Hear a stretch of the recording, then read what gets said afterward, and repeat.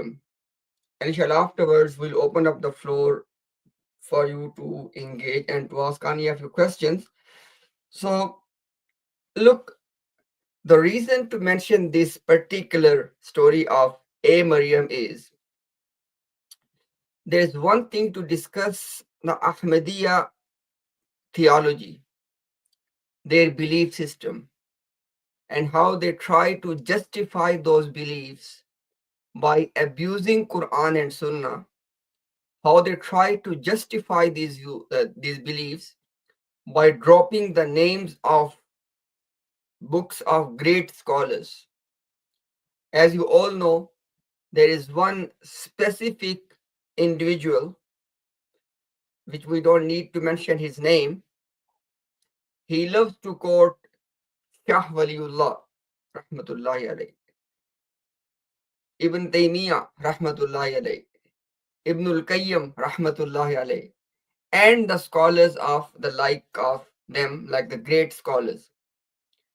And his objective is to give this impression to the common Ahmadi masses that as though as these great scholars have to do anything, something with the beliefs of Ahmadiyya.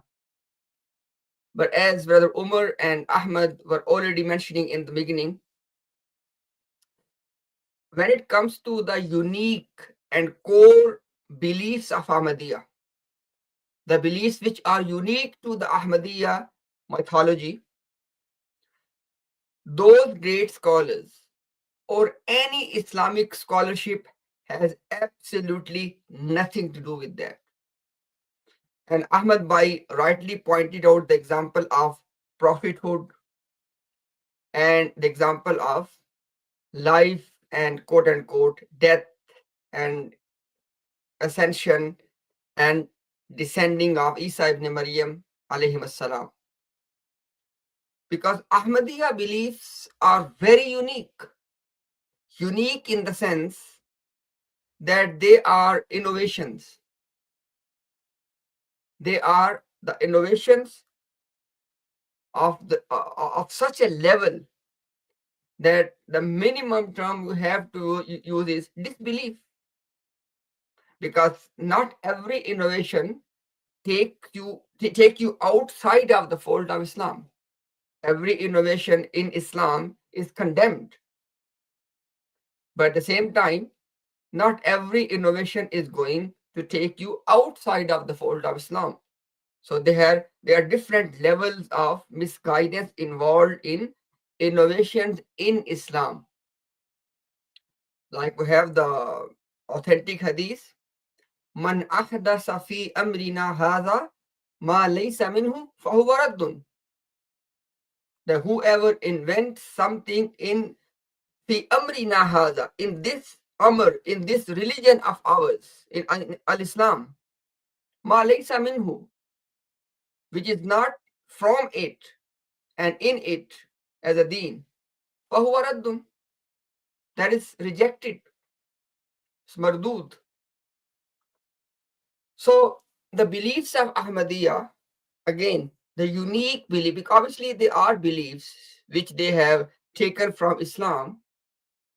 So, for example, the Christians, they have certain beliefs which are common between us and them.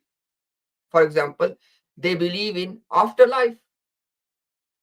The details are different, but as a concept, as a belief, we both share the same, that there is a life after this life.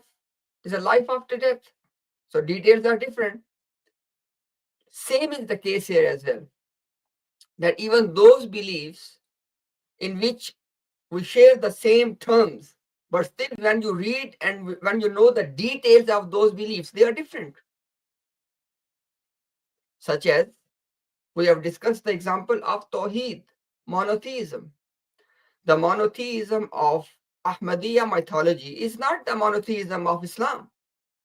For example, in Ahmadiyya mythology, the founder of and the main person in this mythology, Mirza Ghulam Ahmad, he was preaching that, na'uzubillah min zalik, that you can imagine Allah I don't even want to use the word Allah because his term is Yallah. Can you just imagine? Look at the title, look at the term, look at the name he was using for his God. Yallash. Imagine his Yallash as an infinite being with infinite hands and infinite all the limbs. That's not the concept, that's not the belief about Allah subhanahu wa ta'ala in Islam. In Islam, Laysa kamislihi shay. There is absolutely nothing like him. But in their mythology, their founder is giving us an analogy of Allah subhanahu wa ta'ala and asking us and wanting us to believe in this as Allah. Na'udhu billahi min zalik. So what I'm trying to say is that this is the problem people are facing when they deal with this cult. Because the cult is using the same terms with their own connotations, with their own expressions, with their own meanings. So having said that, let's inshallah start our story, the story of MARYAM. Basically, Mirza Ghulam Ahmad Qadiani, the founder of Ahmadiyya mythology, he had a son by the name Mubarak Ahmad. Mubarak Ahmad was the one of the last sons born to Mirza Ghulam Ahmad Qadiani. Actually, the last son as a male child born to this family. He was born in 1899. Now, in 1907, when Mubarak Ahmad was about 7 years and few months old, he got sick. And once he got sick, different people around Mirza Ghulam Qadiani, allegedly, they were having dreams. And in their dreams, they saw the marriage of Mubarak Ahmad. Don't forget, at this stage, Mubarak Ahmad is 8 years and few months old because he was born in 1899. So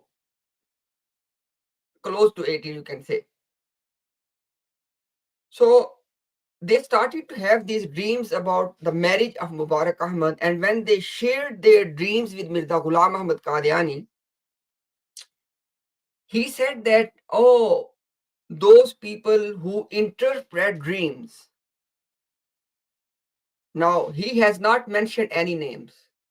He said, Mu'abbirin, the interpreters of the dreams. They have mentioned that if you fulfill a dream, he said basically marriage in a dream means death. He said marriage in a dream means death. But then he added something. He said that, you know what? But they are interpreters of the dream, and they have mentioned that if you fulfill these dreams in actuality, as you have visioned them. For example, if you see the marriage of a child, he said the interpretation is the death. But he said that if you fulfill this dream literally, i.e., you get this child married, then there is a possibility to avert the death of this child. Because Mubarak Ahmad was severely sick at that time. So they decided to implement this dream. And there was one follower of Mirza Ghulam Ahmad. His name was Dr. Sayyid Abdul Sattar Shah. Dr. Sayyid Abdul Sattar Shah. This was the name of his follower. He was doctor. Actually, he was giving treatment to Mubarak Ahmad in those days. because there were three people who were treating Mubarak Ahmad. And no wonder, you know, I let you imagine the rest. Mubarak, it was Dr. Abdul Sattar, Hakim Nuruddin, because he was also involved in this herbal medicine, who eventually became the first caliph of Ahmadiyya mythology. And then at the same time, the other person whose name was Mirza Ghulam Ahmad. He was also one of the physicians of Mubarak Ahmad. So these three doctors were giving treatment to Mubarak Ahmad. And when they had this plan that, okay, let's fulfill the dream literally, let's have Mubarak Ahmad get married. So they spoke at that, because Abdul Sattar was there, his wife was there. So they spoke to him and they said that, look, we have Mirza Ghulam Qadiani shared the plan with the wife of Mubarak Ahmad. With the wife of Mubarak, with the wife of Dr. Abdul Sattar. He spoke to the wife of Dr. Abdul Sattar. He said that this is my plan, that we are going to marry Mubarak Ahmad. And you have a daughter. Now comes the Maryam into the picture. Maryam was 2.5-year-old at that time. How old was she? 2.5-year-old. So Mirza Ghulam Qadiani said to the wife of Dr. Abdul Sattar that this is the plan. What do you think? She said that it's a good plan. And let me just convey it to the father, i.e. Dr. Abdul Sattar. So she spoke Dr. Abdul Sattar, and they both agreed.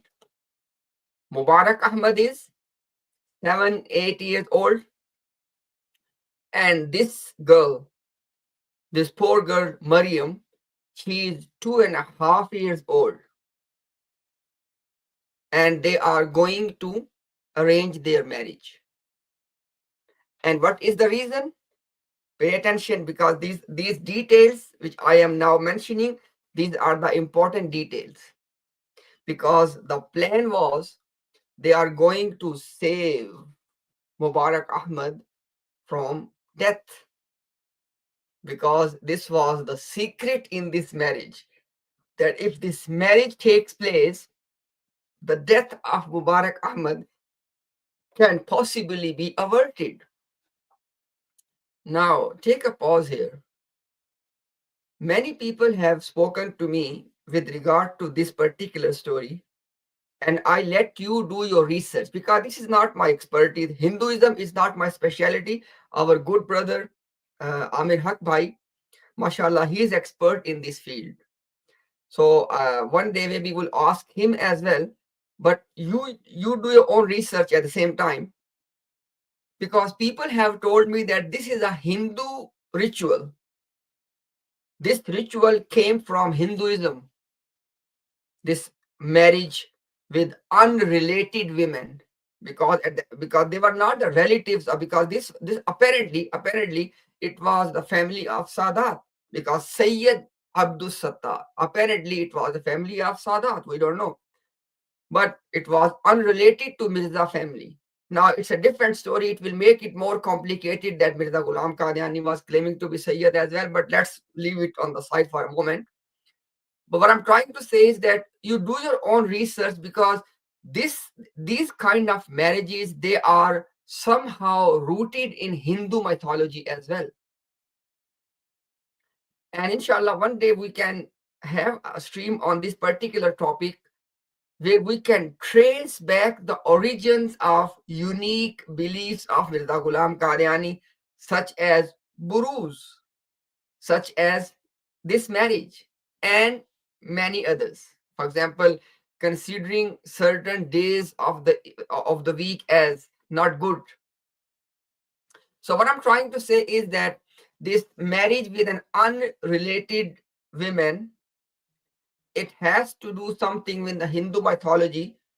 They do this ritual for their reasons, and we don't know in this particular case what's going on. I let you research. I'm not giving any judgment on this particular aspect. But anyhow, now in this context, now this is the backdrop. This is the backdrop of the whole story. That why this marriage is taking place, because Mubarak Ahmad is severely sick, and apparently it seems to be some fatal disease. And what was the level of his recovery? Let me inshallah share my screen, so at the same time I can show you these things on the screen as well, because at the end of the day, just me saying things would not make it right. I have to bring the proofs. Okay. So I just, inshallah, by the way, this is the whole story I was discussing, because uh, this story is mentioned in many of their books in bits and pieces. But I found this particular reference very comprehensive. Not fully comprehensive, but very comprehensive. And who is this person? Basically, if you go under the title of the books of Mirza Bashiruddin Mahmud, the second Ahmadiyya Caliph, under his books, you can find one book called Rawayat Sayyidina Mahmud. This Mahmud is basically Bashiruddin Mahmud. The narrations of Bashiruddin Mahmud. And the name of the book is Tazkar Mahdi. Page number is 308. And you can go and download this book from their official website. Now, on this page, that's the whole story I was telling you. But I just want to mention what was the level of sickness of Mubarak Ahmad. Look at this one. Sorry, just give me 1 second. I just need to take this important call.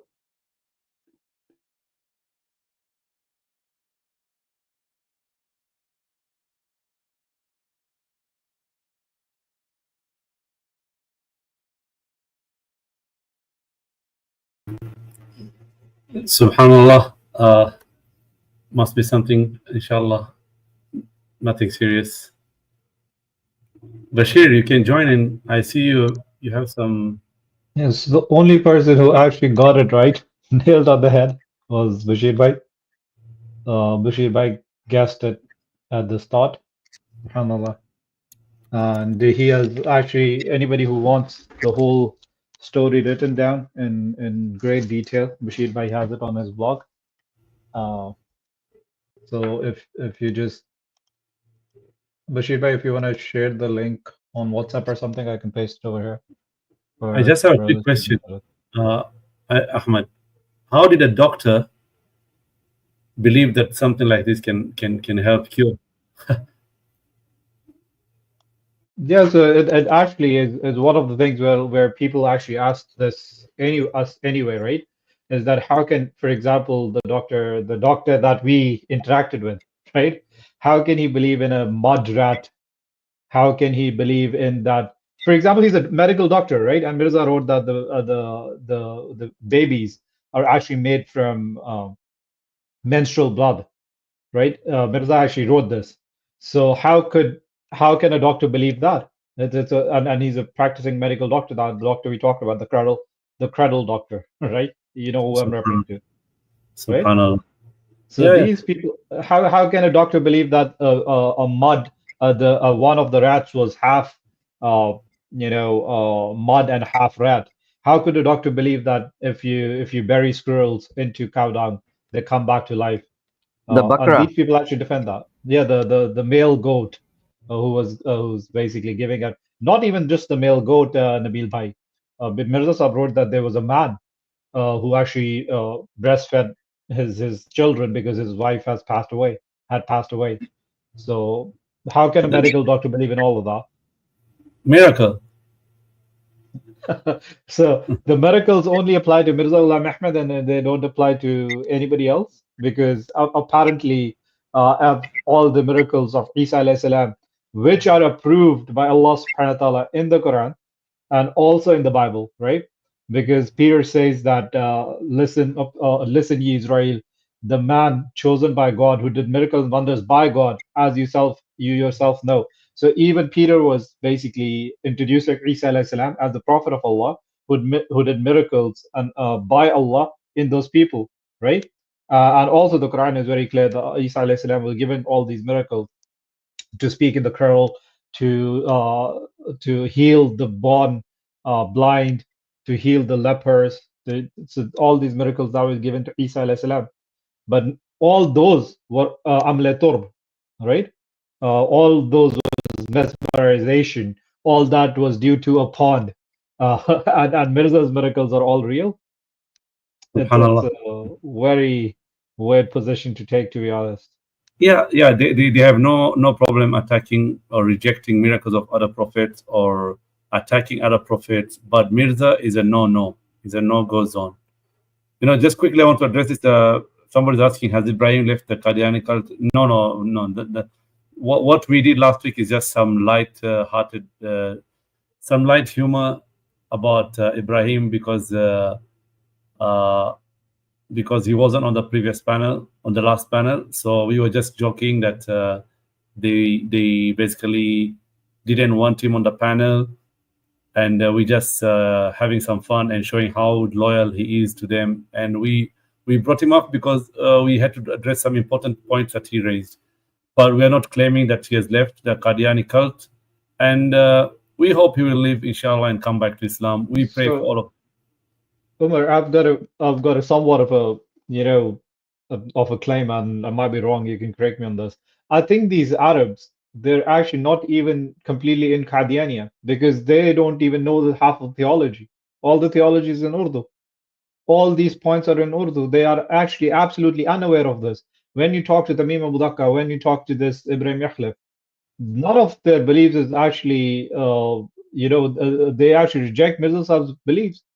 When you ask them, they reject half of the Mirza Sahib's beliefs. They But reject Mirza Sahib. Tamim Abu Daqqa, no. Tamim Abu Daqqa says there is no prophet after Mirza. Tamim Abu Daqqa knows that, and Ibrahim Mikhlaf also acknowledged that, but that was later probably. And it was the belief that he's the second coming that Ibrahim was not aware of. And I don't know about Tamim Abu Daqqa, is he aware of this belief or not? But yes, like you said, but for them, Rouhani Khazain is fully translated according to them into Arabic. It is the other stuff, the Al-Fazl, Al-Badr, and Al-Hakam, which I believe they don't have it in Arabic. So that's the Okay, problem. And but let's Imtiaz is back. yes, let's continue with the presentation so the momentum is going. Yeah, actually, there was a phone call, so I just, because normally this person doesn't call at this time, so I just thought that must be something important. So I just wanted to make sure.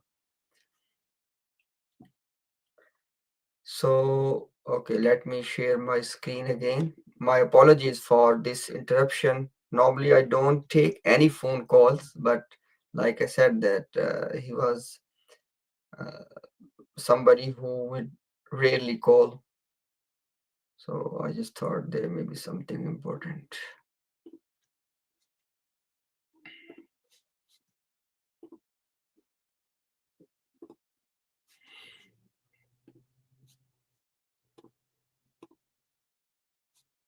So yeah, let's inshallah begin where I left off. And again, I apologize for this interruption.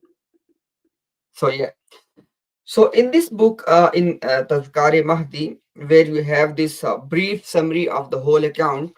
So I just want to read something, and we have our beloved brother Izhar Khan, I believe, in the live chat. So Izhar Bhai, inshallah, if you can join us for a brief moment to give your thoughts, because one, it is related to some sort of medical treatment, and secondly, I know that it's one of your specialities as well to discuss these historical events which were taking place at the same time when Mirza Ghulam Qadiani was operating as Mahdi and Messiah. So inshallah, bhai, you are more than welcome if you want to join us at any stage. So having said that, so if you look at this one, दूसरे ये कि मुबारक अहमद एक मोहलिक बीमारी में मुब्तला था. So they are giving the reasons that there was a possibility, that the family could have just, not accepted the proposal, because there was a marriage proposal coming from Mirza Ghulam Qadiani to this family of Maryam. So the mother is saying that there was a possibility of rejection. Why? Number one, they were apparently from the Sayyid family and Mirza Ghulam Qadiani wasn't. And normally the Sayyid, they do not marry their daughters outside of their own tribe. Secondly, now this is the main reason for to quote this one. दूसरे ये कि मुबारक अहमद एक मुहलिक बीमारी में मुब्तला था. It says secondly there was a fatal disease to मुबारक अहमद, और doctor Sahib मरहूम खुद इसका इलाज करते थे. And Dr. Sattar himself was the physician, and he was well aware of this fatal disease. और घर में जाकर जिक्र किया करते थे कि इसकी हालत नाजुक है. It says that Dr. Sattar, Abdul Sattar, used to mention and sometimes tell his family about the situation of Mubarak Ahmad, which was critical. इस वजह से वो ख्याल करेंगे कि ये शादी 99% खतरा से पुर है. It says for this reason there was a possibility the doctor could think, look, this marriage has some serious implications and risks involved. और इससे लड़की के माथे पर जल्द ही बेवगी का टीका लगने का खौफ है. And there is a high risk because the child is 99.9% that child is going to die. And then obviously this little child, Maryam, will become a widow just at the age of 2.5 years old. Now at this point, and let's complete this one. और इन बातों की वजह से doctor साहब के घर वालों को ये ख्याल था कि ऐसा ना हो. So the narrator is Bashiruddin Mahmood. He is narrating the story. He says for these reasons doctor साहब के घर वालों को ख्याल तक ऐसा ना हो कि डॉक्टर साहब कमजोरी दिखाएं और उनका ईमान जाया हो जाए. It says that for these reasons, number one, the Mirza family was not Sayyid. Number two, Mubarak Ahmad was in a very critical situation and most likely was going to not live anymore.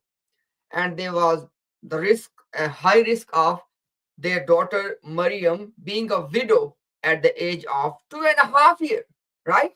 So it says that due to all of these reasons, doctor's wife was concerned that doctor may not accept the proposal, and as a result, the iman, the belief of doctor will go waste. Take a pause here. If someone's son is severely sick to the level that it's almost no hope for survival, and he's asking the hand of your daughter who is just 2 years old, and in the case of not accepting the proposal, your iman will be lost. What kind of quote unquote Islam's version is this? Which Islam is this? Anyhow, so you can see it here. So this was, and if you want to read, I would recommend that read both of these two pages, 308 and 309, so you can have some brief summary of this whole marriage. And you can see it again on the bottom of the page. मैं डरती थी कि कहीं आपका ईमान जाया ना हो जाए. Wife of Dr. Sattar, because Mirza Ghulam Qadiani spoke to the wife of Dr. Abdul Sattar. And she said that I had this concern that if doctor would refuse and would not accept the proposal, then the iman of the doctor will be lost. Now you tell me that how? Ako. और अब आप ये जवाब सुन के खुशी से अपने आंसू रोक नहीं सके. So when the doctor, i.e. Abdul Sattar, said yes, I am agreed to this marriage, the mother was very happy. चुनाचे ये शादी हो गई और कुछ दिनों के बाद वो लड़की बेवा भी हो गई. It says, so the marriage took place, and within few days, that girl became widow. I believe within 2 weeks. I think the marriage took place on 30th of August 1907, and in September, middle September, or I think around 14th or 15th of September, we can see inshallah in a minute, Mubarak Ahmad passed away. So within 2 weeks, the 2.5-year-old child became widow. So now let's inshallah read a bit more. So this is Akhbar al-Badr. Those who don't know, this al-Badr newspaper, it was one of very important organ of the Jamaat, and this was considered one arm of Mirza Ghulam Qadiani's preaching, and their ilham and all of those stuff was published in few organs, and one of them was al-Badr. And this is 5th of September 1907. As you can see that this is when the marriage is being, it's on the one, it says Mubarak Ahmad and Mubarak ki Mubarak. This says Abdul Hay ki Mubarak, because these two marriages took place on the same time. One was the marriage of Abdul Hay, which was the son of Hakim Nuruddin, that marriage to someone else, and this marriage of Mubarak Ahmad, because they both took place at the same time. So this is the invitation for both of these marriages, you can say. And I want to read something here. Yeah, actually, Abdul Hay, the son of Hakim Nuruddin, Abdul Hay was married with the daughter of who? You remember? Manzoor Muhammad. With the daughter of Manzoor Muhammad. Ahmad and Umar Bhai, a quiz question. Who was Manzoor Muhammad? Peer Manzoor Muhammad. Okay, first let's give the opportunity to Umar Bhai. Who was, you remember who was Manzoor Muhammad? Very notorious Manzoor Muhammad. Umar, are you with us? Okay, yeah. Umar, who was Manzoor Muhammad? You're muted. Omar is just shy. I know he will fail. Okay, Ahmad Bhai, who was Manzoor Muhammad? I know he was one of the companions, the 313 companions, but I actually don't know any details. You both failed the exam, Ahmad and Umar Bhai. You both failed the exam because this was the exam question. Okay. So is it the husband of Muhammadi Begum? Mother Ah, Muhammadi Begum?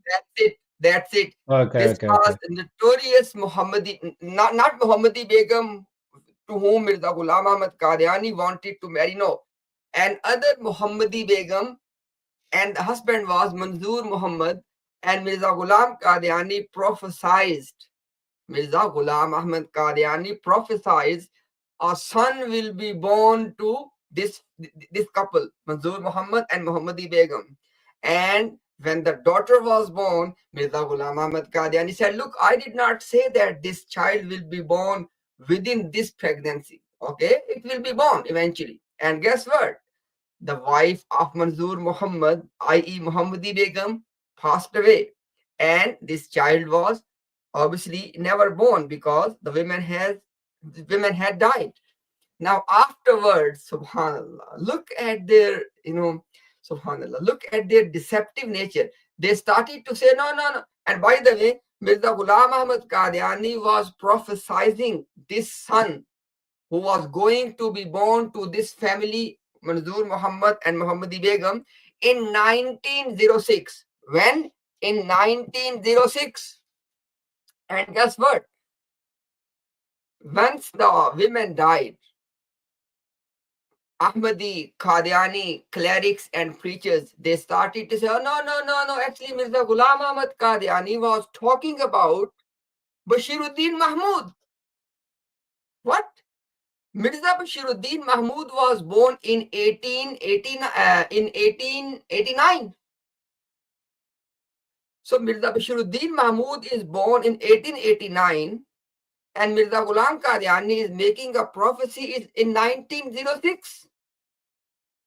So they projected this prophecy on Bashiruddin Mahmud. This was just a tangent, just to let you see that this was the deceptive nature back then, and nothing changed as yet. Everything is still same. So anyhow, this couple and Abdul Hai, the son of Hakim Nuruddin, he was married to this daughter of Manzoor Muhammad. Let's move on. So this was just to show you, this was the the announcement when the marriage was being announced. So this was the marriage announcement on 5th of September 1907 in Al Badr newspaper. Now I want you to see this one as well. This is Anwarul Ulum, page number 348. And there is a article or in this one which is called MARYAM, My Maryam. Inshallah, we'll talk about this article in a minute. But in this article, Sayyida Tahir, this is that same Maryam who was 2.5 years old at that time when she was married to Mubarak Ahmad. Inshallah, I discuss that in a minute, that why and how she became Tahir. Okay, but for now, look at this one.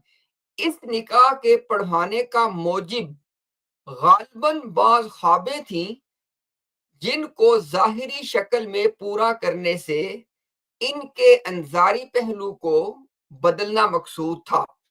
It says that the reason, he said, the most probably, he said, the reason of this marriage was the dreams which were going to be fulfilled through this marriage, literally. Why? To avert inzari pehlu, to avert the warning. What was the warning? Death of Mubarak Ahmad. And inshallah, I'll give you even more clear reference for this one. जिनको ज़ाहिरी शक्ल में पूरा कर, मगर अल्लाह ताला की मशीयत पूरी हुई. But it says that, but eventually Allah's will was completed. मुबारक अहमद अल्लाह ताला से जा मिला. मुबारक अहमद died. और लड़की जो अभी शादी और ब्याह की हकीकत से नावाकिफ थी, बेवा कहलाने लगी. It says that, and that little child, 2.5-year child, Maryam, she was called a widow from that age, when she was not even aware of what a marriage is. Obviously, she was only, उस वक्त मरियम की उम्र 2-2.5 साल की थी. It says at that time Maryam was around 2 year or 2.5 year old. Clear? So this was the reference about the age of that girl. Now, Jamaat Ahmadiyya has published a book in English. You can find on their website, Khalifatul Masih IV, Hazrat Mirza Tahir Ahmad. So this is basically about the life of their fourth caliph, Mirza Tahir Ahmad. And in this book, on page number 1 and page number 2, you can see a summary. Of this whole account again, with all the detail I mentioned. I just want to read from page number 1. Look at this one. Let me just read this one. Someone has a strange dream in which he saw Mirza Mubarak Ahmad getting married. When the promised Messiah was told about this, he said, i.e. Mirza Ghulam Qadiani said, the meaning of this dream is death.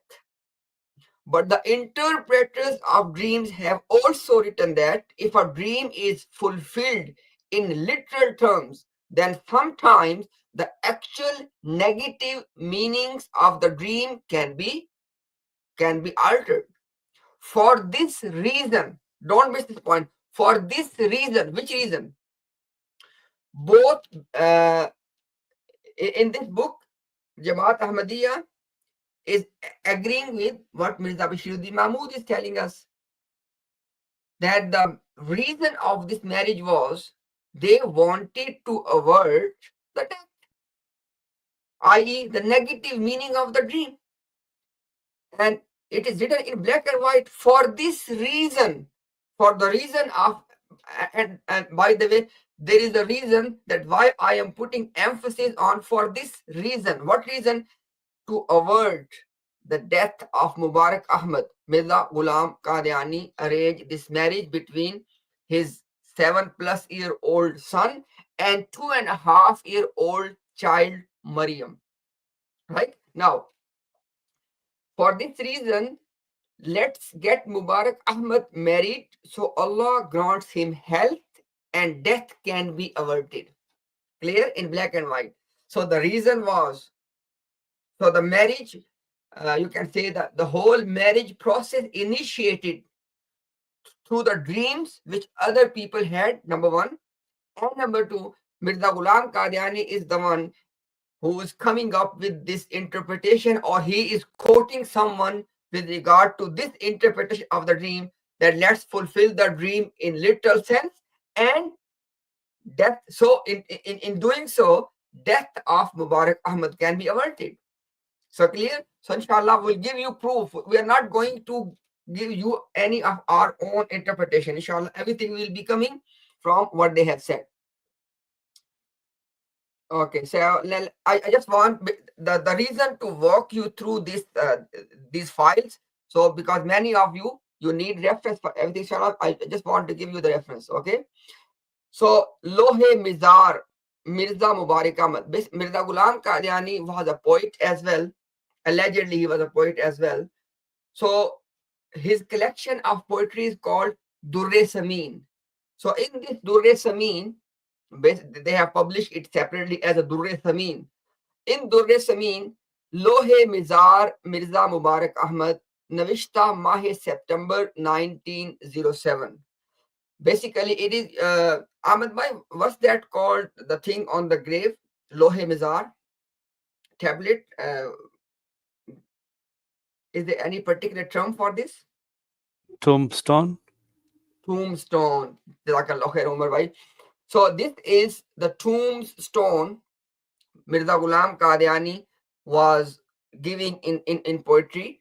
And I just want to give you the date of his death, 16th of September 1907. This is the date of death of Mubarak Ahmad, 16th of September 1907. Okay. So and the date of marriage was, just in case if you want to take the note, 30th of August 1907. This was the date of marriage, as you can see it here. And the date of death was 16th of September 1907. Okay. Now, let's take a pause here, because now we are going to enter into the second episode of this whole drama, which was staged by Mirza Ghulam Ahmad. And the drama was marriage of a 7 or 8 year old child with a 2.5 year old child. Okay, this child marriage was taking place. And there's a second episode which will, because these details were very important. So when I am going to go through the second episode of this whole drama, now you'll be able to contextualize, and you'll be able to pinpoint that where the game is being played. Because if somebody does not know these details, then he will not be able to catch the deception. So in order for you to catch the deception, these details were very crucial. So inshallah, I'm going to take that as episode 2, inshallah, very soon. But before that, let's take our panelists, Ahmad, Umar, and Nabil Bhai, if you are with us. What have you learned from the episode 1 of this marriage of MARYAM? Yes, inshallah. So since Umar said that he's going to stay mute for the rest of the conversation and read his comments, Subhanallah, Imtiaz bhai, this is one thing that actually the whole thing reminded me of something that we learn in our basic when we start studying the Deen, right? And the first book generally we study is is Kitab al-Tawheed. And then there's a bab about superstitions, right? And subhanAllah, Nabi Kareem Sallallahu Alaihi Wasallam said that there's no superstitions in religion. And now you, based on a particular superstition you had, right? You ruined the life of a young, not just a young child. I want to just mention this. It is not just a young child, it's the whole entire family. It's the whole entire family. It's the parents, the child, and then there onwards. And subhanAllah, like his son said, Mirza's son said, that this was a test of iman of that person. And Imtiaz Bhai highlighted this, that subhanAllah, you are so selfish and you're so an absolute narcissist that you are saying that if something does not benefit me personally, according to your own admission, according to your own reasoning, it has nothing to do with theology. It doesn't do anything with religion. It has nothing to do with thawab or guna or believe or disbelief. It is just your pathetic attempt based on your superstitions to save your child, right? And you concoct up this drama according to your own superstitions, nothing to do with Islam, nothing to do with. And even if you would have tell me, you would have some claim if Mirza said that I got ilham from Allah that the only way to save this child, then you could have said the Mirza got ilham from Allah, and so thus he did it, right? He did not even go there. He said that somebody saw the dream, and then I did an interpretation, and clearly, Imtiaz Bhai, was that interpretation correct or wrong according to the story? You want me to reveal episode 2? No, I'm not Okay.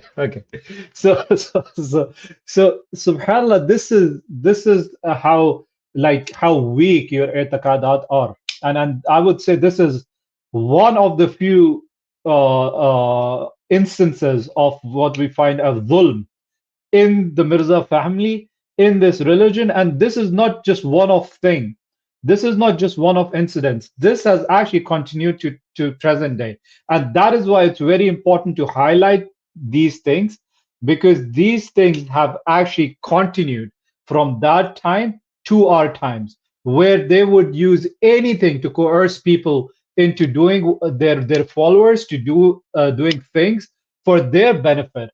They'll coerce them, but what is going to be the premise of that coercion is that you're going to lose your iman if you don't do X, Y, and Z. You're going to lose your iman if you don't give us 15% of your wealth. You're going to lose your iman if you don't give us 6% of your wealth. You're going to lose, and this is blackmail. This is pure blackmail. From my perspective, I can be wrong. Inshallah, Umar, what do you think? Nabil bhai, are you with us? I don't have much to add. I'm here. By the way, Brother Imtiaz and Ahmed, like I told you earlier, they have maintenance in my area, so in case I break off, the viewers don't think that Imtiaz or Ahmed muted me. It's just there is some internet maintenance in my area. Yeah, I don't have much to add, Ahmed, but I'm just thinking that because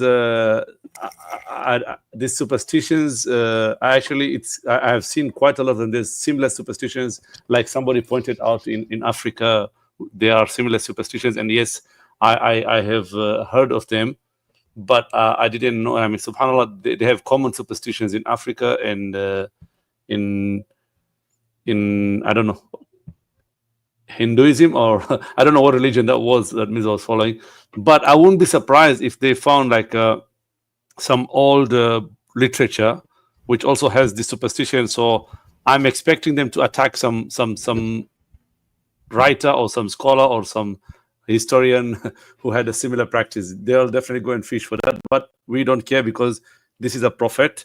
He's not comparable to anybody that you might find with a similar belief. Brother Nabil. Jazakallah khairan. I mean, when Imtiaz Bhai was reading the English part where it said to avert the negative meaning if they take the literal meaning, because this is about dreams, my mind went to Surah Yusuf. And in Surah Yusuf, when Yusuf alayhi salam goes into the prison, as Allah Ta'ala says, A'udhu billahi minash shaitanir rajim, ودخل معه السجن فتيان قال أحدهما إني أراني أعصر خمرا وقال الآخر إني أراني أحمل فوق رأسي خبزا تأكل الطير منه. Sadaqallah al-Azim. So from the second one, where it used in the Quran, it says that, and two men entered the prison with him. One of them said, I have seen myself in a dream squeezing out or pressing out wine. And the other said, I saw myself carrying bread on my head, of which birds were eating. So Yusuf alayhi salam, being the master interpreter of dreams, if they wanted to avert the negative meaning, because we know in hindsight the second person actually dies, right? He gets punished and he's hung. So why wouldn't Yusuf alayhi salam, since he was good to them, right? And they even say, "Inna naraka min al muhsinin." We see you are a man of good deeds. We see that you're a pious person, a good person, and give us the interpretation of this dream. If you want, if he knew already that the second one is gonna die, why wouldn't he just say, "Okay, let's literally have the birds eat the bread off the top of your head, and that way maybe the pharaoh will not kill you." So I don't. This is not a Muslim thing. This is not an Islamic thing. Definitely, it's probably a Hindu thing. Because I don't think at that time Qadianiyat reached the shores of Africa. So if you wanted to follow in the footsteps of the of Islam and the prophets and dream interpretation, they could have checked the commentary of Surah Yusuf or anything of that sort. But there's no prophetic precedence to any of this. So and if anybody were to use that to save someone, it would have been Yusuf alayhi salam to save the life of the other partner inmate in the prison that he had. So Allahu alam, that's kind of where my mind went, and Allah knows best. But this is just it just gets funnier and sadder by the moment. The more we look into this. Anyway, Jazakallah khairan for the opportunity. MashaAllah, Nabil bhai, that's a very good point you mentioned. MashaAllah, very good point. Obviously, it's a food for thought for those Ahmadis who are watching or who will be watching, that how far these people were from the Quranic teaching. Jazakallah khair. Ameen. Barakallah fikum.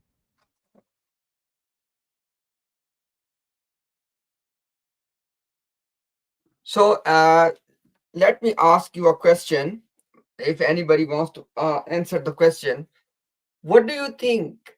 Was Mirza Ghulam Ahmad Qadiani aware of the death of Mubarak Ahmad, or I mean, from the information you have seen so far from the Ahmadi sources?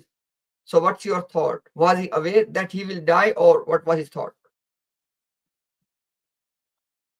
I think if he was aware that who passed away, then he actually built the whole story against himself, which would be extremely stupid. For example, if I know that something's gonna happen, right, and then I wouldn't prophesize. I wouldn't say that if we do X, Y, Z, we can avert it, right? And then do that thing. It would make absolutely no sense how it's going to be building a case against me. So I think so. It is one of those moments where his prediction was that it's not going to happen. He's going to be fine. And then people are also going to, I'm going to say, okay, fine, let's do this to avert it. And then people are going to cheer me up. People are going to see, Mirza Saab told us that if you interpret the dream like that, and if you get him married, then he'll be fine. I would think that rationally one would assume that Mirza Saab was trying to use this, like he always did, as one of his prophecies, because I'm 100% sure at the end of the day, if this happened the way he was saying it was happened, he would have claimed, see, this is one of the 300 signs that I have. So it would have been Chiasi, the sign number Chiasi, maybe.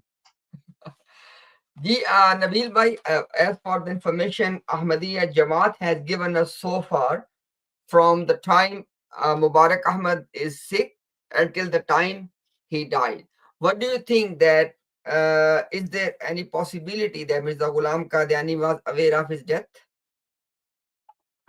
Well, in their own words, they said muhlik bimari, correct? So I don't know how else to interpret that from the Urdu other than to say a fatal disease. So, and by that definition, since it seems that he was on the brink of death. And correct me if I'm wrong, but he after the marriage he only lived 2 weeks. Yeah, 2 weeks, near 2 weeks. Yeah. So and what was the time span from the propose or the idea and them going to the um 11 days. 11 days in total. So 2 weeks and 11. I mean, yeah, you'd have to, with whatever information Mirza Ghulam Qadiani had. I mean, it's highly unlikely that he was not aware that his son is inevitably on the brink of death and is going to die in the extremely very near future. So your guess or your gut feelings are that he was aware, right? Yeah, definitely he had to be aware, which is, Yes. isn't that the reason why they're doing all this drama? And the basis for your guess or your feeling is that the phrase "mohlik bimari" or anything else. My reason for that would be the information provided to him by the treatment team, Hakim Okay, Nuruddin so and the basically on the Sayyid basis doctor. of information provided to him from the physicians, and because he himself was part of that the panel of the physicians. So okay, got it. Thank you. Ji, ji You, Ullah. Nabil bhai, I take Yeah, you out of my firqa. You're no longer my firqa. You're a different firqa now. yeah. I think, brother Imtiaz, if I was to add, yeah, I mean, the reason that they wanted the alternate treatment, air quotes, is that because the normal treatment there's no hope. He's going to die. Mhm, That's how I see it. Like the reason they went to the second option of marriage is mhm. because the main option of normal treatment is out of the question. That there's no hope. Okay, let me ask you another question, which is on the same. Because look, the reason I'm trying to make people think. So when we entered into the second episode very soon, so we have this information in front of us, and then we can join the dots backward. That how are we thinking and how are they thinking? So according to Quran and Sunnah, whatever we let's talk about the Quran, for example. What does Quran say? If Allah subhanahu wa ta'ala has announced or Allah has destined someone's death, can that be averted? Whoever wants to answer. لا يستأخرون ساعة ولا يستقدمون. No, it cannot.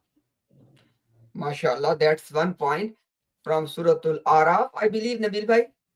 Ji, and a couple of other places, yes. Okay, Jazakallah. Okay, and likewise, I think there's another verse in Surah Al Imran. وَمَا مُحَمَّدٌ إِلَّا رَسُولٌ قَدْ خَلَتْ مِنْ قَبْلِهِ.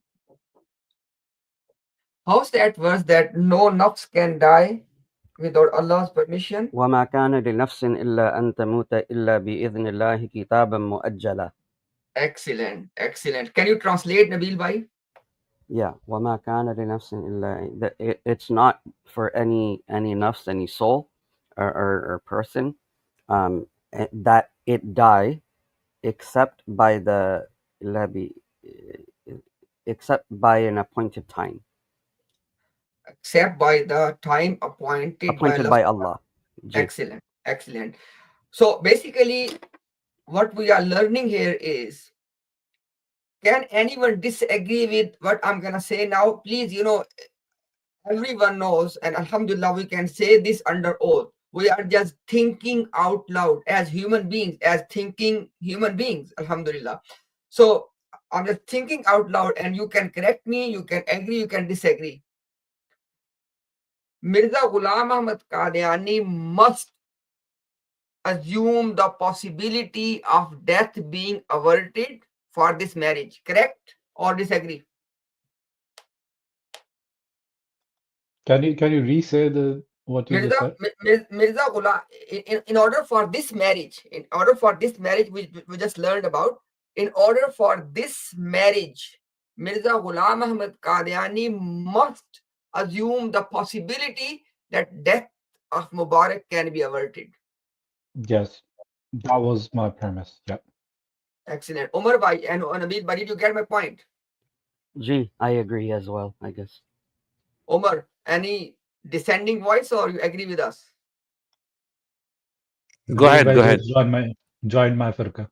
Okay. So we all agree. There's ijma on this one amongst this panel. And by the way, let me ask this question. Omar All Bah of has the ijma sukuti, sorry. ijma sukuti from the viewers, but from us it's basically out loud.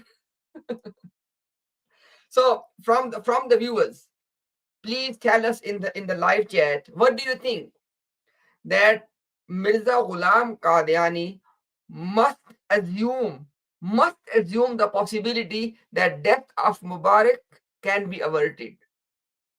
He must have this possibility in his mind. What do you think? If you want to answer in the live chat, what do you think? Do you agree with us? What's the question so I can type it? Mirza Ghulam Qadiani must have possibility in his mind that death of Mubarak can be averted.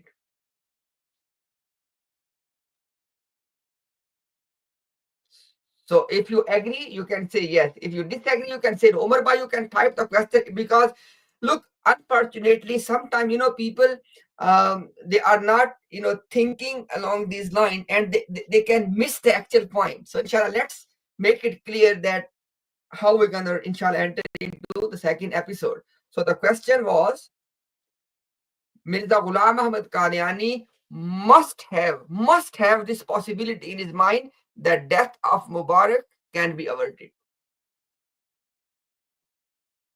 So if there's anyone saying no, please, most welcome, you can say no. If you say yes, you can say. It's up to you. You don't have to. It's not a fixed match. There's no rigging here. We are just thinking out loud, and we want you to be the part of this thinking process. So yeah, Mirza Ghulam Ahmad Qadiani must have thought that the death of the sun can be averted. Agree or disagree? So I don't So see any possibility. Sorry. the only other option would be that Mirza Ghulam Ahmed was an extremely evil person who wanted to destroy the life of a young girl. He knew that his son is going to die, and he did not believe that there's no way that he's going to live on, and he was acting through pure vendetta, pure vengeance, or pure evil. Right? The only rational thing is that he must have thought that the son could have possibly benefited from this marriage. And that is the reason he wanted to try it, even as a last resort. He wanted to try it because he believed that the son would benefit and son would be cured through this marriage. Otherwise, the second option, if you want to take the second option, it just means that Mirza was pure evil. I think so. That would not be a position that at least Ahmadis would want to take. Excellent point. That's a very important perspective here. Because if there was not even a slight possibility, let's put the word slight, even if there was not a slight possibility that this marriage can work to avert the death, then what's the point of marriage? Obviously, no point. Because else, as Ahmad Bhai pointed out, then are we going to say that despite the fact that Mirza Ghulam Ahmad Qadiani was absolutely sure that the child will die, but he was still organizing or arranging this marriage, which is purely evil? Because as you have already seen in the passages, that this child, 2.5-year-old child Maryam, she became widow at an age where she does not even know what a marriage is. So now we have these two possibilities, and let's see that which side somebody is gonna take. That's why I just want to highlight that they can, if you want to argue whether it was evil or not, Mirza Saab's son actually admitted that this was a test. It was apparently not a good thing, and it was a test for the parents. So if it was happening without a reason, it is a bad thing, even by the admission of your own writings, which are in front of us. Excellent, excellent point. Now, last question before we enter into the world of references, and we'll try to see that are they thinking the same way as we are. So my question is, who became the reason? But basically, who did Mirza obey when he organized this marriage? What was the reason? What was the reason of marriage? Or you can say, what triggered? Sorry, not the right. Let me then rephrase the question. What triggered the marriage? A dream, Dreams. interpretation of a dream. Whose dream? Mirza Ghulam Qadiani or other people? Some other Random other person, people. random other people. Okay, so there are other random people who are having dreams, and Mirza Ghulam Qadiani acted according to the dreams, correct?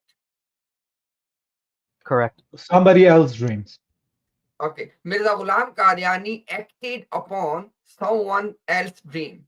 So, Umar Bhai, if you are inshallah listening, because I know that you told us that you have some internet problem sometime, can you please note down these points in your file? So inshallah, once we are going to conclude at the end, you can bring those points on the screen so people can really see and they can join the dots and they can see, you know, the deception here. So one point we discussed is that Mirza Ghulam Ahmad Qadiani was either assuming the possibility that death can be averted, or he was just being pure evil, because there was not even a possibility of survival of Mubarak Ahmad, but he still wanted to go ahead with this marriage. That's one side. So that's one point. Second point is that there is one thing coming from unknown people, and these are the dreams. So Mirza Ghulam Qadiani, in this entire episode 1 of this story of Maryam, he is acting upon the dreams of random people. This is a very key point. Inshallah, once we see this second part of reference, you'll be able to join the dots. So having said that, let me inshallah bring something again on the screen. So inshallah, we enter into our second part of this story of Maryam. So what's the, yeah, this is, as you can see on the screen, 5th of November 1907. 5th of November 1907. So when the death is happening, 16th of September. So almost 3 weeks later, Mirza Ghulam Qadiani is publishing a public announcement, which you can find in volume 3 of Majmua Ishtiharat, page number 461. Okay, now before I read things from this particular announcement, keep in mind one thing, and we have already done a live stream on that topic. Let me just remind all of you. In April 1907, Ishtihar Akhri Faisla, I believe 15th of April 1907, a public announcement has already been issued by Mirza Ghulam Qadiani in April 1907, same year, just few months earlier, in which he has said that now the decision about Mirza Ghulam Qadiani is in the court of his God. And in that public announcement, he said that, "Oh Allah, if I am a liar, either strike me with the death, with plague, with cholera, etc., or bring something on me which is like death." Remember this point. Either bring the literal death on me, like unusual death, unnatural death, or bring something on me, something like death, like very severe. Okay, now keep this in your mind. So obviously, when Mirza Ghulam Qadiani had a habit, please pay attention to these details. His habit was, whenever he was in quote unquote some sort of back and forth, or I did not want to call it competition. So when he was in any back and forth or debate with any person, if anything, pay attention, if anything would happen to this person, he would say, you see, because you are trying to mess with me. That's why these things are happening to you. Inshallah, after this presentation, I will show you the examples of this. One famous example is there was a mubahala. There was a invoking of Allah's curse, mutually invoking Allah's curse on the liar. It took place between Abdul Haq Ghaznavi and Mirza Ghulam Ahmad Qadiani in 1893. Basically, right after the debate between Abdullah Atham and Mirza Ghulam Qadiani in Amritsar. This mubahala or this invoking of Allah's curse, mutually invoking, basically Mirza Ghulam Qadiani was invoking the curse and the other person was invoking the curse, and this thing took in 1893. After that, whatever was happening to Abdul Haq, Mirza Sahib was saying, you see, because of that prayer, you see this thing happened to you, you see this thing happened to you, you see this thing happened to you. Now, because in this case, Mirza Ghulam Qadiani has published that public announcement between him and Sanaullah Sahib, Rahmatullahi alayhi. Ishtihar Akhri Faisla. And few months later, Mubarak Ahmad died. And Mubarak Ahmad was important for two reasons. Number one, according to Ahmadiyya literature, Mirza Ghulam Qadiani was in intense love with Mubarak Ahmad. They have mentioned this time and again in their writing that there was intense special love between Mirza Ghulam Qadiani and Mubarak Ahmad, his son, which is obvious, but this was some special love. Secondly, Mirza Ghulam Qadiani had a previous prophecy about a promised son, that Allah or his God has promised him a promised reformer or a pure child, Zaki Ghulam.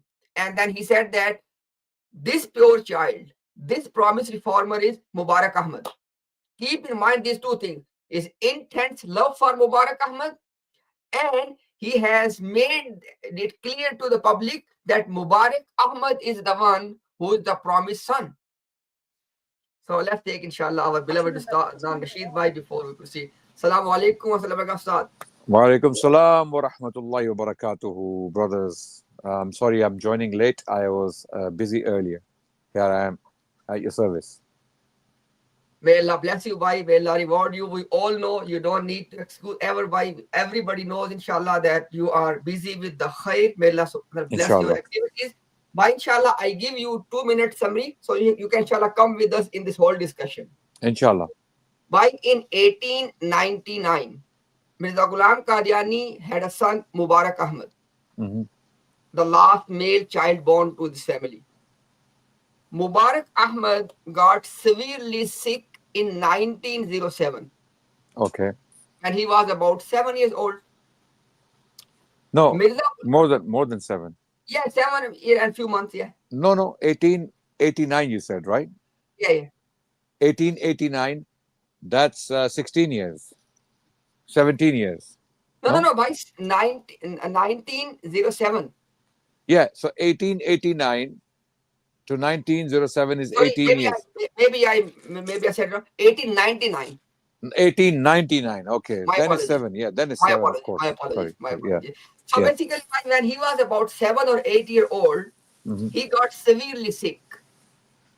And why we need to keep in mind two things. As parents, we all know that we have this special love for our younger children. Yes. This is very natural. So absolutely. Same was case with Mirza Ghulam Qadiani. He was a human being at the end of the day. Yeah. Secondly, bhai, the promised reformer, the prophecy of a promised reformer, Musleh Ma'ud. Mirza Ghulam Qadiani used to put his hand on different children in the past, but every single one of them died. He said, this is the reformer, he died. Oh, this is the one, he died. Right. Eventually, Mirza Ghulam Qadiani put his hand on Mubarak Ahmad. He said, actually, he is the promised reformer. He is that child. So, His special love was there, and he appointed, or he actually implemented the prophecy of a promised child on Mubarak Ahmad. Now, long story short, in 1907, when he was sick, some people, we don't know the names, they have not given us the names. Some random people have some dream. In their dreams, they saw that Mubarak Ahmad is getting married. When they told the dream to Mirza Ghulam Qadiani, he said, look, he said that according to the interpretation of the dreams, if somebody is being married in the dream, he will die. It's a sign of death. But Okay. then he said, but there are some interpreters of the dream. They have mentioned that if you fulfill the dream literally, i.e., if this marriage takes place literally, then there is a possibility of averting the death. So Okay. according to this plan, he spoke to one of his followers, Dr. Abdul Sattar. He said that you have a daughter, Adnan Mai, she was 2.5 years old, Maryam. Okay. He said, that how about if we arrange the marriage between Mubarak and Maryam? And the reason is we want to avoid the death. Sure. And because he was follower, he agreed. Okay. The marriage took place. Mm-hmm. On 30th of August, 1907, marriage took place.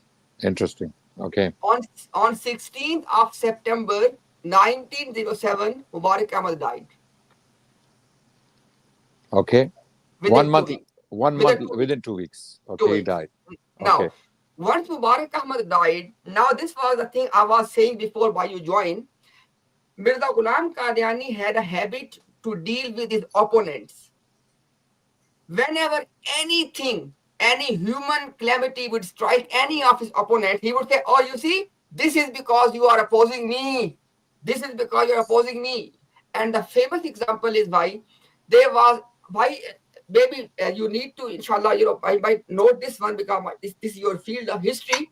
There's only one mubahala, which Mirza Ghulam Qadiani has admitted that yes, mubahala took place between myself and Abdul Haq Ghaznavi Rahmatullahi alayh. Okay. This is the only one mubahala which Mirza Ghulam Qadiani participated, and it took place in Amritsar in 1893. So Abdul Haq Ghaznavi, how was he related to the famous Abdullah Ghaznavi, Rahmatullah alayh? They were same family. Same. Okay. I don't know, but they were the same family. Yeah, Exactly. these were from the Ghaznavids who had moved to Amritsar. Exactly. Yeah, Abdullah Amritsar. Yes. Ghaznavi and all of that famous family. And they had a famous printing press where they were publishing books. Exactly, Yes. that same family. Now, the mubahala took place in 1893. Okay. And Mirza Ghulam Qadiani's principle of mubahala was, as we all know, that if mubahala takes place between a prophet and other people, the liar will die in the lifetime of the truthful one. True. Now, Yes. in 1893, when the mubahala took place, after that, whatever was happening to Abdul Haq side, Mirza would say, you see, this is the impact of my mubahala. This is the impact of my mubahala. Anything happening to him, any human calamity happening to him, because of mubahala. Right? So now, Yes. when this Mubarak Ahmad passed away, and guess what? And in April 1907, Mirza Ghulam Qadiani has made a prayer against him with Sanaullah Sahib, Akhri Faisla. Yes. In April 1907, Mm-hmm. it was just few months before this calamity of Mubarak Ahmad came. Now, people were going to let him taste his own medicine. Because he had habit, because of mubahala, they said, okay. They said, because you have this, your own mubahala, your own prayer against or in, with Sanaullah side, and you see, your child has passed away. This is the impact of that mubahala. Because this was his own habit. He used to do this. Now, Yes. in this context, after the death of Mubarak Ahmad, in the context of people letting him taste his own medicine, Yes. he published a public announcement on 5th of November 1907. Interesting. Now, Okay. he says, why? I just Mhm. read a bit of it. Mhm. बाज कोताह अंदेश लोगों ने मेरे फर्जंद मुबारक अहमद की वफात पे खुशी जाहिर की है. Hmm. He said that there are few unvoiced people. They Yeah. are very happy at the death of my son Mubarak Ahmad. Mhm. बल्कि दूसरे बाज अखबारों में भी बड़े जोर से इस वाक़े को जाहिर करके ये रंग चढ़ाया गया है कि गोया इनमें से किसी मुबाहला में फतयाब होना इस बात से साबित होता है. He said that people are trying to say that because of the death of Mubarak Ahmad is actually a sign that my opponents have won against me in the mubahala.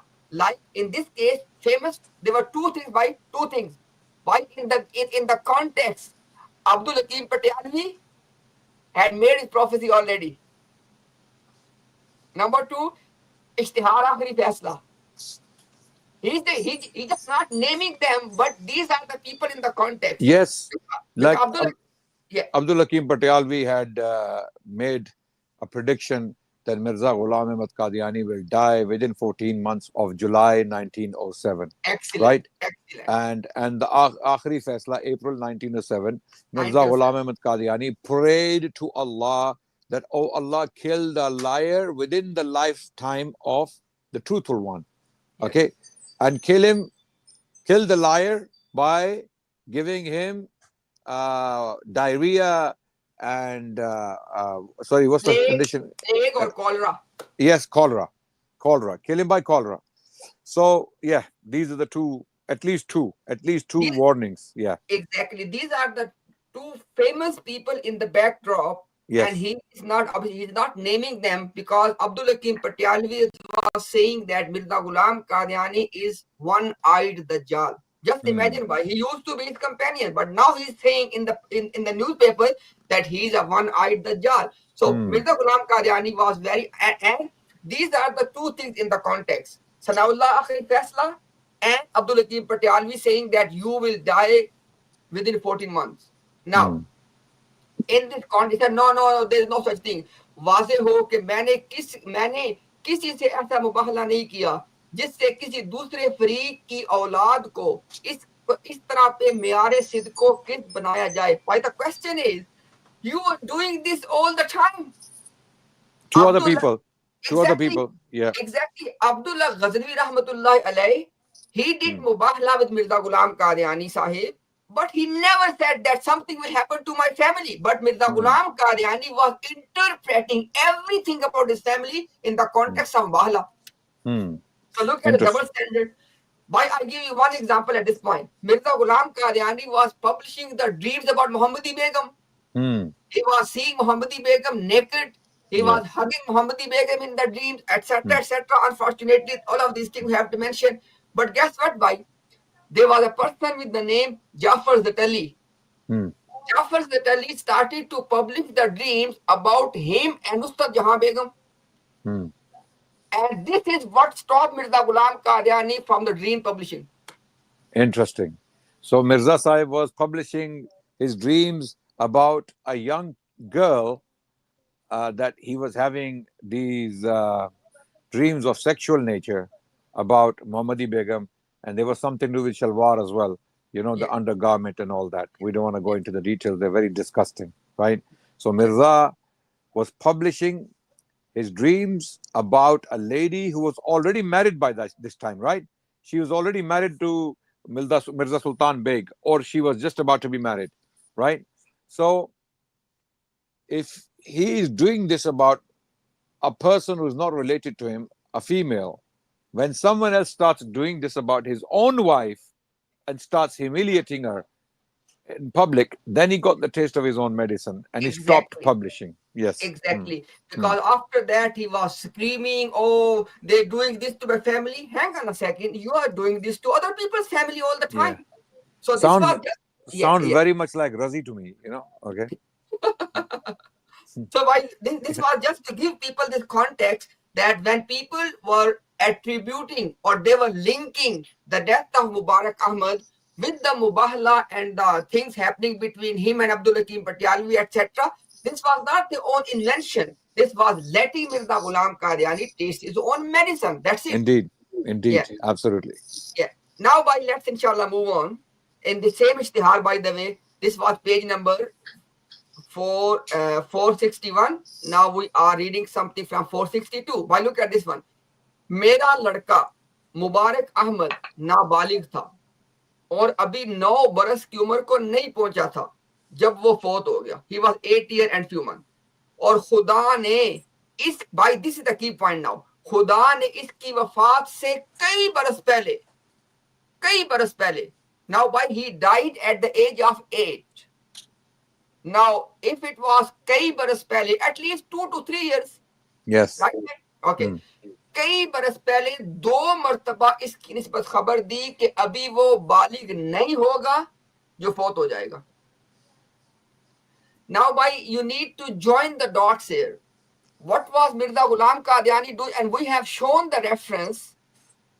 Ahmadi Jamaat is telling us that the only reason the marriage was taking place, they wanted to avert the death. And now Mirza Ghulam Qadiani, after the death, he is saying, Allah has already informed me multiple times, and I have already announced that this child was not going to survive. Now, inshallah, before you come in with your comment, let me just quote a couple of more things here. Then he says, और मेरी निस्बत ये फरमाया था कि वो दिन तल्ख जिंदगी के होंगे. He said that when Allah was informing me about the death of Mubarak Ahmad, he also mentioned that those will be the bitter days of my life. They will be, तल्ख होंगे. Okay. भाई one more. इलावा इसके और कई इल्हाम थे. भाई कई इल्हाम थे. इलावा इसके कई इल्हाम थे. He said, beside this, there were many revelations. जिनमें भाई look at the word बसराहत इस लड़के के मरने की खबर दी गई थी. He said, beside those 2 news, I was given implicit, clear, unambiguous news. No. Explicit. Explicit. Explicit. I was given explicit news that this child was going to die. Categorical. भाई और सिर्फ यही नहीं था. भाई look at, सिर्फ यही नहीं था कि जुबानी अपनी जमात को ये पेशनगोइयां बतलाई गई, बल्कि ये पेशनगोइयां इस वाक़े से कई साल पहले अखबार बदर और अल हकम में शाया कर दी गई, जिसका खुलासा मजमून यही था कि मुबारक अहमद कबल इसके जो बुलूग की उम्र को पहुंचे फौत हो जाएगा. He says that it's not that I have just mentioned verbally. He said, I have published these prophecies already, that Mubarak Ahmad is not going to survive. And one more time, खुदा से इल्हाम पाकर सरी तौर पे पेशनगोई में शाया किया. He said, I received revelation from God and the prophecy was published, sari, clear, open, explicit, कि कबल अज बलूगत वफात पाने वाला मुबारक अहमद है. One more time, और साफ और खुले लफ्जों में. भाई look at the word बसराहत, सरी, साफ और खुले लफ्जों. But is there anything left there that Mirza Ghulam Qadiani is claiming that it was absolutely clear, without shadow of a doubt? It was his God's revelation that Mubarak Ahmad is not going to survive. Yes. Before adulthood. Before adult.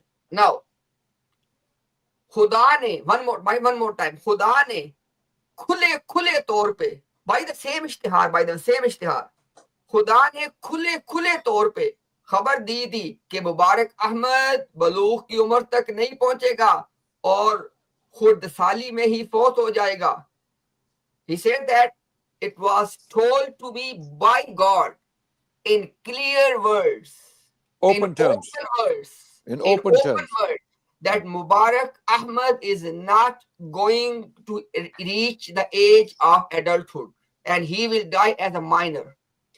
अब कोई ईमानदार सोचे क्या ये किसी एतराज की जगह थी, बल्कि ये मौत तो पहले ही मुकर्रर हो चुकी थी और अखबारों में शाया हो चुकी थी. He said this news had already been published. Why? Because it was destined. Mukarrar ho, it was destined by God already. Now, there's more to come, but this is the one point I want you to give us your comments. That on the one hand, they are organizing that child marriage, and they are admitting that the Maryam became widow at the age of 2.5 years old. She became widow, and they're doing all of that to save Mubarak Ahmad. And after Mubarak Ahmad is died, now he's saying all of that. But how would you reconcile these two? Let's see your expertise. There is no reconciliation between the two. Number one, they are doing something. Basically, Mirza Ghulam Ahmad Qadiani, by getting two children married to each other, one is 8 years old and one is 2.5 years old, or 2 years old, let's say, right? He is getting the two of them married for one purpose only, that is to save the child's life. And then he has claimed in this ishtihar that openly, explicitly, categorically, absolutely, amazingly, what you have to note, everyone listening and watching, that in this ishtihar, Mirza Ghulam Ahmad Qadiani used different terms to describe the clarity of the prophecy. So it's not vague. What is he trying to convey to the readers? That there was no ambiguity, no ambiguity, there was no lack of clarity, there was no doubt about the fact that Mubarak Ahmad will die before adulthood. And Allah had said that to him through ilham, through revelation. Allah had sent down revelation to him in clear, absolute, categorical, open language, open terms, that there is no doubt left that Mubarak Ahmad will die before adulthood. So Mirza Ghulam Ahmad Qadiani is telling us he was very clear on this years before Mubarak Ahmad was born. Years before he was born. And if that's the case, then Mirza Ghulam Ahmad Qadiani did not believe his own ilham himself. Mirza Ghulam Qadiani did not believe his own ilham, his own revelations that were coming to him. Because if he did believe these revelations that came to him years before Mubarak Ahmad was born, he would never get these two children married. He would be preparing for the funeral. He would be preparing for the death of the child. He would be telling his family the child is going to die. Why try saving his life and getting someone else, little girl, married to him to save him, when the prophecy about his death, which came through revelation, is categorically, absolutely, explicitly, openly clear. I use the terms Mirza himself used in the ishtihar, in his advertisement. So those Ahmadis, Qadianis who are listening right now, you want us to accept this religion?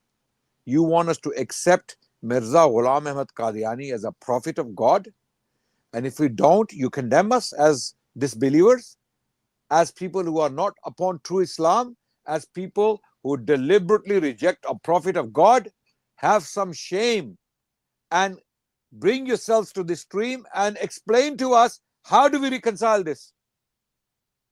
What technology, what science will you apply to reconcile this? On the one hand, he is receiving revelation in clear, absolute, explicit terms, telling him this boy, this child will die before adulthood. Okay?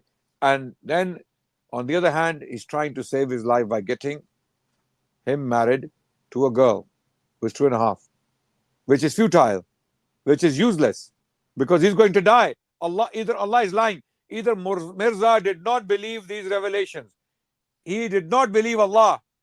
When Allah told him this boy will die before adulthood, Mirza did not believe Allah. Mirza did not believe Allah. Imagine a prophet of God receiving revelation from Allah, or let's say a Messiah, the promised Messiah, receiving ilham from Allah, directly telling him specifically that this will happen. And he tries to change that. He tries to change that destiny. He tries to change that. How would that change if Allah has already declared his destiny? Allahu Akbar. Anyone with 2 brain cells, you can make easy calculations and right now reject Mirza Ghulam Ahmad Qadiani. Right now. Yes, someone said it's ijtihadi galti. Hello? Ijtihadi galti is when things are not clear. Yeah. Things are not clear. Mirza is writing saaf saaf, sarih, khule, right? Saaf or khule lafzon mein. Okay, look at this. Bisarahat, saaf और खुले लफ्जों में, सरी तौर पर, and go forward, खुले तौर पर. These are the words of Mirza Ghulam Ahmad Qadiani. Clear, categorical, absolute, no doubt. Where is the ijtihad here? Where is the ijtihad when Allah's revelation is clear that this boy will die before adulthood? There is no room for an ijtihadi galti because the words are so clear that this boy will die. Why save him? Why try to save him and do these stunts and all on top of that? Mirza is guilty of child marriage. Both are before they haven't reached adulthood, right? And amazingly, Qadianis attack Muslims for believing that Aisha radiallahu anha was married to the Prophet ﷺ at a young age. They have an audacity. This is another issue that we can address. Okay, but sticking to the point for now. Okay, Mirza Ghulam Ahmad Qadiani was a false prophet just by looking at this example. Wallahi, just by looking at this one example, Mirza Ghulam Ahmad Qadiani is a false prophet. Okay, unless some Murabbi can come and save us from hellfire. Yeah. Murabbi Sahab, Murabbiyan, Ya Murabbiyan, Ya Ayyuhal Murabbiyan, where are you? There are people, not only myself and Imtiaz Bhai, by your standard, we are heading to hellfire. And there are hundreds and thousands of people watching this. Okay, why don't you save them? Why would you be so selfish and reckless that you fear your Khalifa, your illiterate Khalifa, and you're not trying to save us from Jahannam? If you really care about us and people listening to us, you would come here and explain to us how we can reconcile these two things. MashaAllah, Adnan bhai, this is the reason people want you to be, MashaAllah, the part of this, these comments, because there are many areas I swear by Allah that there are many areas which will be left, you can say uncovered if you are not here. May Allah bless you and reward you by inshallah, because we have to move for, because the lie is not ending here. My deception is not ending here. So I just want to, inshallah, supplement what you said with 4 points. By 4 points, basically you have covered all of them. I just want to supplement them, inshallah, with my 2 cents. My point number 1 is, according to Mirza Ghulam Qadiani, the God of Mirza Ghulam Qadiani is saying that Mubarak Ahmad is not going to survive. On the other hand, the random unknown people are saying, let's have the marriage. There's a possibility. At the end of the day, who did Mirza Ghulam Qadiani listen to? To the random people or to Allah? Some random Joe blogs. Random Joe blogs. That's the first point. People need to not lose sight of this point. That according to Mirza Ghulam Qadiani's own confessional statement, his God is saying Mubarak Ahmad will never ever survive. Never. Imtiaz Bhai, if the prophecy was so clear, explicit, absolute, and categorical, as Mirza himself in different words emphasized this point to the extent that no one can come and say, no, you know what, he meant something else. It's very clear. If Mirza was so clear on this prophecy that came to him by revelation from Allah, he would have told these random people, sorry, game is over, Mubarak Ahmad will die. Sorry, your dreams can only mean one thing, that Mubarak Ahmad will die. He will not survive. Okay, but Mirza tried something different. Having understood this prophecy so clearly, he tried something different. Continue with your points, Imtiaz bhai. Sorry, I just wanted. Yeah. So basically, look at this one. After the death of Mubarak Ahmad, look at the audacity of Mirza Ghulam Qadir. He said, "It is my sign that I have foretold the death of Mubarak Ahmad." So basically, by what we are learning here is there is no way to disprove Mirza Ghulam Qadiani. If Mubarak Ahmad would survive, Mirza won. If Mubarak Ahmad would die, Mirza won. No doubt. No doubt. Okay. Look at the irony. This is the case with every single prophecy. By Uqsim Billah, why? Sanaullah Sahib Rahmatullah alayhi. He said, Mirza Sahib, aapki ek mission koi bhi sachi nahi nikli. And then Mirza Ghulam Qadiani was screaming in his book Ijaz-e-Ahmadi. He said, Sanaullah ne kaha hai ki meri koi mission ko sachi nahi hai. That's the truth. Why look at this one. Look at the irony, and we want to come think people about this one. Mirza Ghulam Qadiani said, Abdullah Atham will die within 50 months, and that will be my sign. But look at this one. If Abdullah Atham died, Mirza won. If he did not die, Mirza won. Mirza Ghulam Qadiani said, Sultan Beg will die, the husband, okay? If he will die, Mirza won. If he doesn't, he still won. Mirza Ghulam Qadiani said in 1906 and 1907 that unprecedented earthquake will come in India in my lifetime. If it would happen, he will win. If it doesn't happen, he will still win. But the question we want to ask this Ahmadis is there a way to disprove Mirza Ghulam Qadiani? No. What is the criteria? To Qadianis, it is absolutely impossible to disprove Mirza because they are insincere. Any sincere Qadiani or Ahmadi listening right now would not believe in this person for even a minute. Wallahi, even today, I was working on something and a thought came to my mind, Imtiaz bhai. Gigi. And I noticed that Qadianis, Ahmadis, generally, I'm not saying everyone, generally don't want to know the truth. They don't care about the truth. They don't. Because they have blocked their minds. They have blocked their minds to any penetration of truth into their minds. They don't want to know. You can bring the sun down to them, okay, and they will say, we cannot see it. You can bring it in front of them and show it to them. They will say, we cannot see it. People like this, Allah subhanahu wa ta'ala said in the Quran, A'udhu billahi minash shaitanir rajeem, summum, bukmun, umyun, fahum la yarji'un.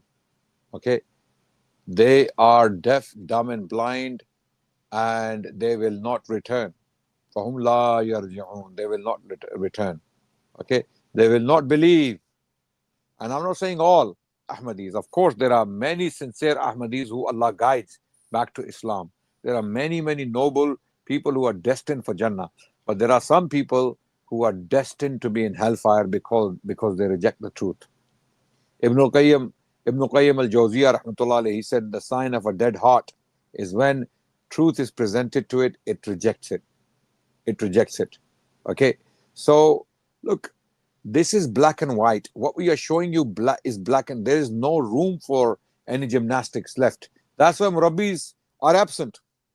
Murabbis are absent because they cannot come to our stream and have a conversation. They don't want that.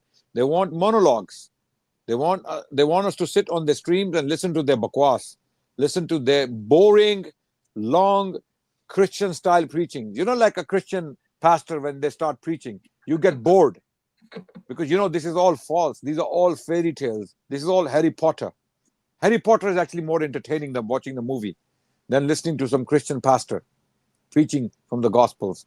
Just like that, these Murabbis, they have no strength in their words. It doesn't hit your heart. Their words are powerless. Their words are empty because they are lies. They are all lying. They know deep inside that what they're defending is indefensible. Mirza Ghulam Qadiani cannot be defended. Over to him, Imtiaz bhai. Jazakallah why But I want to just because a very relevant thing, I want to Ji, ji. share one incident that happened. So Bashir, me, myself, and Umar were doing a TikTok stream, and we were discussing like we were doing da'wah, and a person shows up, and he claims to be like he did not mention, but we saw it in his profile. He was the great grandson of Mirza Ghulam Ahmed. Bashir actually lineage checked him, mashallah. Bashir, brother professor, he checked whose son are you? Okay, what's your and he actually Bashir checked him that he's actual descendant of Mirza Ghulam Ahmed. So we asked him, what is your proof of prophet? He said prophecies. So now we're giving him one prophecy after another after another. And at one point I just stopped because he was doing ta'wil of everything. I said, can a prophecy of Mirza Ghulam Ahmed be ever wrong? He said, No. no. He said, if it comes true on the apparent, we'll take it. If it does not come true on the apparent, we'll do ta'wil. I was like, why? Why are you making me do this exercise when you've already decided that if A happens, he wins, and if B happens, he wins? Why are we having this exercise? Ahmed, there are a few things that they cannot possibly do ta'wil. For example, something like this that we presented. There's no ta'wil here. To any normal human being, there's no ta'wil here.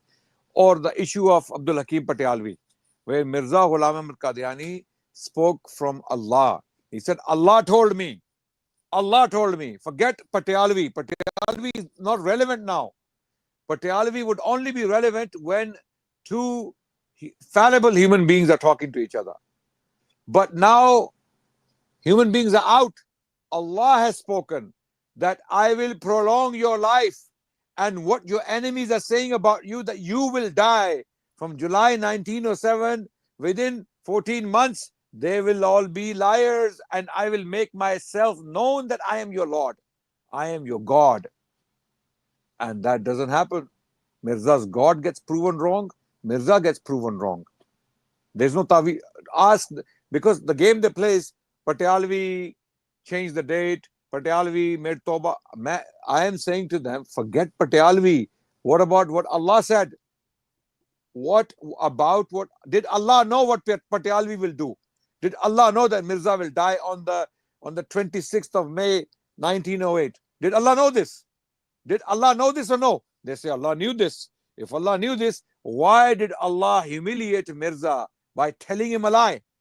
That I will prolong your life. I will prolong your life. From more than 14 months, from July 1907. Allah lied. Allah lied categorically. A'udhu billah, thumma a'udhu billah, naqale kufr, kufr nabasha.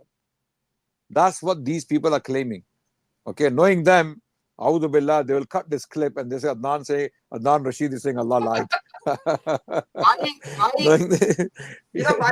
They obviously we don't make prophecies on the basis of ilham. We make prophecies on the basis of a human judgment. By one video is coming, I want my reward from Allah, and the video is coming by. Look at this one. You remember you just mentioned a few minutes ago that these Ahmadi Qadianis, even if anything comes from the heavens, they're not gonna believe. This, my prophecy is, you remember why you mentioned once that even if Mirza Ghulam Qadiani was an angel, even if he would descend from the heaven with a wide robe, with the noor, etc., would still say he's a liar.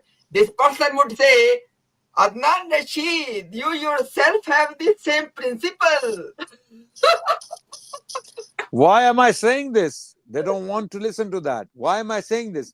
Because Quran has said Deen is complete. The Quran has said Muhammad Rasulullah is Khatamul Anbiya. Okay? And Khatimul Anbiya. Khatamul Nabiyeen and Khatimin Nabiyeen. Both readings are there. Okay? And then in the Hadith, the Prophet said, there is a house which is missing one brick, and I'm that missing brick. La Nabiya Ba'di. There is no prophet after me. If there was a prophet after me, it would have been Umar bin Khattab radiallahu an. Oh Ali, you are like to me, Harun was to Musa, but there is no prophet after me. What do you want us to do with these statements? Over this man, the man, we just showed you his writings. Look to my left. Okay, you can see these writings. We showed you. You want us to believe in him? You want us to leave the Quran? You want us to leave the ijma' of the ummah? You want us to leave the hadith of the Prophet ﷺ. You want us to leave all the ulama of Islam, and you want us to follow Mirza Ghulam Ahmad Qadiani. The man cannot be consistent even in a paragraph, let alone in his books. He can't even be consistent in a paragraph. His so-called prophecies are a pack of lies and humiliation. Allah basically humiliated him. If Allah was with him, Allah subhanahu wa ta'ala humiliated him like no other human being in the history of humanity. Shaykh al-Islam ibn Taymiyyah, he said anyone who claims to be a prophet is either asdaqul asdiqa or asdaqul siddiqeen or Sadiqeen. sadiqeen, asdaqul sadiqeen or akdhabul kadhibeen. Okay, he's either the most truthful person to walk the planet because he's a Nabi. He's a Nabi. He's from Allah. Or he's the greatest liar. And Mirza Sahib said कि झूठे के कलाम में तनाकुस पाया जाता है. A liar has contradictions in his kalam, in his words. We just showed you one. Here, Mirza is trying to get his son married to a child so that he can save his life. And then he says, no, no, no. This was very categorically, clearly, openly told by Allah that he will not survive. What games are you playing? Reconcile it. Save me and Imtiaz Bhai and all the other brothers here. Save us. Murabiyan, bahar niklo apne gharon se. Come outside. Time to save people. If you are failing to save us, if you're not answering our questions, then you don't care about us. You don't care about all these people listening to us. But by please don't quote them to Mirza Ghulam Qadiani by saying जाहिलों के सामने तो बहुत laugh गजाफ मारते हैं, जब कोई गिरेबान से पकड़ के हवाला मांगे तो वहीं घुस जाते जहां से निकले थे. अच्छा, अब कहाँ घुस गए बताएं हमें मुरब्बी. बकौल मिर्जा साहब का this is the language of their literature. Look at the language of the literature. This is their language, people. Yeah, absolutely. मैदान में निकलना किसी मुखन्नस का काम नहीं. Who said this? Mirza Ghulam Ahmad Qadiani साहब. तो अभी जो मैदान में नहीं निकल रहे वो मुखन्नस हैं और कहाँ घुस गए ये मेरे बकौल मिर्जा साहब के according to tactic number 2 activated. You are using bad language and you are hurting our feelings. Actually, you don't know what is happening in Pakistan. We are actually quoting their sources. We are actually quoting the Prophet and his progeny, right? They are the ones who use this language. Okay, so where are you guys? So where are you? But Imtiaz, can we test if I'm understanding this correctly? You asked me to take notes. So in part 1, we said Mirza Ghulam Ahmad was either assuming that the death of Mubarak Ahmad can be averted, or he was pure evil because there was no possibility of survival, but he still wanted to go ahead with the marriage. That is point 1. Point 2, to take note of, Mirza Ghulam Ahmad was acting upon the dreams of random people, not his own ilham, just random people saying that they saw that Mubarak Ahmad was getting married. Now in part 2, we said, according to a 1907 April public announcement, Mirza said that if I'm a liar, either strike me with plague or something. And he used same events of people dying, children dying against his opponents. Yes. And the child died on 16th of September 1907. In 15th of November, Brother Imtiaz wanted to reiterate that how important this Mubarak Ahmad is that Mirza Ghulam Ahmad, according to Ahmadiyya sources, had very special, intense love for Mubarak Ahmad. So him dying would actually fulfill the same criteria of what Mirza was applying on his opponents.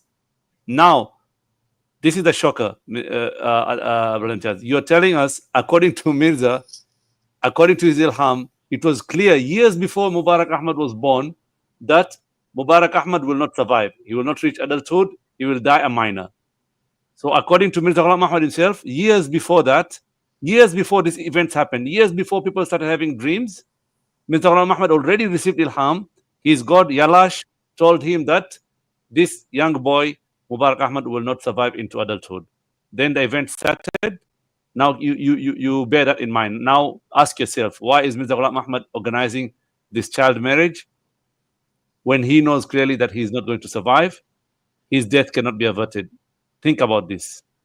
did Mirza Ghulam Ahmad had any faith in his God Yalash or not? This is what Brother Adnan pointed out, that he had no faith in Yeah, his own God. Jazakallah. I just, yeah, inshallah, Jazakallah, Umar bhai. Adnan bhai, I should just go to inshallah my 4 points very quick if you allow me. Is it okay, bhai? Please. Jazakallah. So my first point was, on the one hand, God of Mirza Ghulam Qadiani is telling him in black and white, in categorical, no ambiguous term, Mubarak Ahmad will die.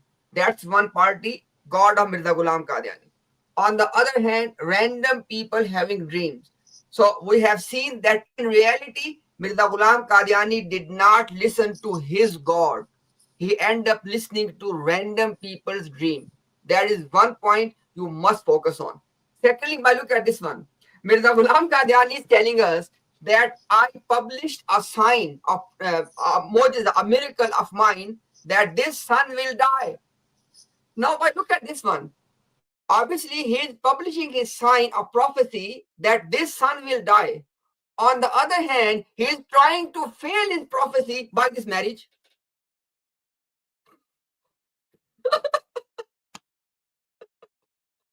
Absolutely. Yeah. So he's trying to basically prove his prophecy false by his own actions. Yes. He knows this. He knows this prophecy is from Allah. Allah revealed it very clearly. Yeah. It will happen, but then he's trying to falsify it by himself. Exactly. And the reason was because, as we discussed already, there is no way for any other person to falsify the prophecy. He wanted to get the job done by himself. Yes, absolutely. Okay, by point number 3. There are by only 2 possibilities. That there was a possibility that this marriage can save Mubarak Ahmad. That is one option. That there's possibility that this marriage can save the death. And other is that this marriage cannot save the death. Now the point is, according to the first point in which he said God has told him in black and white that this death is unavoidable. It cannot be averted. It is going to happen no matter what. Then the point is, why did he ruin the life of that child, Maryam, 2.5-year-old child? Because that's only child abuse. Because he was absolute. If we want him to believe in his revelation, then he must be absolutely certain that death is unavoidable. And yet he is having this marriage, then it means that he was ruining the life of that child. What else you can say? And he gave her the title of a widow to live with for the rest of her life. Exactly. At a very young age, 2.5. It's a toddler. A child this age is still in nappies, and you are abusing that child by getting her married to your, who is also a minor, a juvenile, getting her married to him, and you're leaving her with this scar for the rest of her life. This is trauma. When she grows up, and she will hear this. And what about people who will get married to her? You know, that you could not undo Allah's prophecy. What kind of child are you? Huh? What kind of manhus child are you? Unfortunate child that our prophet tried to undo his own prophecy with you, and it failed. So you are manhus, right? I mean, there are so many angles. There are so many angles one can look at. That this is a very truly unfortunate bond that Mirza Sahib was trying to attempt something. He was trying to save his son's life by getting, and this girl proved to be a bad omen, as they say, for the son, for the child. Okay. So all these angles, they are so disturbing. It's unbelievable. Yeah. Bashir Bhai is asking, did the 2 kids sleep together? Why we have from their own sources, they testify that Maryam was moved to the house of Mubarak Ahmad. This much we know. Oh my God. This Unbelievable. much we know. Rest we cannot say anything. This much we know. So Mirza Ghulam Ahmad Qadiani is not only guilty of getting 2 juveniles married to each other, he even tried to get them to do some sort of consummation. No. Look, we have moving in our Asian, Pakistani, Indian culture, moving means that's it. Yeah. Rukhsati means consummation. ये रुखसती हो गई थी. What is the word? What is the word in the sources? What is the word? Inshallah, after this, I can quote from Siratul Mahdi, but they have confirmed that she was moved. to the house. Yes, that's it. This is So confirmed. this is crime upon crime, crime upon crime. To do what? To stop Allah's destiny, Allah's qadr, fighting Allah's qadr. To disprove his own sign. Yeah, or to express his disbelief. He doesn't believe in Allah. No. He doesn't believe Allah.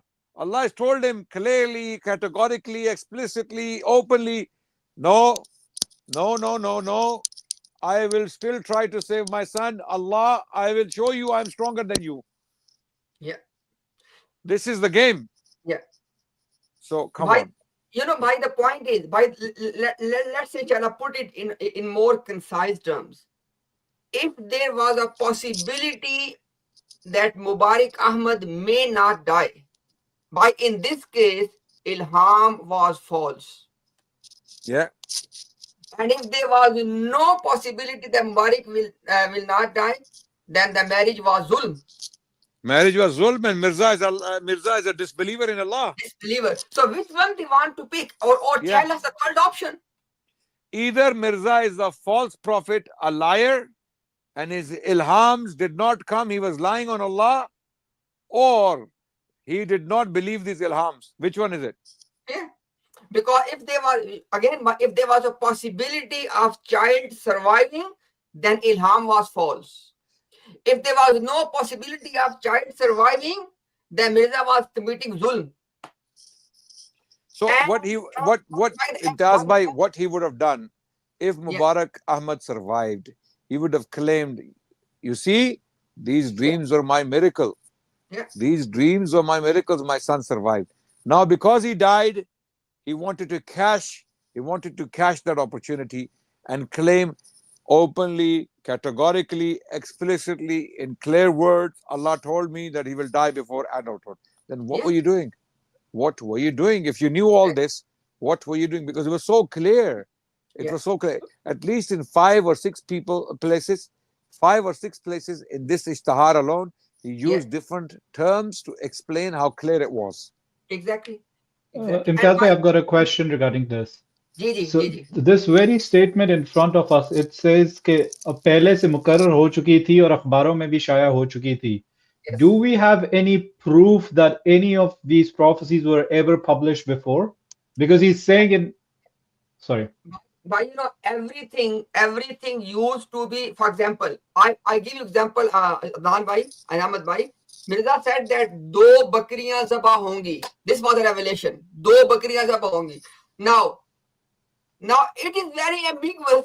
Okay, what will exactly happen? So then he will interpret the things. He will back project the things after the events. For example, once he said that दो बकरियों का मतलब है Sultan Beg, Ahmad Beg. But we know Sultan Beg did not die. And then he said, no. Do Bakriya mean 2 of my companions, Abdul Rahman and Abdul Latif, who were killed in Afghanistan. So Ahmad Bhai, there was no such prophecy in which he said that Mubarak Ahmad will necessarily, clearly die. He was making very vague, generic statement which can be, for example, classic example, look at this one. 2 people came to Mirza Ghulam Qadiani. They said that, can you make dua for us? We are sick. Mirza Ghulam Qadiani, after making the quote-unquote dua, he said that I have made the dua. I have been told one of you will be recovered. Now, nothing is clear. Okay. Very clever. He was an evil genius. He would deliberately make vague prophecies so that any result can be claimed. Yes. Any result can be claimed. Whatever, no matter what happens, he will claim that my prophecy is fulfilled. Exactly. This is what you call a top grade liar. A top grade liar who lies in a way that it is difficult to catch him. But guess what? Allah made him make blunders. Allah Yes. made him make blunders so that his lies are so clear that no gullible person, even a gullible person, cannot deny this. Like the Yes. example of Sanaullah Amrat Sari Rahmatullah alayh, Akhri Ishtahar, and Abdul Yeah. Hakim Patialvi, and many more, many more, many more. But these two are my favorites. These Yes. two are my very favorites because there is no way you can get out of these ones. Yes. If you have two brain cells and you have little sincerity, you cannot get out of this one. You cannot get out of this one. No way. And Absolutely. again, to be specific to your question, he was publishing that Allah has informed me. Now, but look at this one. There are only two possibilities about every human being. Either he will live long or he will die. Right? Yes. He said that Yes. Allah has informed me that this child, either he will live long or he will die. It's like saying Allah has informed me that this guy will eat food. Okay. Or I, not. Huh? and you know, Adnan bhai, look Or at this. not. Adnan bhai, obviously, Adnan bhai, when it is 29th of the month of Shaban, as we know that, sorry, the month of Ramadan, when it is 29th of the Ramadan, Adnan bhai, there are two possibilities. Either Eid will be tomorrow or day after tomorrow. Yes. So Mirza Ghulam Qadiani received a revelation. Eid ya to kal hogi ya parsu. Zabardast. Kya baat hai. Itni zabardast prophecy. So you see, this is it. This is it. So he would give dual meanings to his own words deliberately, or he would leave room. No. Why not dual meaning? No. Yeah. Why Yeah. he will cover all the possible options. Yes. Yes. He would find any route, any exit route. Okay. But he left few things that even he could not manipulate and his Yes. followers could not manipulate. To this day, you remember Imtiaz Bhai when these three Murabbis were sitting in their studio and I was there in Canada and I joined the stream and I asked them one question. These three qualified, bona fide Murabbis, educated for years how to defend their batil, okay, and their falsehood. I asked them one simple question. How can a true prophet of God make a dua and it backfires on him? It backfires on him. Oh, Amrit Sari was a liar. Amrit Sari was okay. Amrit Sari was not a prophet. Amrit Sari was a liar to you. Rahmatullah alayhi. He was a liar to you. How about Mirza Sahib? He was a prophet, wasn't he?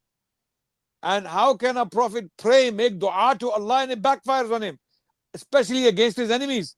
And what we know that any time, without an exception, when a prophet prayed against his enemies, they were destroyed. They were destroyed without an exception. They were destroyed. Okay. So this you cannot show us another example. You So can play Ahmed Bhai, games. Yeah. Sorry. So Ahmed Bhai, the answer to your question is Eid ya to kal hogi ya parsu. Yeah. अब या कल मनाओ या परसों मनाओ. Ahmed, are you happy with the answer? Yeah, no, I totally get it now. So this is the thing, because after the fact, the way he would write it is like to deceive the people who don't know the history. For example, would think that no, there was some kind of definitive ishtihar or a definitive thing he has said, but obviously he's back engineering everything, and this is not just this. It is in everything, Yeah. Subhanallah. You can find many times when he says that I got ilham, this, that, everything, you can figure out that it's some sort of back engineering happening now. So now these Murabbis are watching this stream. We know this they're watching, and they're taking notes, and they are probably biting their nails and sweating at the same time. Mard bano, as they say, grow some courage and come and face us, or tell us why we are manipulating your faith, why we are doing injustice to you, not giving the context. Come and tell us. We're inviting you. It's open. We'll give you equal time to explain, reconcile this for us. And Adnan Bhai, Yeah. look at the circular reasoning. Look at this, Bhai. This was the tactic Mirza. It can summarize the entire, you can say, career of Mirza Ghulam Qadiani. Look at this, Bhai. He said that I'm a prophet. People said, okay, what's the proof? He said, my prophecies. But people said they are failed. He said, so what? Same with the other prophets. But you are going to prove yourself a prophet through prophecies. And now you are claiming to be a prophet for the failed prophecies. And you're now claiming that other prophets were also false. All the point. By this is the reason Mirza Ghulam Qadiani said, "Agar main jhutha hoon, Islam bhi jhutha hai." Astaghfirullah. He said, if I'm a liar, then Islam is a lie. That's why Qadianis, many of them, when they leave Islam, they don't come back to Islam. When they leave Qadianism, they don't come back to Islam. They go to Kufr. They go to agnosticism and atheism because of this bakwas. So Yes. Mirza basically said exactly what Bashar al-Assad he said about Syria. He said, either Bashar or we will burn the country. Mm. Okay. And now Mirza is saying either me or there is no Islam. Yes. Basically. Yes. Exactly. Yeah. So basically, he was a real kafir. He was a real Dajjal kafir who actually not only made these false claims, he took the iman of thousands of people with him. Yes. Okay. And he's burning in hellfire. Now, by inshallah, my last 2 points, by my second last point is that there's one exit, because after dealing with them for more than 2 years or less than 2 years now, we can read their mind, alhamdulillah. By the tactic is, you know what, if somebody is sick, no matter what, you have to use all means to save that life. So this was one of the means Mirza Ghulam Qadiani must use to save somebody's life. Yes, Nan, by your response. My response to this is that Mirza Ghulam Ahmad Qadiani should save his son's life, but when he knows that he will not survive until adulthood, he would have said to his followers, look, I know he will die because I believe in Allah. I believe in Allah's revelation. I know he will die, but I want to prolong his life for as long as I can before he becomes an adult, because he will not survive up to adulthood, because it's very clear, as we have seen on the screen, you can see it, that जो खुदा ने खुले खुले तौर पर खबर दी कि मुबारक अहमद बलूग की उम्र तक नहीं पहुंचेगा, so he will never become an adult. Absolutely never, categorically, absolutely, he will never become an adult. So let me try to prolong his life as much as I can, right? Okay, he could say that and he would clarify, but try to save his life so that he grows into adulthood, this is out of the question for someone who believes in this prophecy. For someone who believes that this is from Allah, it's out of the question. So getting Mubarak Ahmad married to a girl who is 2.5, okay, would not save his life. Mirza knew.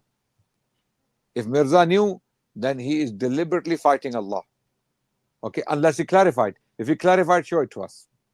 Show it to us. This is the response of Imtiaz Bhai. Unless you have something No, else. mashallah, that's good, bhai. That's good. That's more than good. Actually. So he should have clarified. Yeah. I would just add one point here Mhm. that show us from Quran and Sunnah that this is one of the way of treating the sick people. Obviously, you can use all sort of medicine, no matter how disappointed you are. It's absolutely not only permissible, it is obligation to use the medication. Use the ruqya. You do whatever you can do. But how can you ruin someone's life? You need to tell us that where was this method of treatment? How would you justify this method of treatment? And Plus, if Mirza Ghulam, and by why this is the point, by if Mirza Ghulam Qadiani being a prophet, he is using this treatment, that it is a sunnah for all Ahmadis. Why they are not using this? Do it. Karke dikhao. Karke dikhao. And also, Imtiaz Bhai, did Mirza claim that he has healing powers that no one else has been given in human history before? Okay? And he also had Zad Jame Ishq. He was a No, he also had the Majun, Zad Jame Ishq. Okay, chalo, theek hai, wo, that's something else. But he had the healing powers no one else was given in human history before. In other words, Isa alayhi salam touching the dead and bringing that dead to life. Isa alayhi salam healing the blind and the leper by just a touch. Okay, Mirza Ghulam Ahmad Qadiani is stronger than that. Stronger than that, as he claimed. Okay, as he himself claimed that he has the healing powers that no one else has been given. So why didn't Mirza use his healing powers to cure his son instead of doing this stunt of child marriage? Why did Mirza Ghulam Ahmad Qadiani ruin another child's life by linking that child to his dead son? This is a dead boy walking. Yeah. This is a dead boy walking, right? Yes. And Mirza Ghulam Ahmad Qadiani knew that he will die. So why did he do that zulm? Knowing well that this child will die, within no time he will die. Because already 8, and a boy easily reaches puberty by 10, 11, 12, Yeah. right? So he will die before that. Why do Yeah. this? Why do this? Yeah. Yeah. Okay. Exactly. And why not heal your child? Instead of giving your child another child to your son who's already dead person walking, why don't you heal him if you want him to be saved? Okay. So Adnan So Bhai, basically Adnan Bhai, because this is one possible cover up they're gonna come up with, that look, you have to try everything to save a life, and no, you that's don't. so basically by the problem, as you pointed out, they are unsolvable problem with this treatment. And like I added with that one, that number one, where is this treatment found? That you can have this treatment as well, that if somebody's child is about to die, get him married. Show us from anywhere I from. think Imtiaz bhai, they might come back with a response saying, where is the the example like Ibrahim trying to slaughter his son? Okay, so because this is a prophet, he can do incredible things. This is the game they will play. They'll But come you know back with why? incredible. But, Yeah, but, but the problem is, I agree. I agree that they can come up, they can get their hand on anything possibly yeah. can. These are very Yeah, insincere but people. Yes, that's good you mentioned this. I like that. But the problem is, it was a command of Allah subhanahu wa ta'ala to Ibrahim alayhi salam that slaughter your son. Allah was going to test, and Allah was going not to your manifest. son, the most beloved thing to you. Sacrifice it. Yes, Exactly. yes, And so this was a command of Allah. So if they want yes. to use this technique, they have to show us that marriage was a command from Allah, because it will be contradictory. Allah allegedly God is saying he will die, and now God is saying, no, you get him married, he may survive.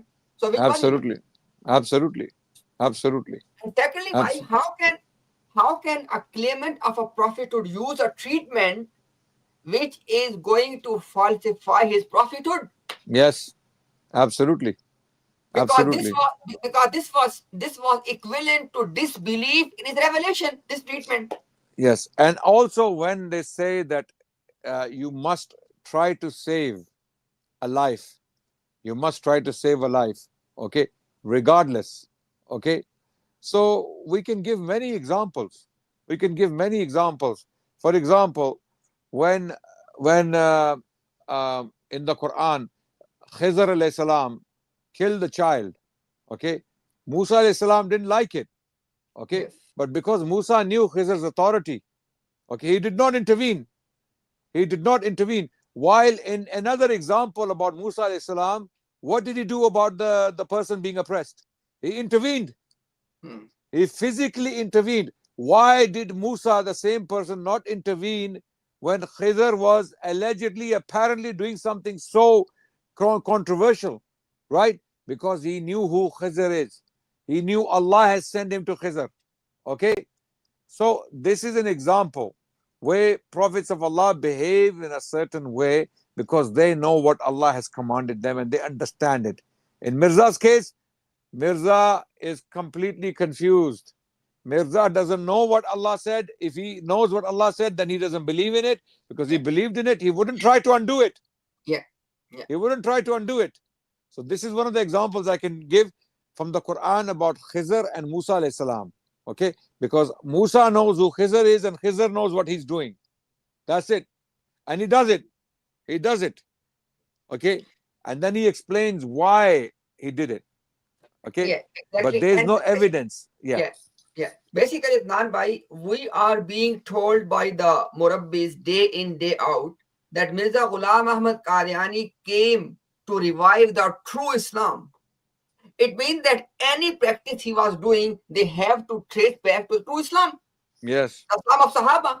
yes, Because if he was just going to follow the interpreters, this and that, then why you make the claim of true Islam? yes. Takmile Ishat Deen. Yes, Absolutely. exactly. Because he came for Takmile Ishat Deen. Yes. No, So why they claim that आसमान सुरैया सितारे पे ईमान चला गया, दीन चला गया, कुरान चला गया, मिर्जा गुलाम कादियानी साहब नीचे लेके आए. and without Mirza there is no Quran. No Quran, exactly. Without Mirza there is no Quran. So if Yeah. he knows the Quran, what is he doing? Yeah. What So is basically, by the point we are making is Mirza Ghulam Qadiani and Jamaat Ahmadiyya is claiming to be revived the true Islam of the companion, Ma'ana alayhi wa sahabi. So yes. whatever practice he was doing, either they have to bring the command from his God, revelation, as prophets have, or they have to trace it back into Ma'ana alayhi wa sahabi. Otherwise, they are making the false claims. This is like another example of him going and throwing chane, chickpeas in the Yes. well to Yes. kill Abdullah Atam because it Yes. wasn't happening. It wasn't Yes. happening. Abdullah Atam he wasn't dying. So Mirza thought, now Allah is failing to kill him. Let me throw some chane into the well, some chickpeas. You know, in case people don't know what I'm talking about, when Abdullah Atam wasn't dying, as per Mirza Ghulam Ahmad Qadiani's specific prophecy, Mirza got basically nervous and he tried to do some ritual by which he wanted to kill Abdullah Atam. He took some chickpeas and he went to a well in the outskirts. He sent his people. He said, no. He went himself and threw something in the well. That's a separate occasion. Okay. He threw something into the well and he said, don't look back. Don't look back. Okay. So he left. So the point is, if Allah is failing to kill him, how would Mirza go and do it? Is my question. How is Mirza going to do it? Exactly. And yeah. So in Abdullah Atam's case, Imtiaz Bhai, there is something very interesting. Yeah. He did anything and everything to make it happen. Yes. Yeah, to make it happen. But in this case, Mubarak Ali's case, he did everything and anything to not make it happen. Oh, exactly. Yes. You see, so yeah, continue. Please continue. So in Abdullah Atam's case, he wants him to die. Die. But when Allah has told him his son will die, he's trying to prevent it. He's trying to do anything to save his son. In both cases, he fails. Amazingly, right? So this is. Adnan Bhai, when you mentioned this, you reminded me of something interesting. When Ahmadi clerics, when they debate with the Christians, they want to prove that Isa alayhi salam was alive, did not die. When they debate to us, they want to prove the death of Isa alayhi salam. Yes, absolutely. So these people are people of no standards. They change, they keep shifting poles. They will shift the pole in the whole pitch. They will take the pole around the whole pitch. Like I posted once an image. I think I'm going to post it again. It's an amazing image where Murabbis, basically Mirza is shooting arrows. You might have seen that in Imtiaz Bhai. Mirza is shooting arrows and Murabbis are moving the target. Yeah. You know that cartoon Robin Hood? Yeah. Disney cartoon? when basically King is shooting arrows, so they jump to catch the arrows into the target. So these Murabbis are basically always jumping around to make sure that Mirza's arrow hits the bullseye. It hits the bullseye, even though it is not going on target. But they will run to make sure that the arrow actually hits the bullseye, okay? Because Mirza can't do it himself. So the Murabbis will make it happen. But in this case, I think they have lost their courage. They have lost their motivation. They don't want to do it anymore because they know the more they try, the more it doesn't work. Where are you? Adnan Bhai, they have two defenses through which and by which they can blind their community. Number one, look at their language. They are mocking the promised Messiah. Look at them. This is how the Munkirin do with the prophets. Number one, just why? Emotional rhetoric to shut the minds of common Ahmadis and not to let them think clearly the what's actually being said. What Adnan Rashid is saying, it makes perfect sense. And secondly, their famous response, they're lying, they are lying, they are lying. That's it. These are the two responses. They are lying or look at their language. Come and defend. Yes. Come and And if we are lying, then come and save us and save your community, because they're listening to us. There are people listening to us, and inshallah they will leave your cult. They will leave your cult. The cult is already finished. The cult has already fallen. Alhamdulillah.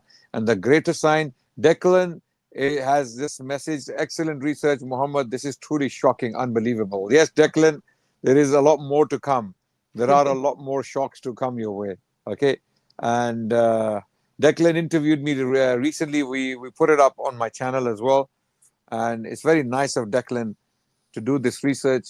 Declan is already working on a book that will be coming out soon. And when it comes out, everyone will read and watch this space, as they say. Okay, hold your breath. The book is coming out soon, inshallah. So thank you so much, Declan, for the comment. And keep up the good work, inshallah. And Adnan Bhai, inshallah, before our friend Declan leaves, I just want to share something. Adnan Bhai, it's being shared to you as when just now. I know that you don't know either. Let me just put on the screen, Bhai, and inshallah, it's just some sort of Allah's plan that it's happening by on the day of when the one of their jalsa is happening. So this next Saturday, Bhai, something exciting is coming up. Let me share my screen, by and let's reveal to the people as well. Okay, just a second. Okay. Yes, but it's coming now.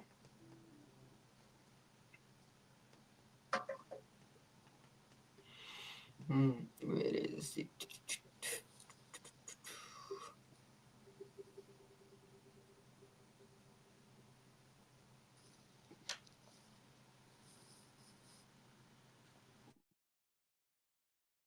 Yes, bhai, let me just share my screen. So, bhai, inshallah, you have to make sure that, inshallah, you are joining us in this very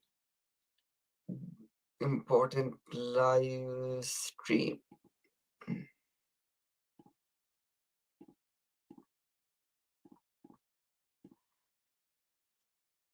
Is this stream next Saturday, Imtiaz Bhai? Yes, bhai. I will be busy, but I will try to join, inshallah. We have a big Dawah conference going on, inshallah. Yeah. But inshallah, I'll try my best to join, for even if it's for a short time. I will join, inshallah. So as everyone can see, sorry, let me just make it bigger. Ahmadiyya is sinking ship, numbers game. Yes, and by it will be live on Dawah Wise as well, inshallah. Our Dawah Wise team, inshallah, we will be together, and inshallah we are inviting some special guests for this stream. And by the reason for this particular stream, Adnan Bhai, is, as I just mentioned, they are trying to use this deception to shut the minds of they are lying. We are going to produce conclusive proofs, decisive evidence that their entire establishment had been lying for years and years under oath. For 100 years. For 100 under years. Oath. From Mirza Ghulam Qadiani's time up till today, they are lying under oath. Yes, absolutely, no doubt. And then we will let people decide that they are the proven liars. Yes, they had been lying. Their caliphs have been lying under oath. How can you trust them? Absolutely. Because by some time people are lost in the deep theological argument and discussions. Yes. So we want to give people something very simple.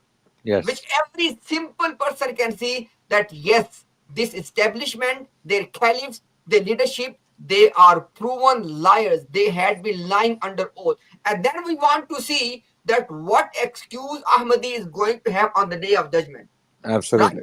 Right now they can say, oh, Adnan Bhai brings the evidence, Murabbi brings the evidence, Murabbi quote Ibn Taymiyyah, Shah Waliullah, we don't know. Okay, no problem. We'll give you something very simple, very straightforward, in which there is no twisting. Absolutely. Absolutely. And I will be joining this, inshallah. I find this to be very interesting. Inshallah, I'll be there. Imtiaz Bhai, I will take a short break. You continue. Do you have 5 minutes just to wrap up this first? Yeah, go ahead, inshallah. Okay, inshallah. I will just quickly, inshallah. I know that it's very late over there. I just want to, inshallah, conclude in 5 minutes. And if Declan is still watching, Declan, join the stream. Especially when I leave, you are most welcome to join. You can join now. I'm going to be leaving very soon, but it'll be nice to hear from you as well and from your experience. Yeah. Inshallah. So Adnan Bhai, I mentioned my 3 points. My last point, Adnan Bhai, is there a common Ahmadi who has a 2-year-old daughter? Think of your own daughter. Are you going to do this with your own daughter? If not, why not? Because this is sunnah of your Prophet. Do it. And if your conscience is saying, no, I can't do that, it means that this thing is evil. Because Allah says in the Quran, فَأَلْهَمَهَا فُجُورَهَا وَتَقْوَاهَا, that I have inspired every soul. Inherently, we knew what is good and what is evil. And that internal, built-in moral compass is telling every common Ahmadi that this is evil. Absolutely. You can't do this to a child. You can't ruin the life of a 2.5-year-old Maryam. You can't do that. Now, if that is the case, then is it not true? Is it not very clear that if somebody is involved in something evil, something so disgusting, how can you believe this person was a prophet, Mahdi, and Messiah? Absolutely. Indeed. And Adnan, my last point is this. Adnan, look at this one. He did not stop the deception. Why he says, लेकिन खुदा की कुदरतों पे कुर्बान जाऊं कि जब मुबारक अहमद फौत हुआ, साथ ही खुदा ताला ने ये इल्हाम किया, इन्ना नुबश्शिरुका बिगुलामिन हलीम यंजिलु मंजिल मुबारक, that we are going, he said that as soon as the death of Mubarak Ahmad happened, his God revealed to him that we give you a glad tidings of another son who will be in place of Mubarak Ahmad. Jo bimanzila Mubarak Ahmad, he will be in place. And why? You know by why? Or iska kaim maqam or shabi hoga. He will be just as a replica of Mubarak Ahmad. But the question is why? Bas Khuda ne na chaha ke dushman khush ho. He said his God does not want his enemies to be happy, so he's going to replace Mubarak Ahmad with another son. इसलिए इसने बामुजर्रद वफात मुबारक अहमद के एक दूसरे लड़के की बशारत दे दी. Says, for this reason my God has given me the good news of another son just because of death of Mubarak. Why? ताकि ये समझा जाए कि मुबारक का बहुत नहीं हुआ. So it is as though Mubarak did not die. Why? Before you comment, look at this one. Allahu Akbar. Why? Because Mubarak Ahmad died on 16th of September 1907. No child was born to Mirza Ghulam Qadiani after that. What about this one now? Allahu Akbar. So not only Mirza Ghulam Ahmad Qadiani got proven false for disbelieving Allah's revelation, allegedly, he alleges another revelation that now Mubarak Ahmad has died. Allah has told him about another child that will be born to him who will replace Mubarak Ahmad, as if Mubarak Ahmad hasn't died, and no child was born. No child, because this Mubarak Ahmad died in 1907. August or September? September 1907. And Mirza died in May 1908. Yes. So Mirza had plenty of time to produce this child. Mirza had plenty of time. You know, from September to May, how many months is that in Imtiaz? By 9 months? Basically, this ishtihar was given in November. So December and then 5 months, nearly 5 months. In 5 months, a man can produce 100 children with 100 women if you Why, want. by what? Look at this one. Yeah, There was a scholar with the name Saadullah Ludhianvi. right, Mirza Ghulam Qadiani said that you are a mukhannas.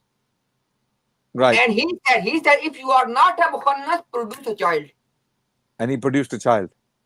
No, why? The point is, how can you say this to somebody Yes. who has the power? For example, if somebody is young, whatever, can Yes. you do? Nobody can do that. There No, are many. They are. in this case, Allah proved Mirza Ghulam Ahmad Qadiani to be mukhannas. Okay? Because within the next 5-6 months, he could not produce a child. And Allah lied again. Allah lied again, because here he is claiming this ilham, inna nubashiruka bi ghulamin. Allahu Akbar, quoting the Quran. He is actually copying the Quran here. Mirza Ghulam Ahmad Qadiani is using the wording of the Quran. Where was this wording used? About Ishaq yes. and Yaqub. Yeah. About Ishaq alayhi salam and Yaqub alayhi salam. Isaac and Jacob in the Quran, Allah used the same wording when he gave the glad tidings to Ibrahim and Sarah. And Sarah, amazingly, this is where the miracle is of the Quran. Sarah, she was shocked. Okay? She, فَضَحِكَتْ, the Quran says she laughed when she heard this. And Mirza is so confident. He's saying, Allah has revealed this to me, it will happen. But Sarah, when she heard this, فَضَحِكَتْ. And then the angel said, أَتَعْجِبِينَ مِنْ أَمْرِ. Okay? Are you shocked about Allah's command, Allah's abilities? Okay? And guess what? Sarah, even in old age, when she was nearly barren, she gives birth to Ishaq, and Ishaq gives birth to Yaqub, word by word fulfilled. Here you have a so-called prophet using the same wording for himself. Inna nubashiruka bi ghulamin halimin. Okay? Allah is speaking to him, we give you the glad tidings of a son, a child. Okay? And what happens? No son is born to Mirza Ghulam Ahmad Qadiani. Allahu Akbar. Allahu Akbar. Where are the murabbis? Where are the murabbis? Adnan bhai, just to add 2 points, inshallah, in your These points cannot be built in Imtiaz bhai. You know, even the language. Yes. Even the language, we cannot just get over it. Inna nubashiruka bi ghulamin halimin. He's copying the Quran. And he's saying, Khuda Ta'ala ne ye ilham kiya. In other words, he's claiming another revelation like the Quran.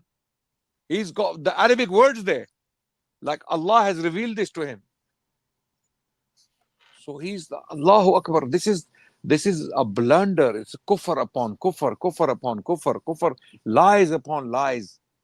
Because Allah did not speak. If Allah spoke, Allah would have. Adnan bhai, subhanallah. Adnan bhai, it is the same problem. You remember, you always highlight with Abdul Hakim Patialvi's case. By same is here. By look at this one. Mirza is claiming that Allah is going to make his enemies unhappy by giving him another child. Now, by look at this one. When Allah was not going to give him another child, how was Allah going to make his enemies unhappy? Allahu And Akbar. secondly, why look at this one. Again, the same problem. Head and tail, both Mirza has head and tail. Look at this one. If a child is born in this way, Mubarak Ahmad will be replaced and enemies of Mirza will be unhappy. Yes. If a child is not born, so what? So again, no problem. Still no problem. And Imtiaz bhai, you know, if you keep reading, aage chale, if you keep reading, it says that Allah gave him another glad tiding that I will make your children a very powerful nasl, a very powerful people, right? And Qadianis, Ahmadis, if you look at their condition today in the world, okay, subhanallah. Do I have to say anything? Their Adnan number, bhai, their Adnan bhai, numbers, their remember, numbers bhai, are bhai, declining. remember, Their by your numbers book, are, yeah, by your book, Ibrahim Fulfilled, you know, bhai, yes, is yes, basically imitating Genesis. I will yes, make you a great nation. yes, absolutely. What happened actually? But Allah made Islam and Muslims a great nation. Islam is still growing. It's the Yes. fastest growing religion in the world. Yeah. Okay, okay. Every month, 20,000 people are accepting Islam just with one Muslim organization that I happen to serve or work with, right? Okay. Imagine here, Mirza is saying Allah told him that there will be a bhari qawm teri nasl se paida hogi. Okay, what bhari? Your numbers are declining. Mirza Tahir said how many million? 20 million. Mirza Why, Tahir, when Mirza Tahir died, they claimed 160 million. and now 200 million, 200 million. I've got the quote for 200 million as well. Wow. Wow. 200 million. And Asif Basit said what from the official platform? 10 to 15. 10 to 15. 10 to 15. From 200 million, they've gone down to 10 to 15 million. इसको कहते हैं एक भारी कौम तेरी नस्ल से पैदा करूंगा. Even this is a lie. Even this is a lie. It's declining. The numbers are decreasing. Their arguments are failing. Their efforts are failing. Their money is declining. They are receiving less chanda. Their youngsters are leaving. They're coming back to Islam. And their murabbis have lost the spine to come and face us and talk to us. And when they do talk to us, they restrict us to 60 seconds while they talk for 15 minutes. They want to discuss Shah Waliullah and Ahmad Zabreli. Yeah.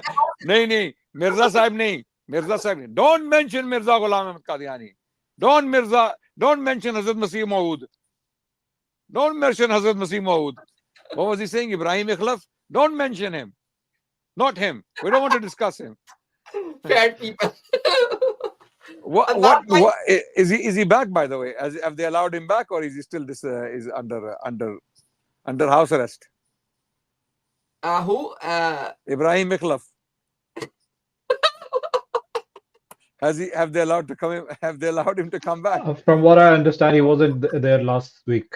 He wasn't there. Okay. He's not coming back. I don't think so. Because if he comes back, the question remains. The question is that nonsense, that belief nonsense.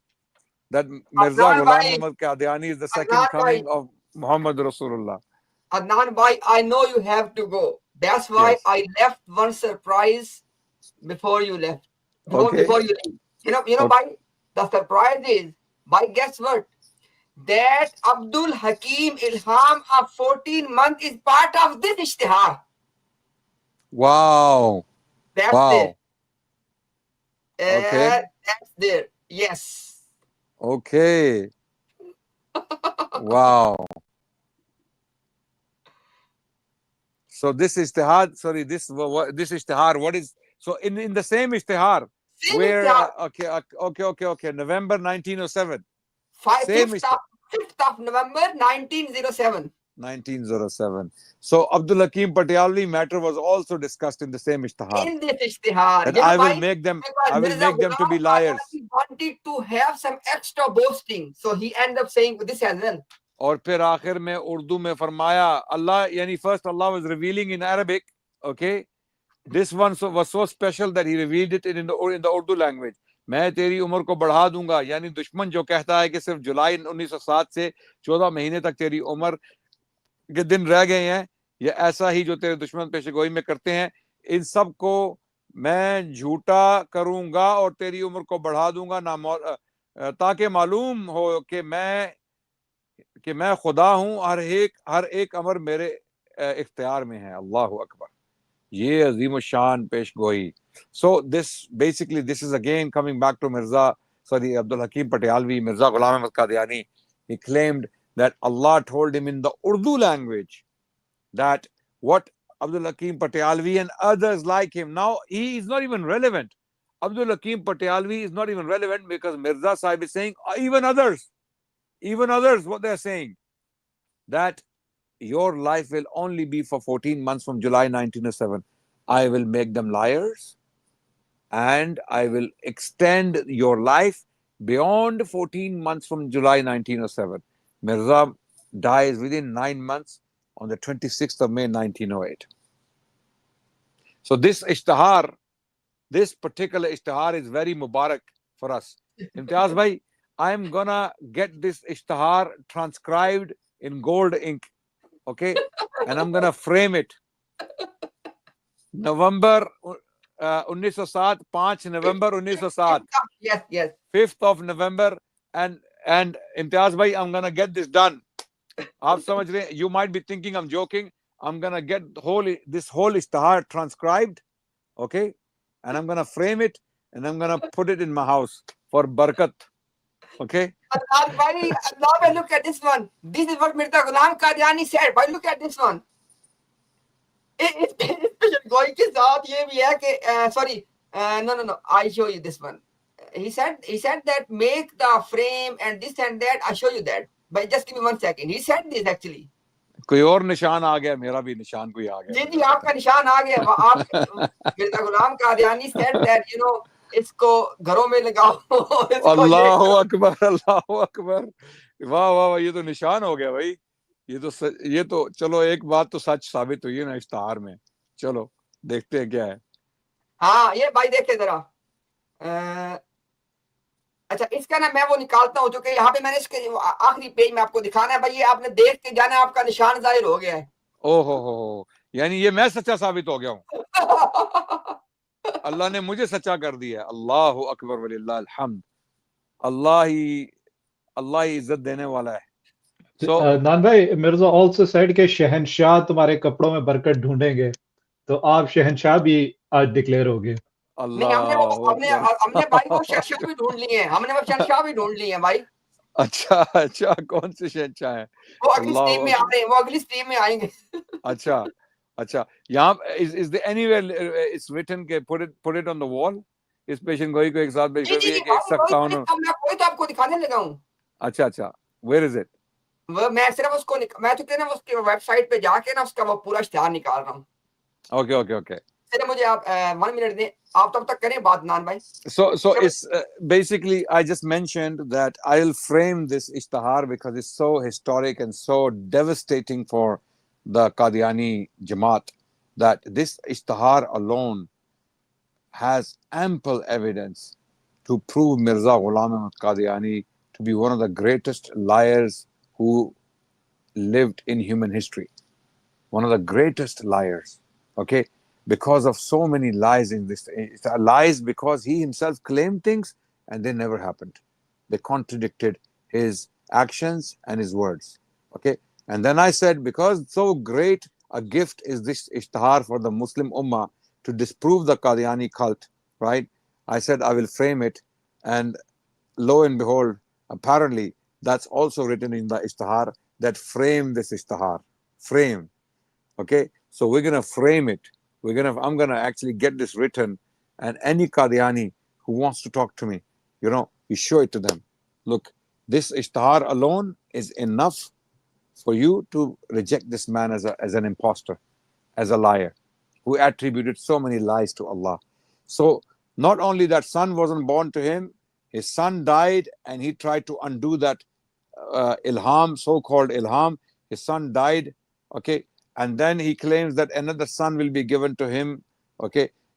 Inna nubashiruka bi ghulamin halimin, okay, that he claimed that Allah revealed to him that I give you the glad tiding of another son, okay, to replace Mubarak Ahmad. That never happened. Then in the same ishtihar, Mirza Ghulam Ahmad Qadiani wrote that my enemies that say that I will die within 14 months from July 1907, Allah told me in the Urdu language that I will prove them to be liars, false, and I will prolong your life beyond 14 months from July 1907. Okay, this is Allah telling Mirza Ghulam Ahmad Qadiani, which never happened. Mirza died within 9 months on the 26th of May 1908. So this was proven to be a false prophecy. I got it, again. It's coming. I got it. Your sign has been shown, mashallah, live sign. Chalo, next time when you see me, guys, all of you, make sure you kiss my hand, okay?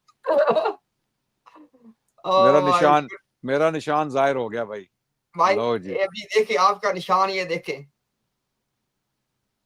चाहिए कि मेरी जमात इसको याद रखें, इसको अपने घरों के नजारा गाह जगहों पे चस्पा करें. Allahu Akbar, Allahu Akbar.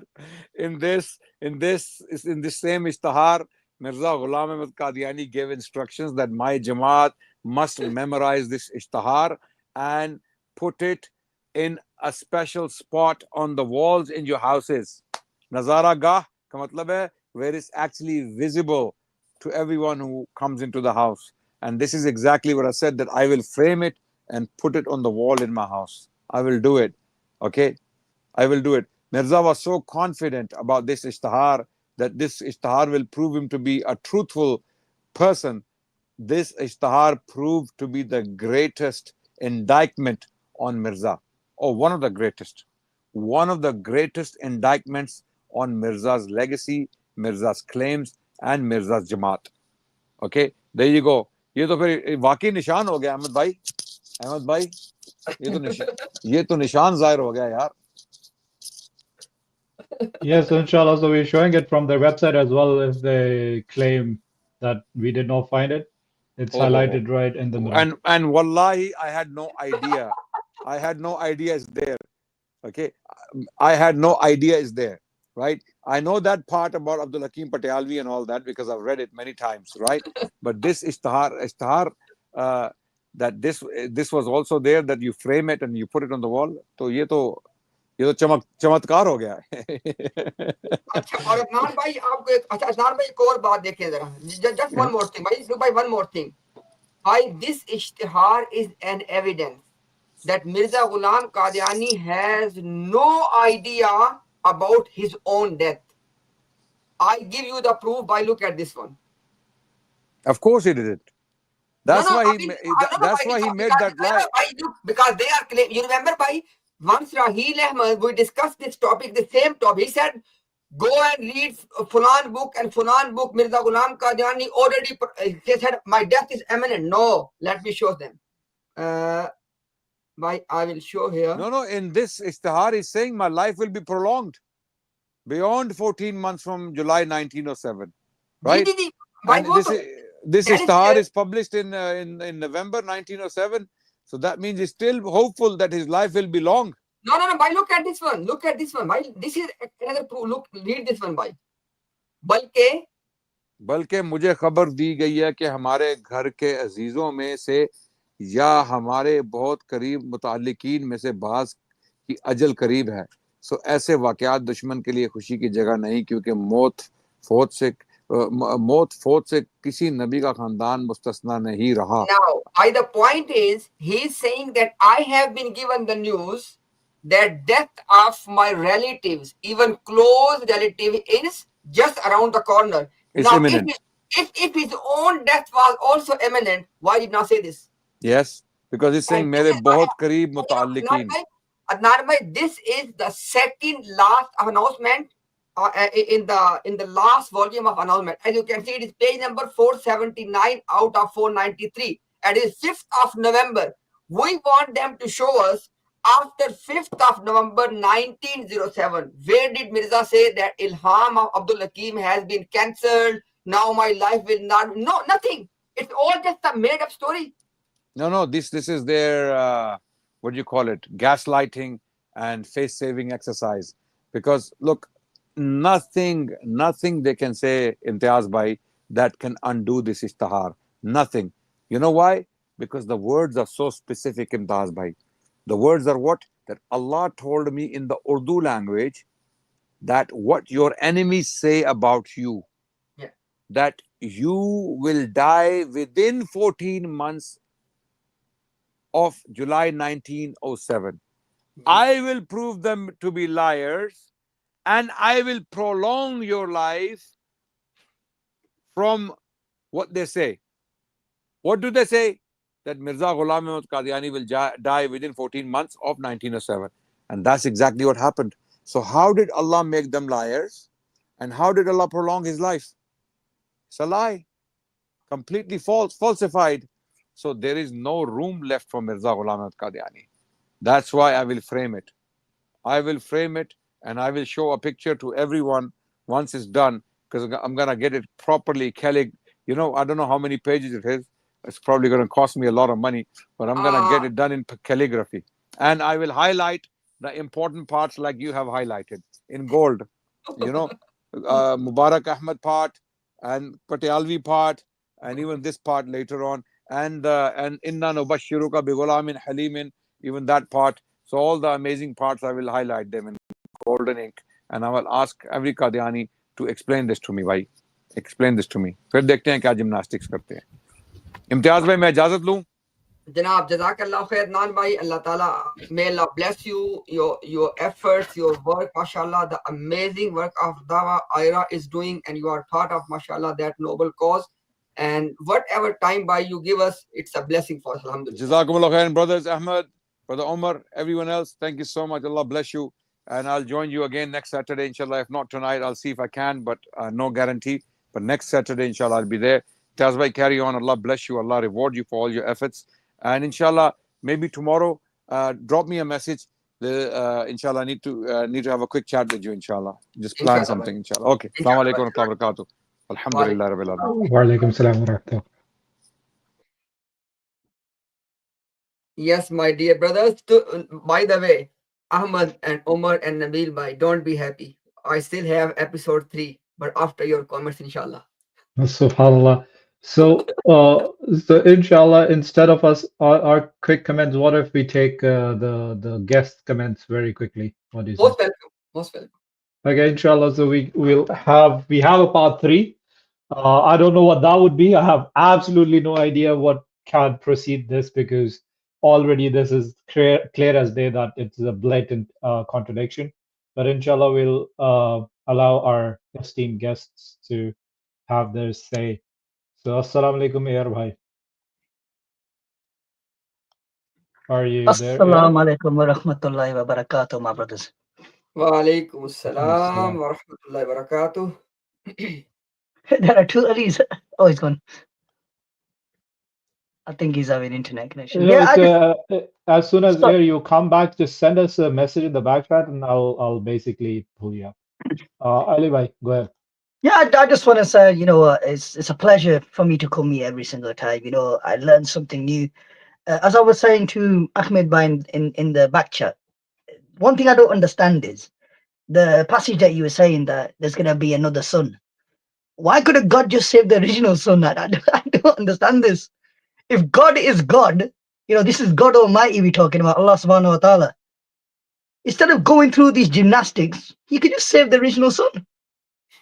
Good point. Very good point. Very good. I was thinking about this and I was like, what's going on here? But every time you bring something new, it always shocks me, the fact that this is what's going on in the background, the actual main core of Qadianism.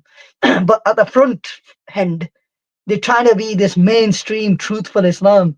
It always baffles me when you bring out all these facts. I'm always like, subhanAllah, this is something different. Allah. You are right, brother Ali. Let me play their part as well, because this now we can play their part as well. They would say, look at this Muslim Ali. He doesn't even know. Can you dictate Allah subhanahu wa ta'ala? Can you do that? It is Allah subhanahu wa ta'ala who wanted to be this way. You are from the Munkreen. All the prophets Munkreen, they do. That's the response. Mukhalif Jamaat. Yeah, you are Mukhalif. You are Mukhalif. That's always, subhanallah. And they will never address the issue. Allahu Akbar. I'm glad, Payamtias, these streams have been extremely helpful. Qadianism is going down. There's only one Allah, there's only Muhammad sallallahu alaihi wasallam. There's no prophet after him. He's the last and final prophet. We believe in the other prophets, yes, but Muhammad sallallahu alaihi wasallam is the last and final prophet. There is no one after him. Halas, finished. That's the simple way to look at things. But I don't understand. There's so many like fake prophets flying around. it's just it confuses me to the fact that I'm thinking, Allah made Islam simple. People are making it difficult. Mhm. Definitely. Yeah, Jazakallah for having me again. I just wanted to point across regarding his son. And Yeah, yeah, yeah, thank and you. thank you very much for having me again. And may Allah subhanahu wa ta'ala reward all of you for the efforts that you're doing and keep me in your du'as. Jazakallah for having me. Inshallah, I'll Jazakallah. speak to you that soon. Allah Hafiz. Assalamu alaikum wa rahmatullahi wa Wa barakatuh. alaikum assalam wa Walaikum assalam wa rahmatullahi wa rahmatullah. barakatuhu. There's just one more thing that I learned today, Imtiaz bhai. I did not know this. Mirza Bashiruddin Mahmud was also Alam Kabab. Yes, I did not know that he is the one who's the Alam Kabab. Sirajuddaula, Alam Kabab, Sirajudda. Okay. and what else was there? There There's were quite a few. there were about eight plus names, I think. Yeah. There was a name So that ended in Mia, something Mia. Shadi Khan, Shadi Khan, Shadi Khan, I think. yeah, subhanallah. So this is a very and this is a very big problem that Muslims actually need to understand is we have given you Shadi Kebab B plus lifestyle. But we have given you all the tactics, Shadi alhamdulillah, of Kebab, Shadi Kebab. so, so all their tactics and all their deceptions are out there now, and this is one of the tools I think that you should take with you is Imtiaz bhai, is that every time you're having a discussion with a Qadiani, you should actually pull up this 5 rule book and see if we are true or not. Because this is absolutely, when I was listening to your presentation of last week, Imtiaz bhai, I can give you a million examples of every single one of those points. Every Allah, time we talk to them, there's nothing outside this particular box. no, And once anybody that's out there, anybody who finds anything outside this box, inshallah, come and at least inform me. Because to me, I sat down and I thought, if I can find an argument, if I can find anything outside this box, I cannot find anything, any of the rebuttals outside these 5 boxes. no. There's nothing because this is what we have seen, Ahmad Bhai, in last 2 years. Encounter with these clerics. That's all they have. And by the way, inshallah, Ahmad Bhai, it's good that you reminded me. Inshallah, towards the end, I will mention something. But let's inshallah see if somebody or Nabil Bhai, Umar Bhai wants to make any comment. And by the way, Ahmad Bhai, we people have seen today the live, the kirama of Adnan Bhai. Yeah, subhanallah. And this is the thing I always say. Adnan by 1, Mirza Ghulam Ahmad 0. So at least one prophecy of Adnan Bhai was backed up and was fulfilled. But we have that 0 for Mirza Ghulam Ahmad. So yeah, subhanallah. Umar or Nabil Bhai, if you want to add something, inshallah, then we can, inshallah, share something because episode 3 is ready. I'm anxiously waiting for episode 3, but also in my mind, I'm trying to think how much chanda did Adnan Bhai gather for him to build such a huge wall to be able to post calligraphy of the whole ishtihar on his wall. That So is it the is, that is the whole plan. Nabil Bhai, you yes. revealed the plan. We are now So going to ask for chanda. We want a big wall. so, Nabil bhai, you know what? I did not even know. I was in the comments of one of the streams, Mm-hmm. and I was told that you take like 10% from the chanda that Adnan and Imtiaz gets, and I was like, oh, they're getting chanda. They never told me. So they're gonna. I'll go and demand it now. So subhanallah. You But should. I mean, if he alhamdulillah. has such a huge wall, and the other thing I was thinking about is, I mean, in most houses, there's the other prime minister or the one who gives Adnan Bhai visa, and we all have our own embassies in our house, consulate general. So how is she going to allow such a huge thing to randomly hang on a wall in the house? Yeah, subhanallah. This is a long story. We'll not go there, but there are You know, multiple venues. Ahmed Bhai, we can extrapolate from this one. maybe the next business plan was that Mirza Ghulam Qadiani was going to issue the, the frames of this ishtihar, because he was saying that you need to hang in your home, you need to Yeah, buy. subhanallah, subhanallah, subhanallah. But on a So serious note, sorry, yeah, all jokes aside, on a serious note, my last comment before you begin the third part of Imtiaz Bhai Gigi. is I was just thinking, how much jurat and audacity these people have. That chalo theek hai, the Dr. Sattar Shah, whatever his name was, his daughter Maryam, despite her, being a little baby, but at the end of the day, they come from the family of the Prophet sallallahu alaihi wasallam, and I understand that they're Qadiani.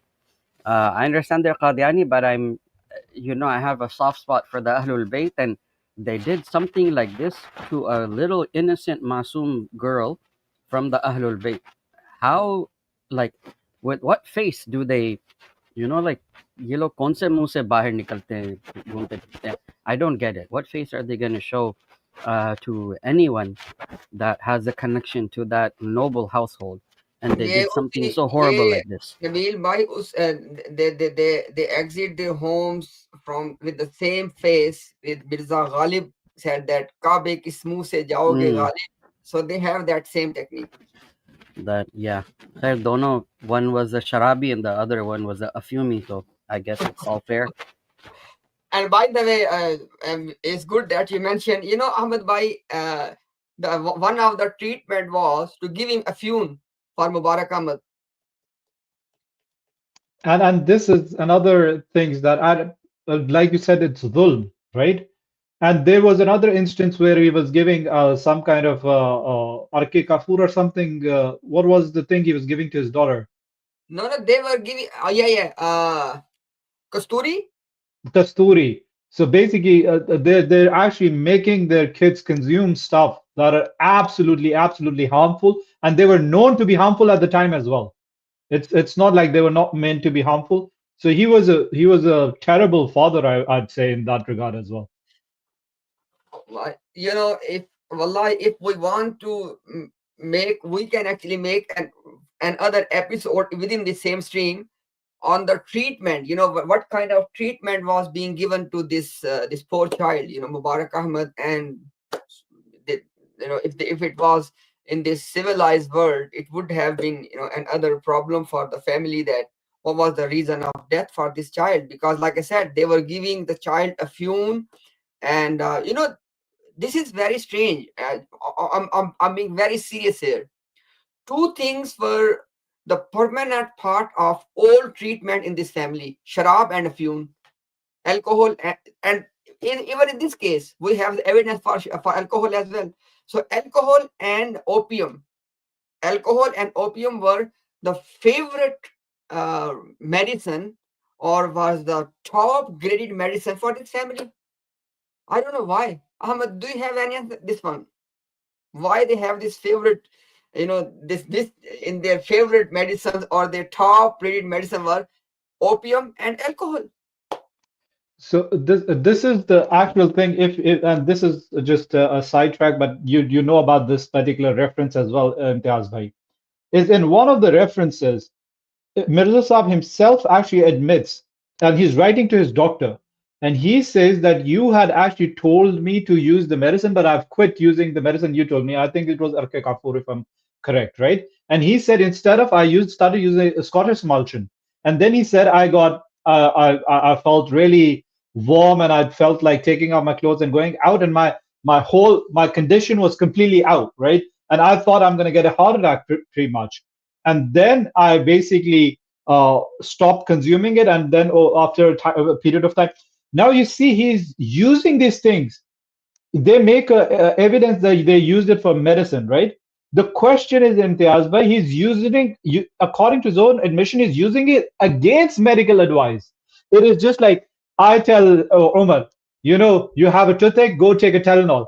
And he writes me back, he messages me back. He's like, I did not take a ibuprofen, right? Brufen, a paracetamol. I did not take a paracetamol or ibuprofen. I actually consumed a bottle of whiskey. I'll be like, are you okay, Omar? Like, I'm a medical professional, and I'm telling you a remedy. So you're absolutely right that it is very weird that if you go through his, because his son said the Mirza used to have a couple of things always in his medicinal drawer, right? And it was afune, it was opium for the people who don't know what afune is. So it would be opium, it would be the tonic wine, it would be alcohol. Subhanallah, like why not go for the I'm 100% sure all the Muslims would never consume all that, right? At the time, there were 1,000 hakims and people like that who I'm pretty sure would not be using these substances in the medicine. Why just go for these for every possible medical remedy that you want? It is actually very weird. It's actually very weird, Imtiaz bhai. Ahmad bhai, there is one thing also here, and you can help us inshallah with the reference, or you or Umar bhai or Nabil bhai. Something is coming in my mind. I think isn't it the case that there is some hadith like this, that Allah has not put any cure in something which he has made haram? Yeah, so there's some hadith relating to alcohol in that regard. And inshallah, I'll just try to dig it out because you're Yeah, right. You're right. yeah, yeah. Something is coming in my mind, inshallah. If you brothers can help me, and if I'm wrong, I'm happy, to be corrected, no problem. Because it just like vaguely something coming in my mind, that as though as there is some hadith of this meanings, something along these meanings, that if Allah has made something haram, Allah has not put any cure in that thing, in that substance. So inshallah, you can see if it is the case, or if inshallah I am Yeah, mistaken. so at least we have a hadith is in Abi Dawud that just came out. Nabi Karim Sallallahu Alaihi Wasallam said that verily Allah sent down disease and the cure, and for every disease He has made a cure. Seek treatment, but do not seek treatment by the unlawful. And the Arabic here is wala tadawu bil haram. So do not basically try to remedy through haram. وَلَا And everybody تَدَاوَوْا. yeah.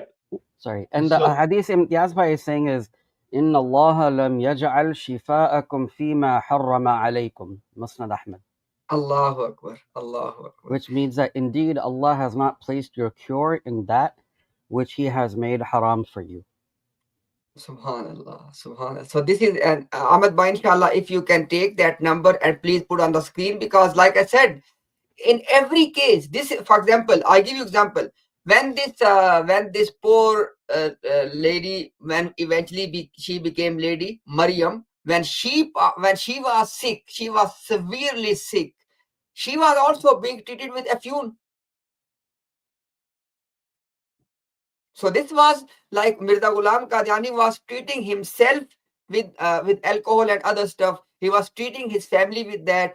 Then his children are treating themselves with him. Why? Why this so much obsession with haram? And you guys are claiming to be revive Islam. And then all you want to hide behind, oh, look at the cough syrup in cough syrup. Subhanallah. So there's a hadith in Muslim as well. Shaykh Nabil can actually. It says the wine is no medicine but an ailment. Allah. And then Nahi Rasul Sallallahu Alaihi Wasallam an al dawa al khabis. That Messenger of Allah Sallallahu Alaihi Wasallam prohibited unclean medicine. Allah. So Subhanallah, all of these are khabais. All of these are khabais. And guess what, Ahmad bhai? Wait for that stream, because somebody is there.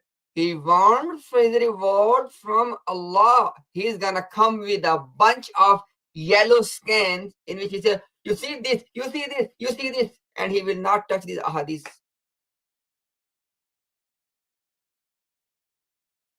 Wait for that stream, Ahmad bhai and Nabil bhai. That stream is coming very soon. Looking forward to it. Always look forward to your streams.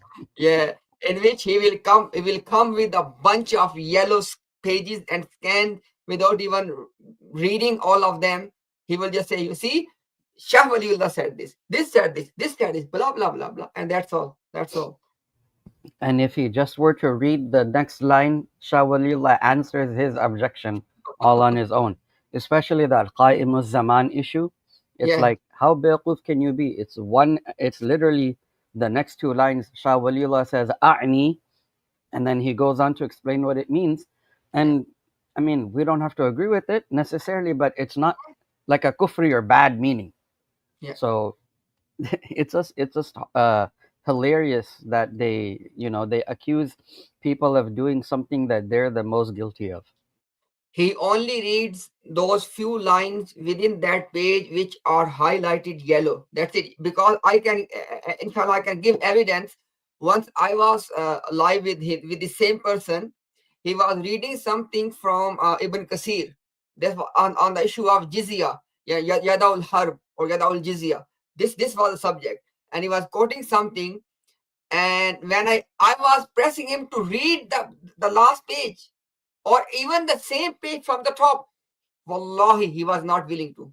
And I can inshallah put the clip out, inshallah people can watch, and it will be another evidence that he just comes up with those few lines yellow. And by the way, he's watching right now, and he is working on his sound bites already. And now right now he is looking around, you see, Nabil, why this is the Which detail. laptop is he looking at? Samne wala ya niche wala? No, niche wala.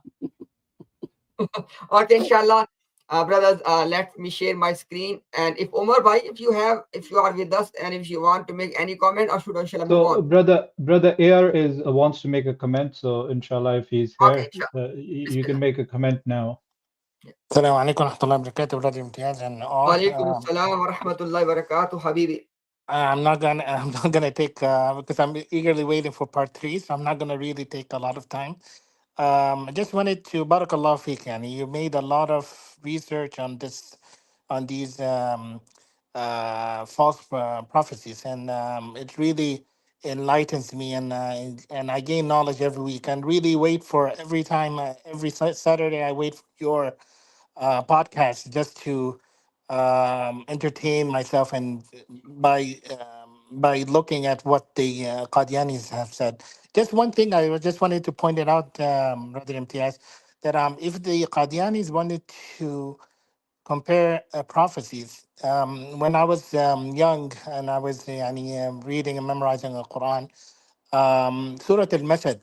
My teacher always said this. A famous scholar said that when Surah Al-Masad, Tabbat Yada Abi Lahabin wa Tab, was لما نزلت, Abu Lahab had the opportunity to say that I'm a Muslim, and then then he could say that Prophet Muhammad is a false because there's a surah saying that I'm gonna go into hell, but I'm a Muslim right now.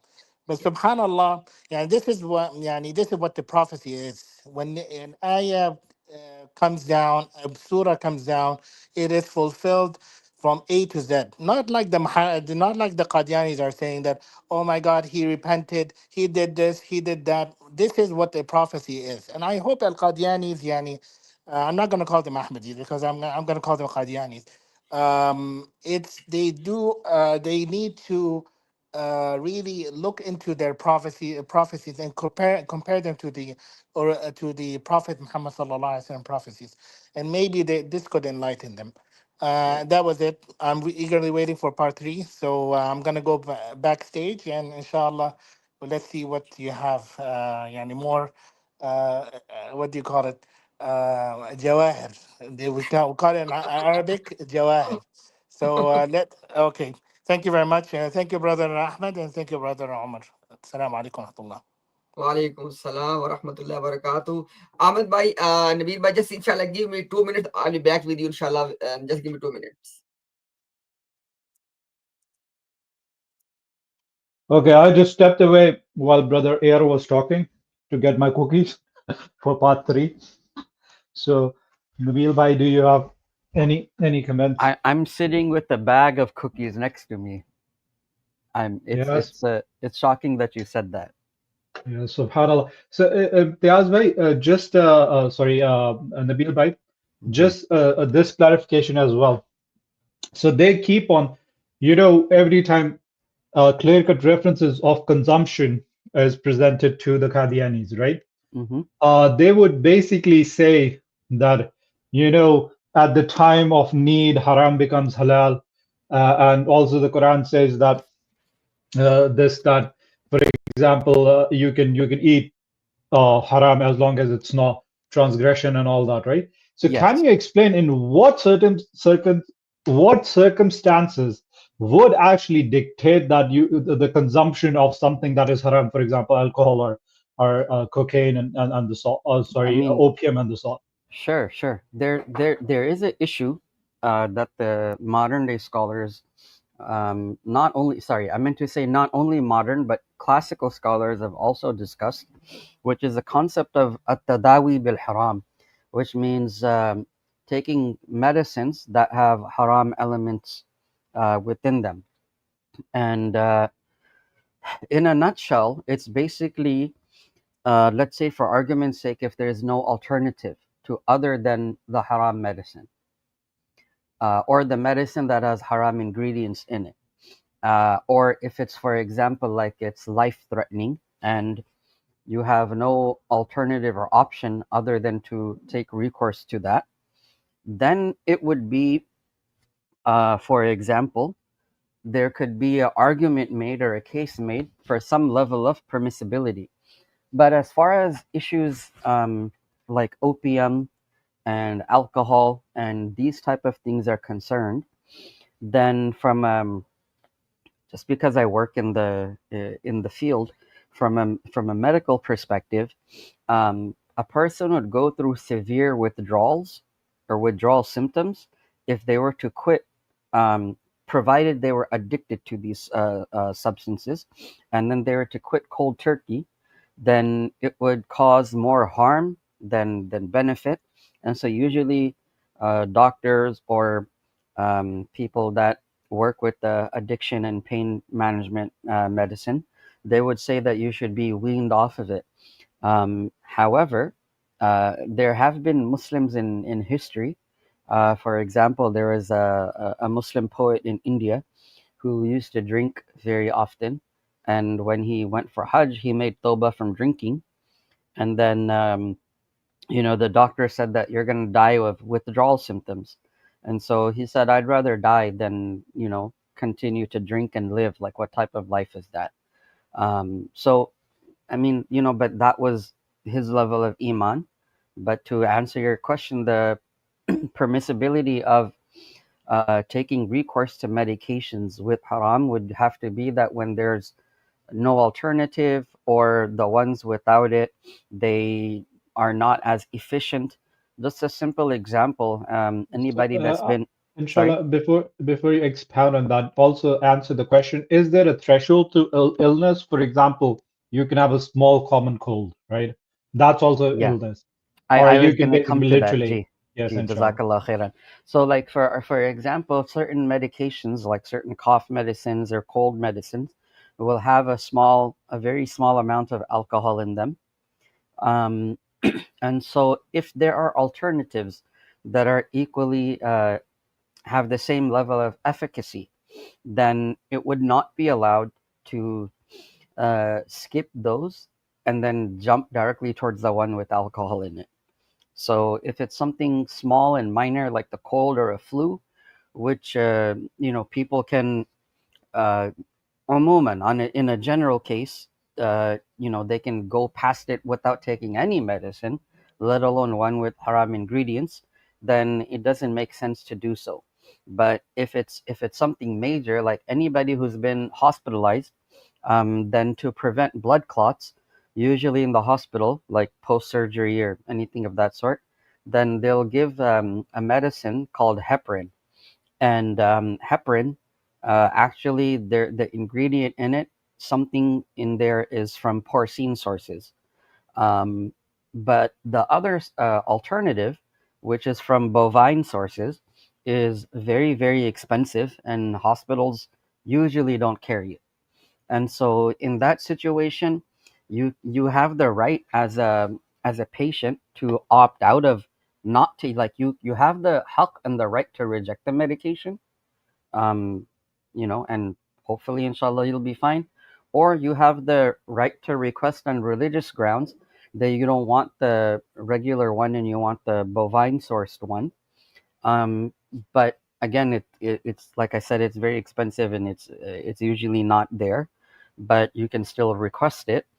And inshallah, because of the zarura, right, the situation, then modern fatwa have allowed to even take the normal one that comes from porcine sources. However, if there's no fear of blood clots, then there's no need for somebody to be on that medicine. And so if they give it to you and you don't need it, like you're up and about, you can walk and move, and there's no fear of blood clotting, then there's also no reason to take the medicine with haram ingredients in it. So I hope Jazakallah for that yeah, answers that. yeah, No, Jazakallah for Jazakallah. I was actually listening. My camera was off. I was listening. MashaAllah. That was very helpful to know this. Jazakallah, bhai. Ameen, ameen. I will just leave you with one thought at the end of it. So the thing that Mirza Sahib actually consumed, it has what was it? It was 7.2 mg of of Straight opium. opium Yeah. per ounce. It was dissolved in alcohol into wine. 7.2 mg of opium dissolved directly into an ounce of alcohol. So you can imagine what that cocktail was. It was nowhere close to be a medicine. It was not advertised as medicine. It was just taken as a relaxant per se. So that was the background of the drink that he used to consume. Allahu But Akbar. inshallah, Imtiaz bhai, we're still waiting for episode 3 very eagerly. Inshallah, Ji, if you bhai. want to proceed. Jazakallah khair. So let me inshallah share my screen and let's inshallah begin Before with you our. start, can I have 30 seconds, brother Imtiaz? Yes, yes, please. Yeah.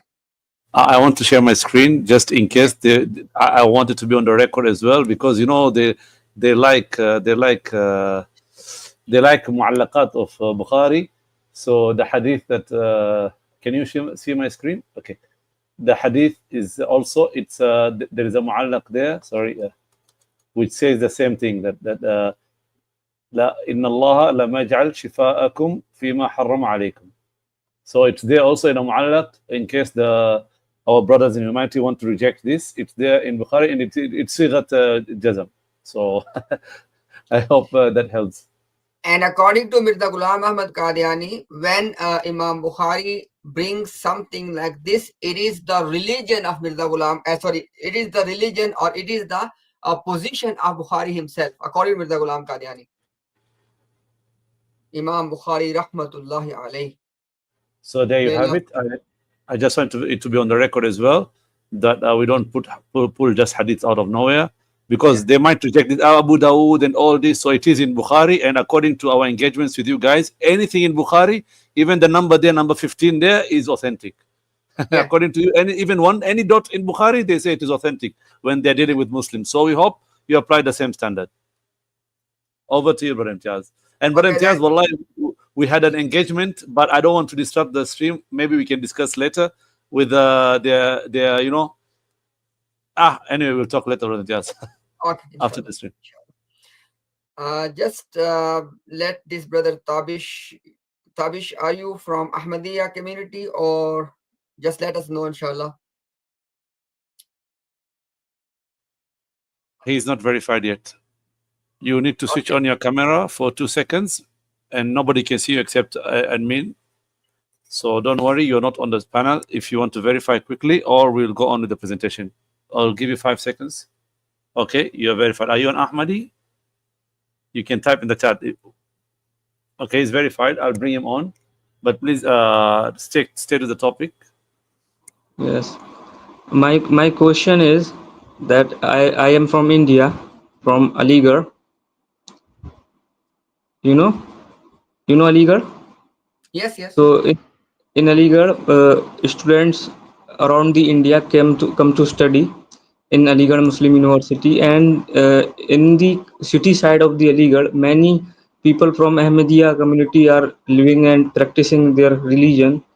So when new students like from the rural India come to study Aligarh, they don't know anything about Ahmadiyya community. They just think that they are also Muslims like us. So they misunderstood them, and sometimes, not often, sometimes they pray behind them. So how to, like, how to make them understand that they are not Muslim, and this misconception. Tabish, first of all, thank you very much. You came for the first time. You are our respected guest. Tabish bhai, if you can do us one favor, in the private chat, if you can share any of your contact details, I will connect you with someone very learned from India, inshallah, and he will be able to assist you from all the local sources, inshallah. Is that okay, Tabish bhai? Yes, of course. Yeah.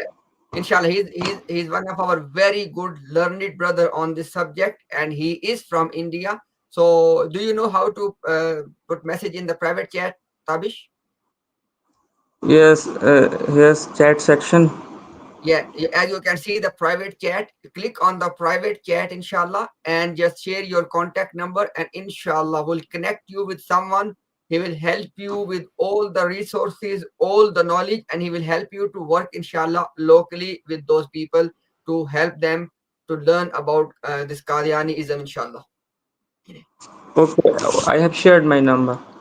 Jazakallah khair, bhai, and inshallah, you will be contact. Yes, I got it here. I got it here, and let me actually save it now because sometime I forget later. And inshallah, we will be in touch with you. Okay, brother Tabish? Okay, okay.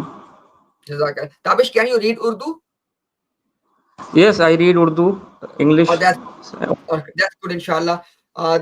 Inshallah, it will be very helpful because there is heaps of learning materials in a very precise manner in Urdu, inshallah, which I will request our brother from India to share with you. Okay, okay. Thank you, brother. And whenever, inshallah, once you will be in touch with the brother, wherever you have any question, you are more than welcome, inshallah, to come and join us and to ask any of your specific question as well. Jazakallah. Waiyaka Tabi bhai, thank you very much. Assalamu alaikum wa rahmatullahi wa barakatuh. So let me inshallah share my screen and let's cover this third part as well. So Bismillahir Rahmanir Rahim. Once again, let's enter into third episode of this entire this entire chapter of Mubarak Ahmad, i.e., a son of Mirza Ghulam Ahmad Qadiani, and his marriage with a child, Maryam, who was only two 2.5 years old, or according to some reports from their sources, 2 years old at that time. So basically a child marriage, and Mubarak Ahmad himself was 8 years old. So it was a child marriage that took place, and inshallah you can go and watch that first part in which we discussed everything about that marriage.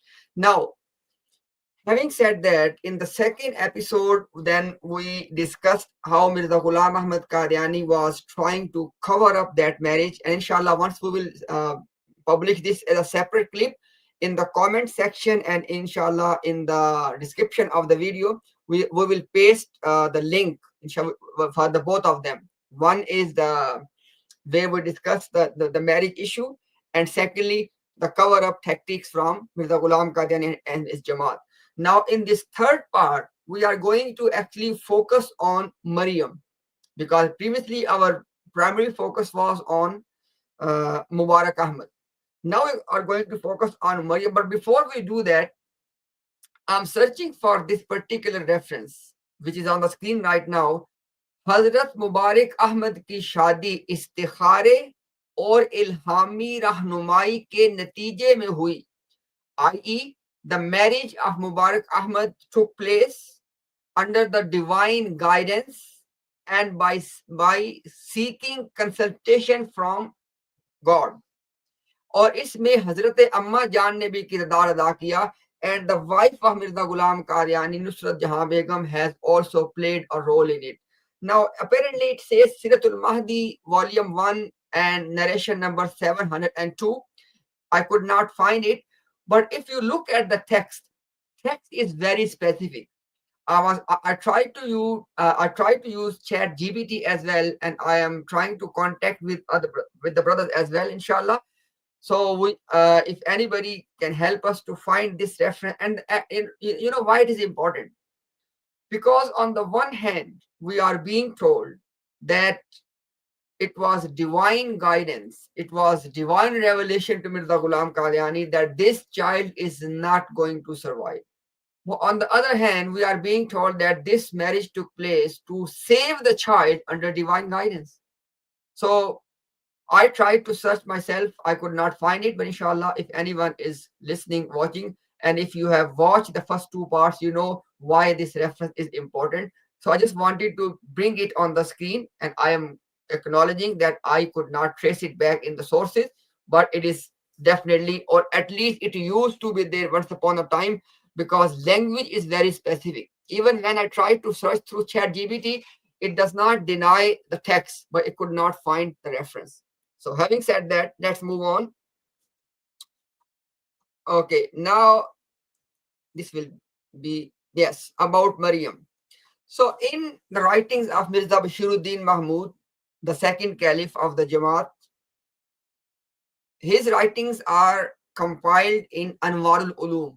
And in Anwarul Ulum, volume 17, from page number 348, for the next about 15 or 20 pages, there is an article called MARYAM, My Maryam. Okay, I'm gonna share with you some things, inshallah, from this article, so it will be another angle of looking at this issue. For example, Sayyida Umme Tahir ka bachpan. Now, why she is being called Sayyida Umme Tahir? Please pay attention, and inshallah you will know very soon. After the death of Mubarak Ahmed, obviously she became a widow, and then this continued to be the case for next 17 years.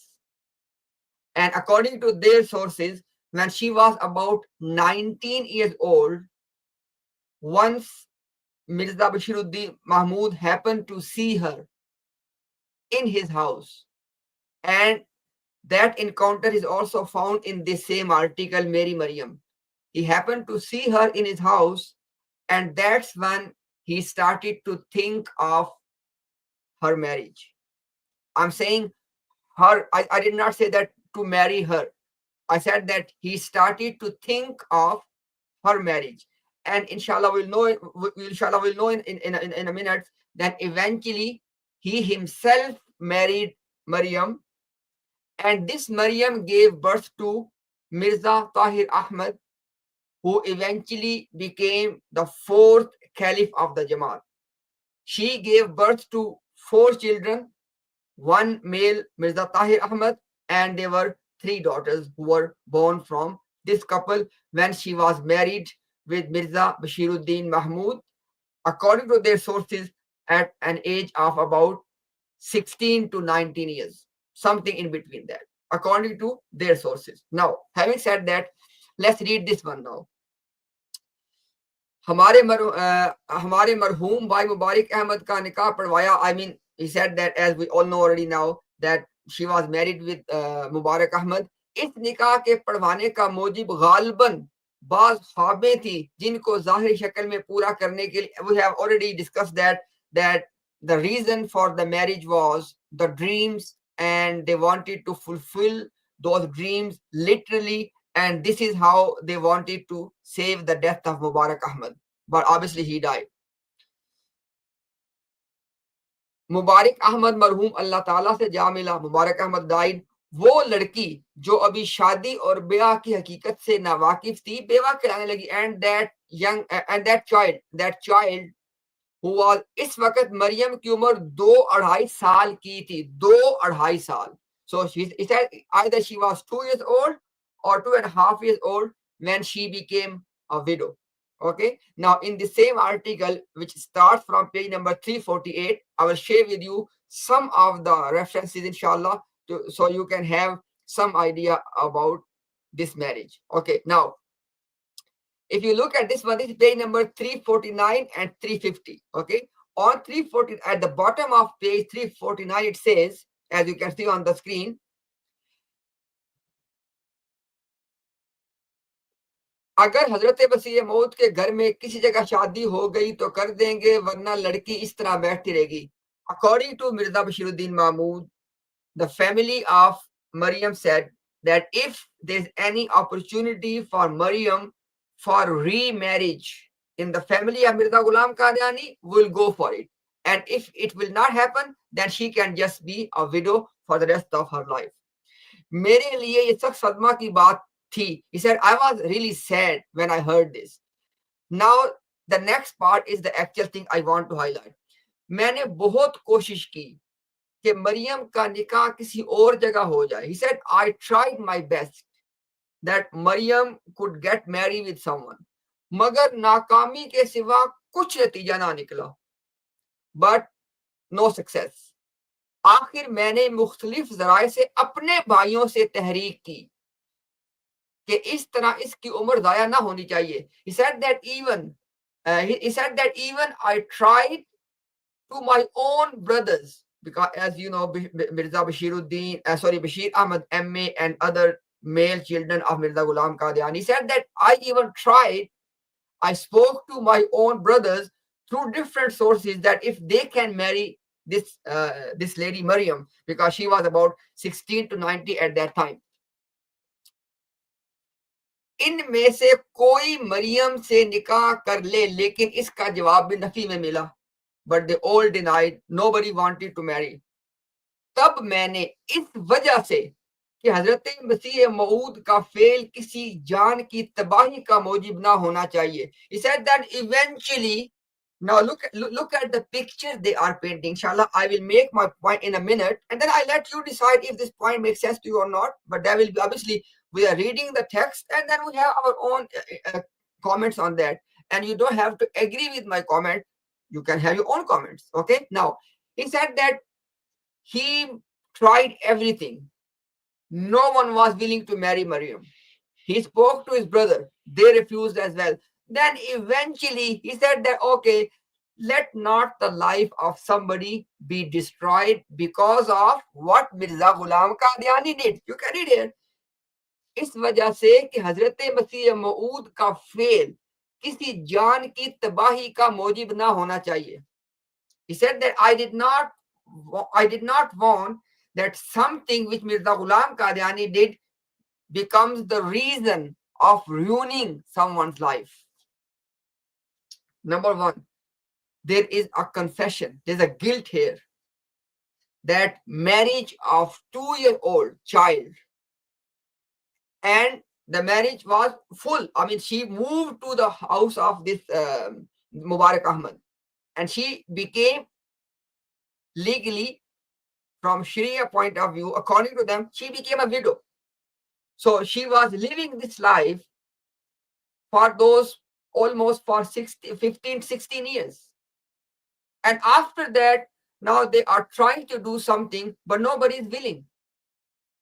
And then even when someone is going to marry this child, I mean, who was lady at that time, even he is not going to marry out of his choice or she likes. And inshallah, you will discover in a minute that it was not that he likes Maryam.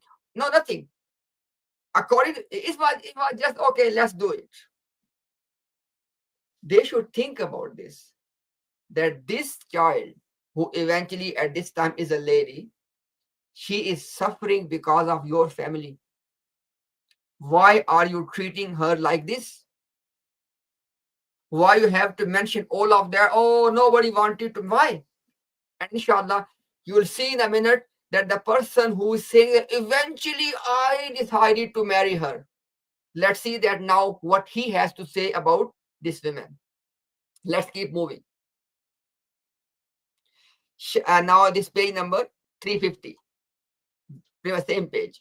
शादी के इब्तदाई अयाम, early days of marriage.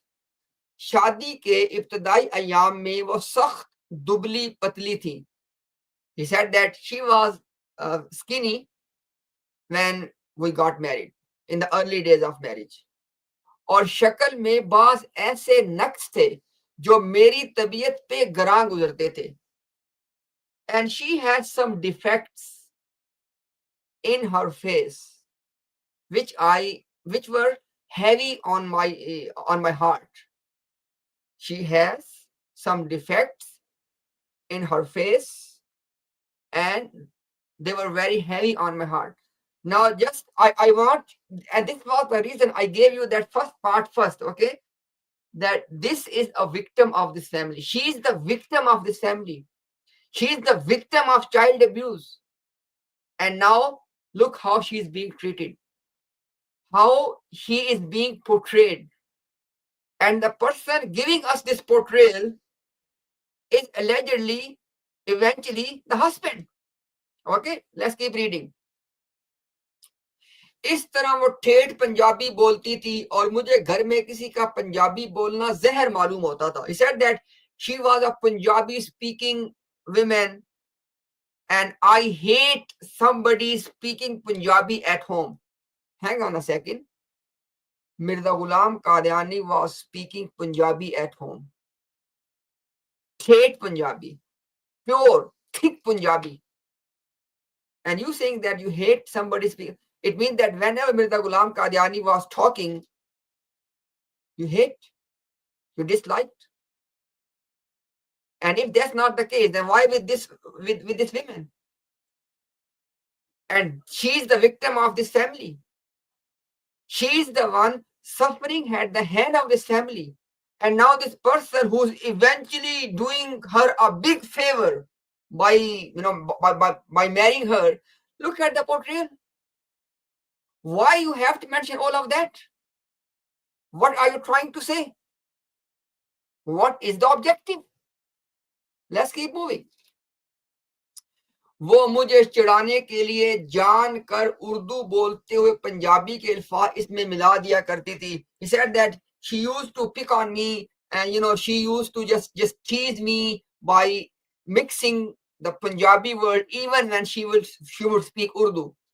इस तरह चूंकि बाप माँ की वो बहुत लाडली थी, जरा सी बात भी अगर नापसंद होती तो उस पर चिढ़ के रोने लग जाती थी. She said that she was a spoiled child.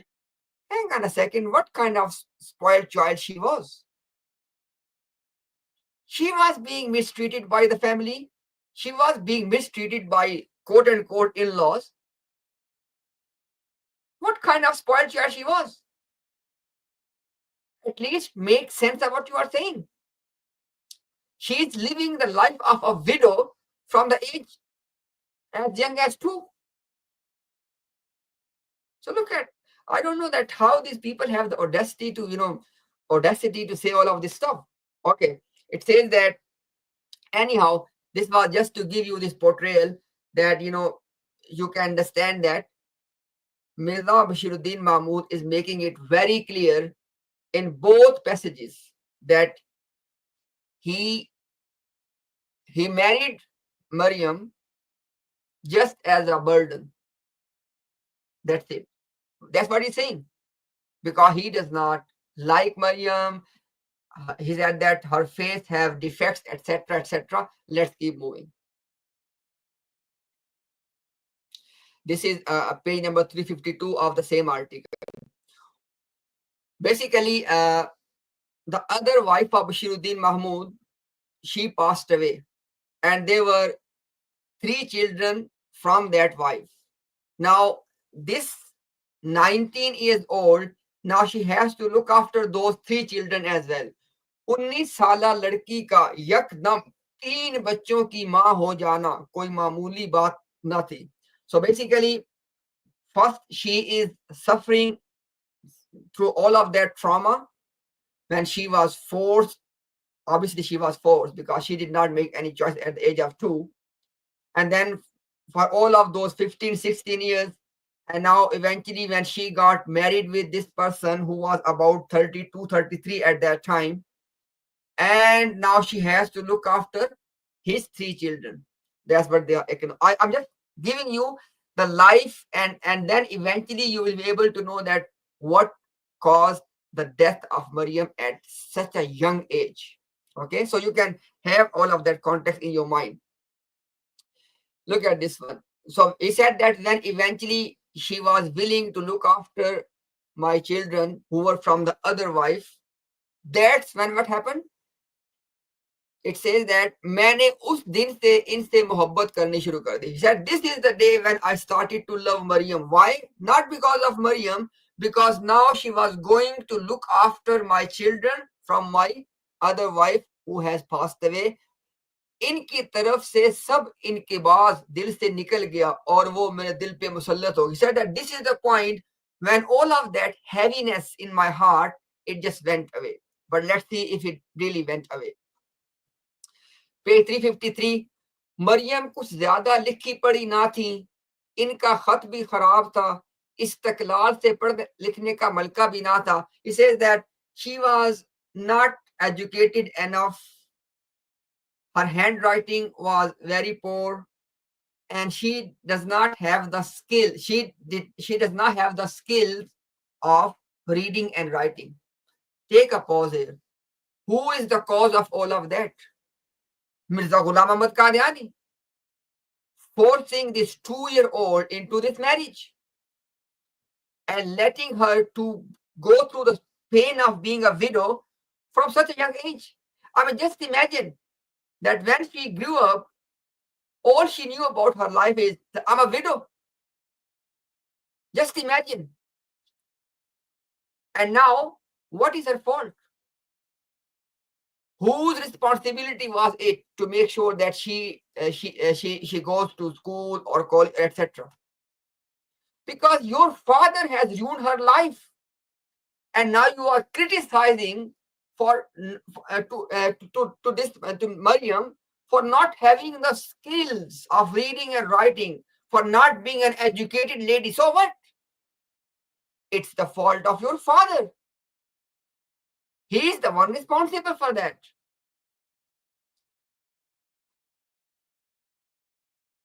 इल्मी बातें ना कर सकती थी, मगर इल्मी बातों का मजा खूब लेती थी. He said that she could not, talk in an educated way. इल्मी बातें ना कर सकती थी. I mean, basically what he's trying to say is that, I don't know that how would you like to translate this one, Nabil, if you want to give us a good, better translation. इल्मी बातें ना कर सकती थी, मगर इल्मी बातों का मजा लेती थी. She couldn't participate in academic discussions.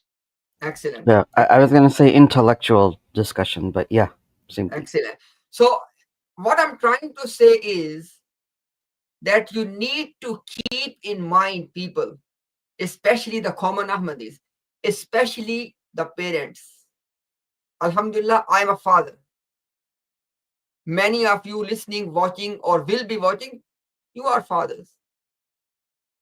Just look at this portrayal and put everything into the context. Why you have to paint an ugly picture of this lady, and then you are giving the title to this article, Mary Maryam. Subhanallah. You are telling us she was ugly. You are telling us she was dumb. She couldn't read and write. She could not even participate in a good discussion. Then Mary Maryam. Subhanallah. Whose fault was it? Why you have to give this evil or bad and ugly portrayal of this lady? You should sympathize with this lady because she suffered. She suffered at the hand of your family, specifically your father. I want people to just keep in mind these 4 things. Number 1, no, it's telling us that no one from the family is willing to marry her. Why? Why don't you have any sympathy for such person? And then eventually when he is willing to marry, that was not out of a choice, that was just like as a burden. Because he's telling us, I don't like her. She was ugly. She was dumb.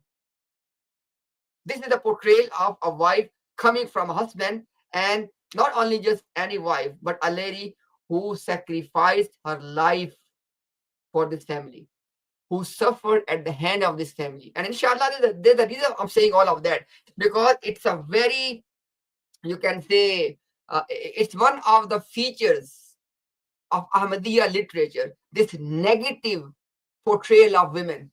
Inshallah, I'll give you proof in a minute. Just let me just go through some of the references.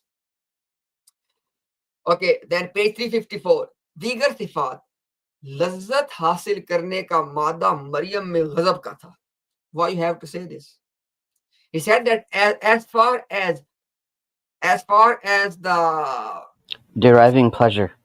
driving pleasure, as far as driving pleasure is concerned, he said, Ghazab khata, she was best at it. Why you have to say this? What it has to do? Why? As far as pleasure seeking essence was concerned, she was best at it. एक मुर्दा दिल को जिंदा बना देती थी. She could revive a dead heart. Put those two things together, and then you do your own interpretation. You do your own comments on that. I don't have to. That she How was good.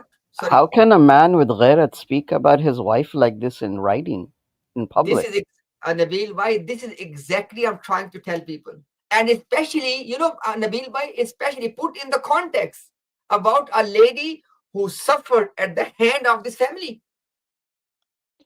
Nabil bhai, what is the hadith about the man who presents his wife to people?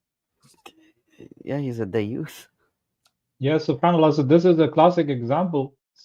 This is actually selling your wife, saying that she It's, has this weird quality. Subhanallah, I'm like dumbfounded. it's I cannot every say. episode is going from bad to worse, and my mouth is hanging, just like I'm like perplexed.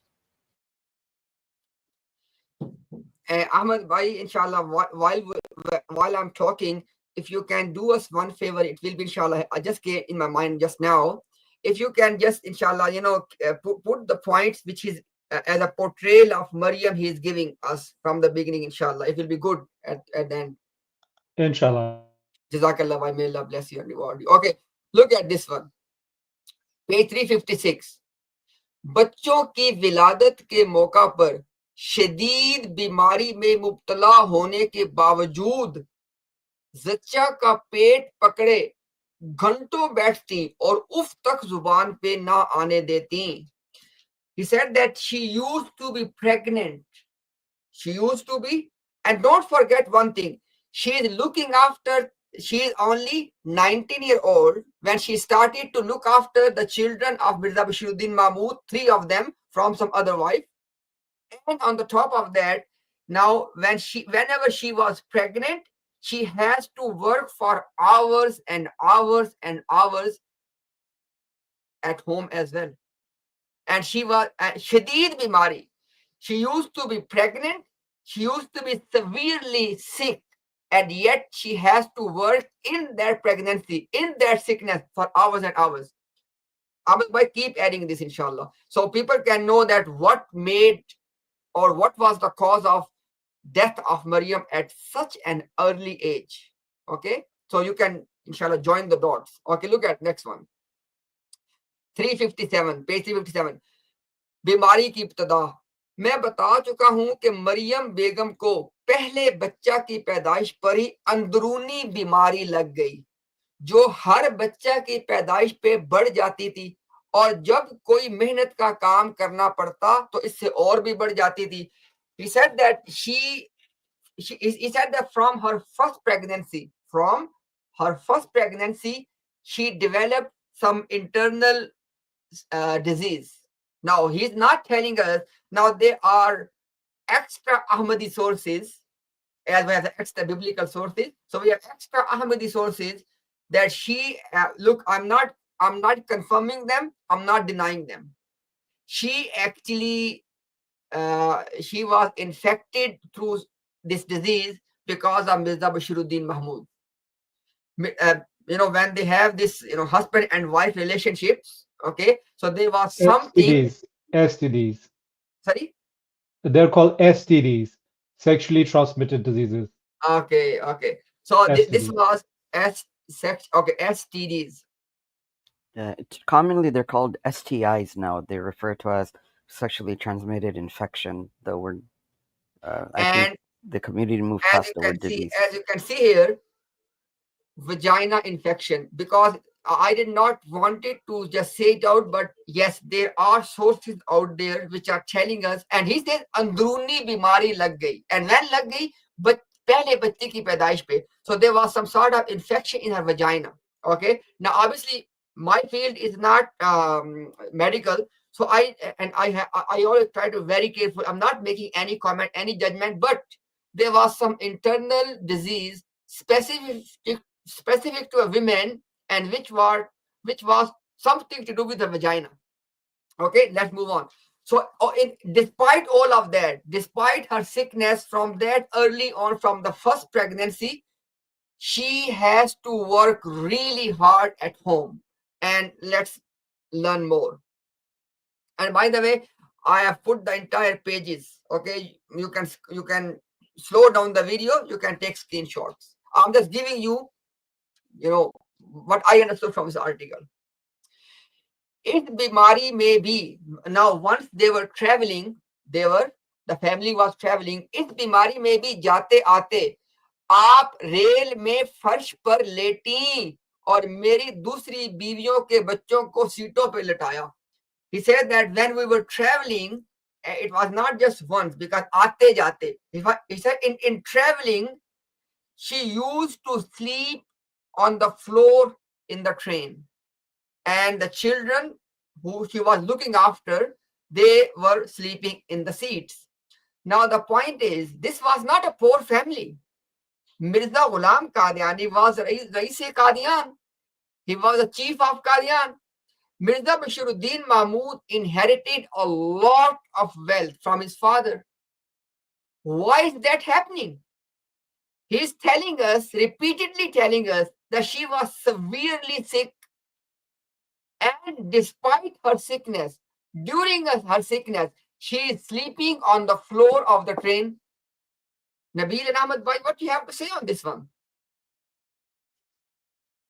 It's just like This is ظلمات بعضها فوق بعض, and it's just zulm upon zulm.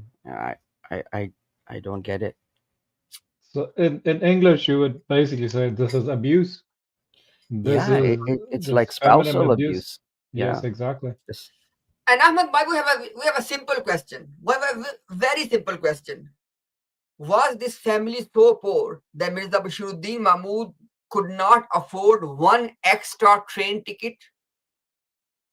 This Mirza Bashir Mahmud was traveling all over the world. He had loads of money. They were Raisu Qadian, right?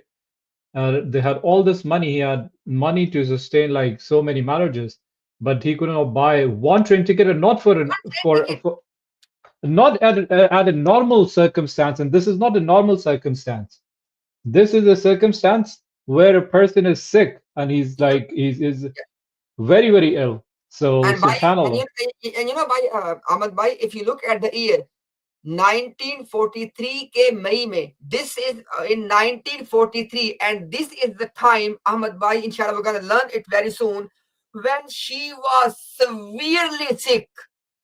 She has given birth to 4 children despite all of that sickness, despite her infection in her vagina, despite all of that. Now she is still sleeping on the floor in the train. You have to tell us why. Why it has to happen. And by the way, Ji bhai. I was just generally saying, thinking about this, if we all have families, right? And sometimes our spouses are not feeling well. And I would never imagine a scenario where there are two, even if we can afford 2 seats, my wife gets both the seats. SubhanAllah, this is how our deen teaches us, right? It is not that you say, I came on a seat and my kids came on a seat from other wife, but she sleeps on the floor. Like, Yeah. how abusive are you? And by we have the hadith, khairukum li ahli. The best amongst you is the one who's best with the family. And this person is the caliph. He is the reflection of Allah, na'uzubillah min dhalik, on earth. This person is manifesting the attributes of love, compassion, mercy, and rahmah. This person is the role model. And he is letting his severely sick wife sleep on the floor in the train. Look, you are all parents. Instead of hating me, Ahmed, or Nabil, or Adnan, or any one of us, please, you need to answer these questions for yourself. And this was the reason I'm giving you this information, that why this lady has to suffer this so much. Okay, पाँव के तलवे इनके घस गए, इनके भाई ये नबील भाई, how to translate पाँव के तलवे इनके घिस गए या घस गए? The sole of her feet became oh, how do you translate kisge? Ahmed bhai, help me out. Were scraped off? Or yeah, were scraped or bruised. In this severe sickness, because of that immense hard work, and inshallah I'll give you from his own writing that the level of hard work she was going to go through. And even in this passage, when he says that paon ke talve inke ghis gaye, that even her feet, whatever you said, so basically try to imagine the life of this woman. Wallahi, let me say something. La ilaha illallah Muhammadur Rasulullah. I am taking an oath by Allah. When I was reading these passages, La ilaha illallah Muhammadur Rasulullah, I was crying. Because I was trying to feel the pain of this woman. That look from what age she started to suffer. Because you know why? I have daughters. I'm a human being. I don't have a stone. I have a flesh heart. Subhanallah. This is this family. They are the saviors of humanity. And this is how they are treating this women. Let's inshallah. They're doing love for all but hating their wife. Wife. Exactly. It's so sad. Sorry, yeah. Now, I was just saying it's so sad, even like in the Quran, in Surah An-Nisa, Allah Ta'ala says, وَعَاشِرُهُنَّ بِالْمَعْرُوفِ. This is like, astaghfirullah, عَاشَرَهَا بِالْمُنْكَرِ. It's like it's horrible. It's Exactly. worse than like a novel or a movie or some type of drama. It's like, yeah. Naveed, but it's good that you mentioned. Wallahi, I swear by Allah, if somebody makes a movie with with all of these features and by depicting all of these characters, wallahi, it will move the hearts of Ahmadis. Because this is pure zulm. Yeah. Zulm on a women from the age as young as 2 years old. And this is their Khalifa, their what was his title again? I'm forgetting now. Muslih Ma'ud. Muslih Ma'ud. He can't make islah of himself to treat his wife nicely. I'm shocked. फिर उनको शदीद दौरा बीमारी का हुआ. Now, I mean, now at this time, when she is going through all of this tough life, then she had another severe attack of whatever disease she was suffering through. Now, page 359, just some, and by the way, just imagine, this is just the glimpse of her life coming from Mirza Bashiruddin Mahmud. Just imagine if she was writing herself as her autobiography, or if somebody would really write about her, if somebody was witness, or if somebody was aware of all of the hardships she went through, then you can imagine that what would be the you can say that the level of pain you can feel in that. This is just coming from the Caliph himself. So page 359, Ramzan mein mushakkat. When groups of people were coming to Qadian where they were living, what was happening? People were complaining, the groups of people who were visiting Qadian, they were complaining about the food. So people were complaining about the food. Then she has to cook for those people as well. Natija ye hua, marhuma ne is jaan lewa bimari mein रात को उठ कर 3-3 4-4 शेर के पराठे सहरी के वक्त पका कर लोगों के लिए भेजे, जिससे बीमारी के मुकाबला की ताकत जिस्म से बिल्कुल जाती रही. He said that despite all of that severe sickness, he is telling us, despite that fatal disease, janlewa bimari, she used to wake up 3 and 4 o'clock at night, and she has to cook for the multitude of people. And because of that cooking, she lost all her immunity. मुकाबले की ताकत जिस्म से बिल्कुल जाती रही. She lost all immunity. And by the way, मैं तो कमजोर था, रोजेदार रखता था. He said that as far as myself is concerned, I was so weak. I could not fast. हैं? क्या किया? अहमद भाई क्या किया? क्या Brother खलीफे Imtiaz, पे रोजे फर्ज नहीं So, थे? Sorry, that was no, where. that is a common theme in the family, right? बाप भी नहीं रखता था, बेटा भी रखता था, ये तो शहजादे लोग हैं. Sorry, Umar bhai, you wanted to say something? no, there was an Ahmadi brother in humanity who was asking to contact you, but he had just acknowledged that, khalas, he acknowledged that he will send an email to you. He wants to discuss something with you. Omar, maybe you can share Bashir's number with him somehow. If you can come, brother, if you can join the stream, we can, and not come online, but we can send you the contact details in the private, right? Nobody can see you. Don't worry. It's just in Yes. the private chat. We can Yes. share with you the number. Yeah, If so we share it in just public, just join, just come here. You're not gonna go online. You're gonna be backstage, but we'll be able to have a chat with you. So inshallah, brother Abdullah Khan, inshallah. So anyhow, this reference was to give you, some idea that what was going on with this poor Maryam. And now I don't think that there's any surprise or there's any clickbait here why I called it story of a Maryam, even though the initial part was about Mubarak Ahmad. But Mubarak Ahmad passed away at a young age. Then actual person who suffered at the hand of his family was Maryam. Poor lady. Okay, Marzul Maut ka hamla. He said that, Ahmad bhai, look at this one. उस वक्त डॉक्टरों की गलती से एक ऐसा टीका लगाया गया जिसके खिलाफ मरियम ने बहुत शोर मचाया कि ये टीका मुझे मुवाफक नहीं आता. Now she is being treated by, I don't know which doctors they were. She is screaming. Please pay attention. She is screaming that, look, this treatment, for example, in the modern days, whenever you attend any doctor, before they prescribe any medicine, they ask you one question. Are you allergic to something? Am I right, Ahmed bhai?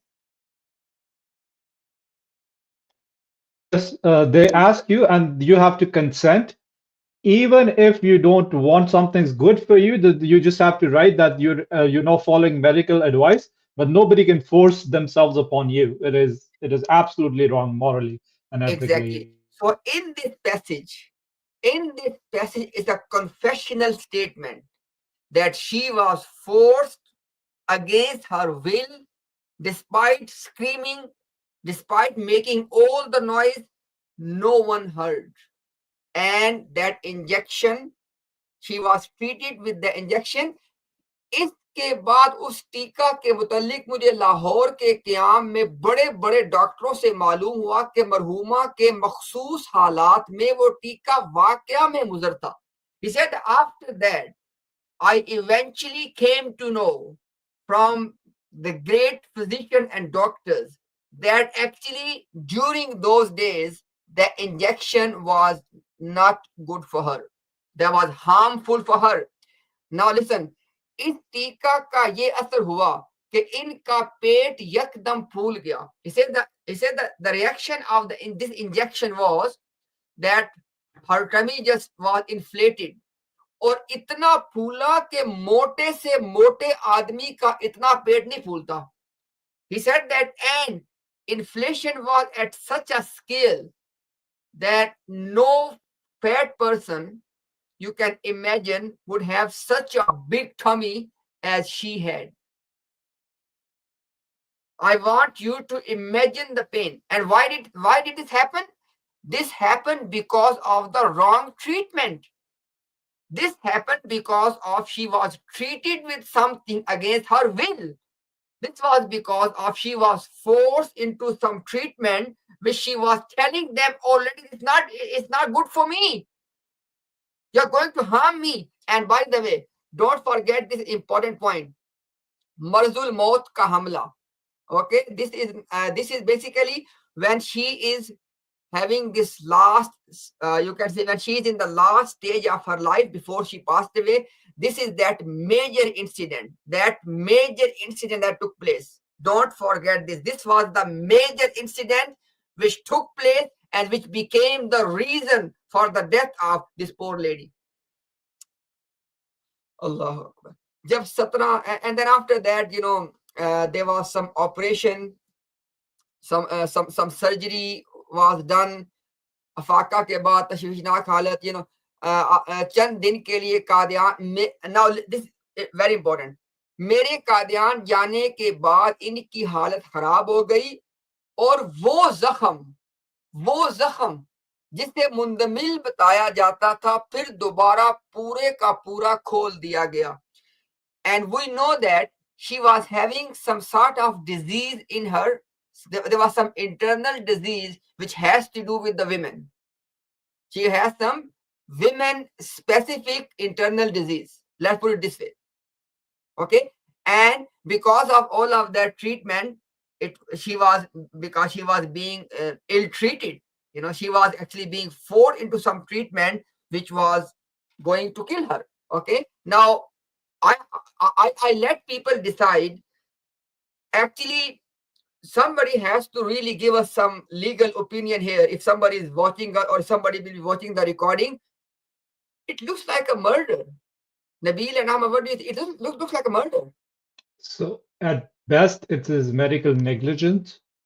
If you want to go to the least possible wrongfulness, but on a case can't be made for a medical murder. That it was negligence to the point that it would consider at least manslaughter as far as I'm concerned. Nabil Bhai can actually expound more on it. I'm honestly, I'm at a loss for words because this is the first time I'm hearing all of this.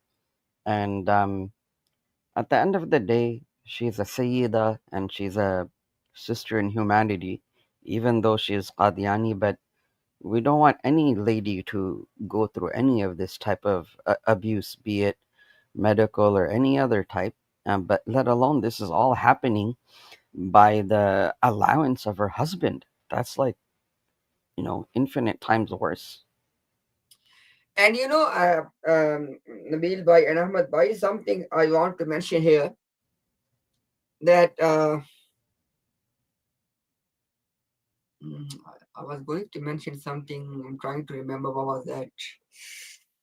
Oh, anyhow, maybe I skipped that point. Okay, inshallah, let's see if it comes back. So, and by the way, this is the इन्हें अफ्यून भी देनी शुरू कर दी थी. She was given opium as treatment. Ahmad Bhai, the reference for opium, 362. Their favorite treatment. Obviously, she was given against her will. So what time are we at? Like in terms of 1943. 1943. And opium was actually, if anybody knows, it was made as a illicit drug in 1920s. It was classed as a drug, illegal drug, in 1920s. Most probably that did not translate into India, but as far as the Western nation goes, they actually knew the harmful effects of opium by 1920. Mm-hmm. But these are British people that are there at that time. Even in 43, the British were still in India and they had recourse to And she whatever was, by the way, at this time, she was in Lahore in Sir Gangaram Hospital. Yeah, this is pre-partition, right? 43. Yeah, So exactly. Yeah. So now, yeah. Gigi. No, Mazrat. I was just saying the British people in India pre-partition and even Indians at that time, they still had access to the development of modern medicine. Lahore was not some random village in God knows where India. Lahore is a major hub. It's one of the big cities. Exactly. Exactly. So basically, this is the reference that she was given opium. Now Ahmed Bhai and Nabil Bhai and all those who are watching and listening, this lady during this severe sickness, in this fatal disease, when she is fighting for her life, in this situation, there was something Mirza Bashiruddin Mahmud said to her. Look at this one. कोई बात उन्होंने की जिस पे मैंने इन्हें नसीहत की. He said that I gave some advice to her. Now everyone knows that when someone is in these last moments, nobody tries to say anything which can offend a person, which can give pain to a person, especially this lady with all of these hardships, with all of this pain, all of that happening. Now look at this one. Whatever, obviously he did not tell us what was that. Whatever he said, she looked at me or kaha, basically he is telling us either she said this or he is just trying to convey her emotion. But look what the emotions are. मेरी तरफ देखा और कहा कि मेरे प्यारे आका मुझे काफिर करके ना मारें. Now there was something said by Mirza Bashiruddin Mahmud which made her feel, according to Mirza Bashiruddin Mahmud, as though as she is being said that you are going to die as a disbeliever. And again at that you can say, और मुसल्लम की नवासी वो सैयद थी और मसीह मऊद की बहू को काफिर करके नहीं मारेगा. Now what I'm trying to highlight is, there was something said at that time in her last moment by Mirza Bashiruddin Mahmud Ahmad, which made her feel as though as she's a disbeliever, as though as she is going to die as a disbeliever. It's in the line above. It says something like Ruhani Kamzori Dikhai Hai. Yeah. It's red, so I can't read it, but Yeah. मैंने इससे समझ गोया मैंने ये कहा है कि तुमने रूहानी कमजोरी दिखाई है, रहम को उभारने वाली नजरों से. He said that whatever I said to her, she perceived as though as I am saying that she is showing spiritual weakness. Now she is fighting for her life. She is struggling on the deathbed. She is given that all of that wrong medical treatment, and the husband is saying her something which is making her feel as though as she is spiritually weak. Again, as a husband, I don't know what he was doing. I don't know. Wallahi, I have no idea. Okay, let's inshallah read a couple of more glimpses. एक दूसरे को समझने की हसरत. मेरी मरियम, जैसा कि मैं पहले लिख आया हूं, अपनी बीमारी की वजह से इस वहम में अक्सर मुब्तला रहती थी कि मैं उनसे मोहब्बत नहीं करता. He said that she was having this feeling as though as I don't love her. Now, Ahmad, Nabil, and all the listeners, if he was a loving and caring husband, which we have seen already, that he was making her sleep on the floor despite her sickness, and she had this feeling as though as he does not like. And by the way, I let you decide if it was just her feeling or that seems to be the case pretty much. Ahmad bhai? So here there's a, अगर आप इसको you read it very carefully, he's saying अपनी बीमारी की वजह से वो इस वहम में मुब्तला रहती थी कि मैं उनसे मोहब्बत नहीं करता. So बीमारी, we actually have seen what that particular disease was, right? So Yeah. most likely he wasn't even the rights of a wife. He wasn't fulfilling the rights of the wife. Most probably from this passage, it is very apparent that he wasn't fulfilling the rights that belongs to the wife. And obviously, we all know that women actually do feel completely unloved if you don't talk nicely with them, you don't fulfill your rights and stuff like that. He himself is saying that I used to find her repugnant. I used to find her unattractive. I used to find the way she talks very not nice. He's basically throwing her on the floor, right? Pretty much like you sleep on the floor. And at the end of the day, he's saying, oh wow, she did it. And even then he's blaming her. If the husband look at the sentence, he's Yeah. not saying that because of X, Y, Z, it felt like unko galat fahmi thi, Mm. or something. He's saying it was her fault because of her disease. It was Yes. her fault that she thought that I don't love her. And by the way, he said this in this line. उन्होंने अपनी he said आखिरी बीमारी में जो दो औरतें बारी बारी इनकी सोबत में रहीं, उन्होंने मुझसे अलग अलग सुनाया कि उन्होंने अपनी गलती का एतराफ की. He said that eventually she realized her mistake, that I am the one who is at fault. Yes, subhanAllah, and it's always, I'm actually always amazed that every single Qadiani account have these unknown people who've done tawbah, who have said that they made mistakes, and there's actually no record about that except for their own literature. Subhanallah, Subhanallah. And by the way, don't forget, I have said this earlier, and let me say one more time that this is the portrayal, this is the story coming from Mirza Bashiruddin Mahmud. You can imagine that how selective it would be. And still you have all of this big problem and issues going on. Just imagine that if a third person was writing this whole story. What do you think, Ahmed Bhai? Yes, to me it looks like a cover up. To be honest, you know, the reason for at least for me that he might have written this story is that there were a lot of people who observed, right? You know, the servants and the people around who observed these abuses. Now in the hindsight, he wants to justify them or whitewash them, bring up a cover up for them, and this is a perfect cover up.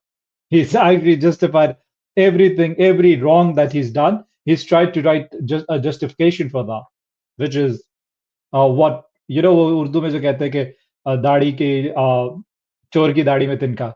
So Exactly. it's somewhat of a situation like that, at least to me. So, Ahmed Bhai, can you just check on the Google that the exact year she passed in 1943 or 1942? I think 43 maybe.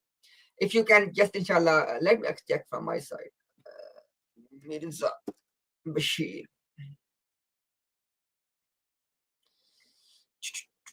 Bashir Bhai wrote that she died on March 5th, 1944. Yes, this was definitely something around there. I just want to make sure. So Bashir Bhai, did you write the date of the year of her death or the year of Mirza Bashir claiming to be Muslim Maud? He wrote the year of death. It says Sayyida Maryam died mysteriously on March 5th, 1944. 1944. Okay, okay. Now, she died in 1944. Let's do a little bit of math. In 1907, she was 2 years old, which means that she was born in 1905, correct? G, correct. Somebody born in 1905 and dying in 1944, about 39 years old, isn't it? Yes. Just She 39 died. years old. Yeah, she died roughly at the age of 39.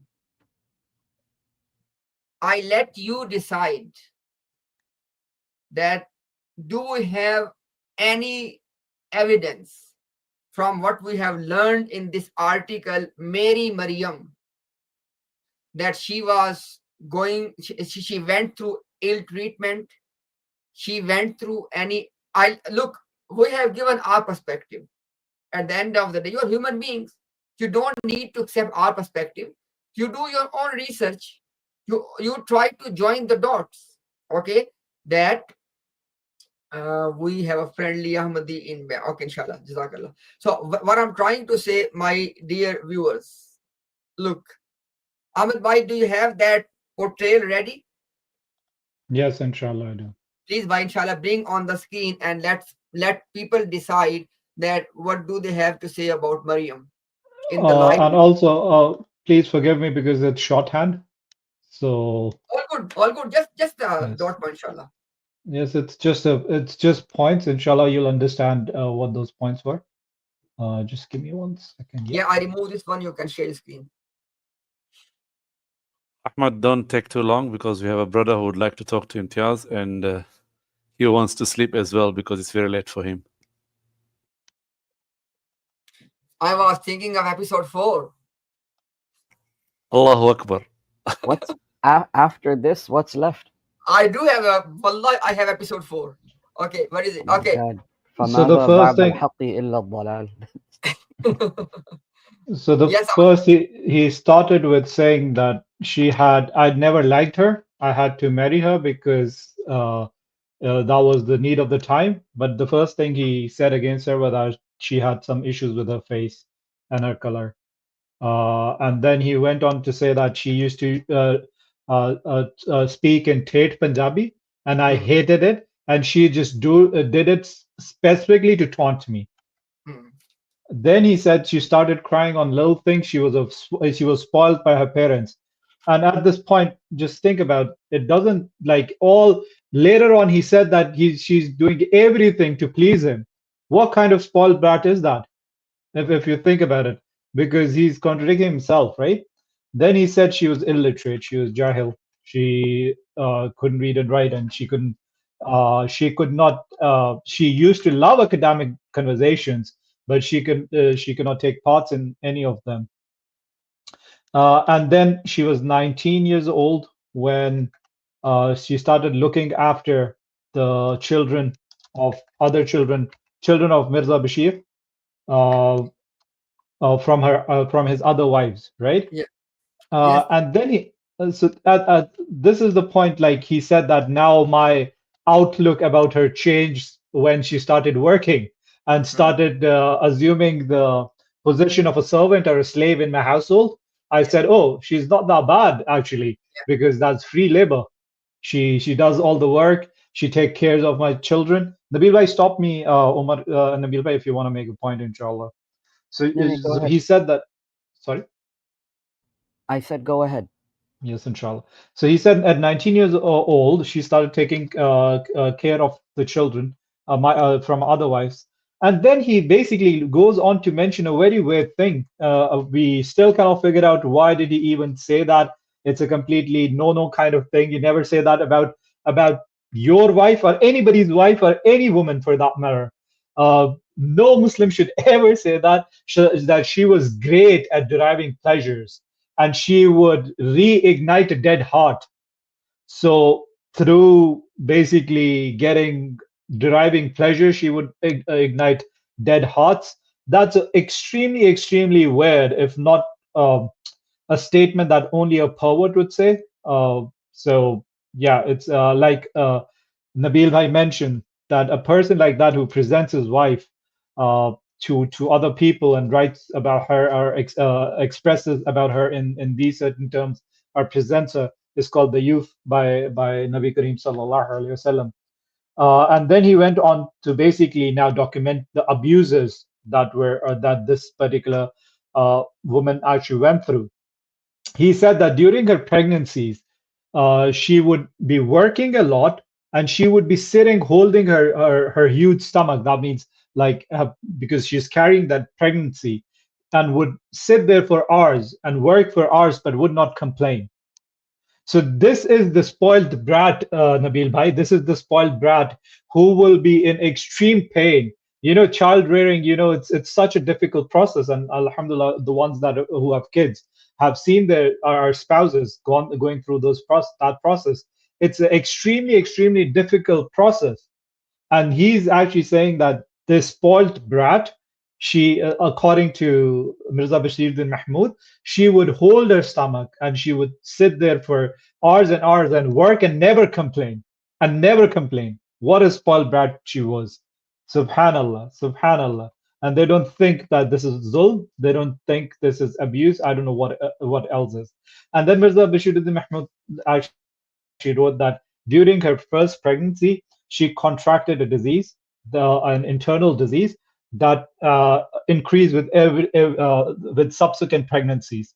And like our brother Nabil pointed us towards that it might be some STIs because it's actually not very explicit in the text, but through external sources. And given the evidence, we can assume that these are STIs, sexually transmitted diseases. And just for the people to know what STIs are, is when you have a partner and he's generally not sleeping with just close for like their wives and stuff like that, and he has a habit of uh, sleeping around. So they grab infections from unrelated people and then they transfer it to their spouses.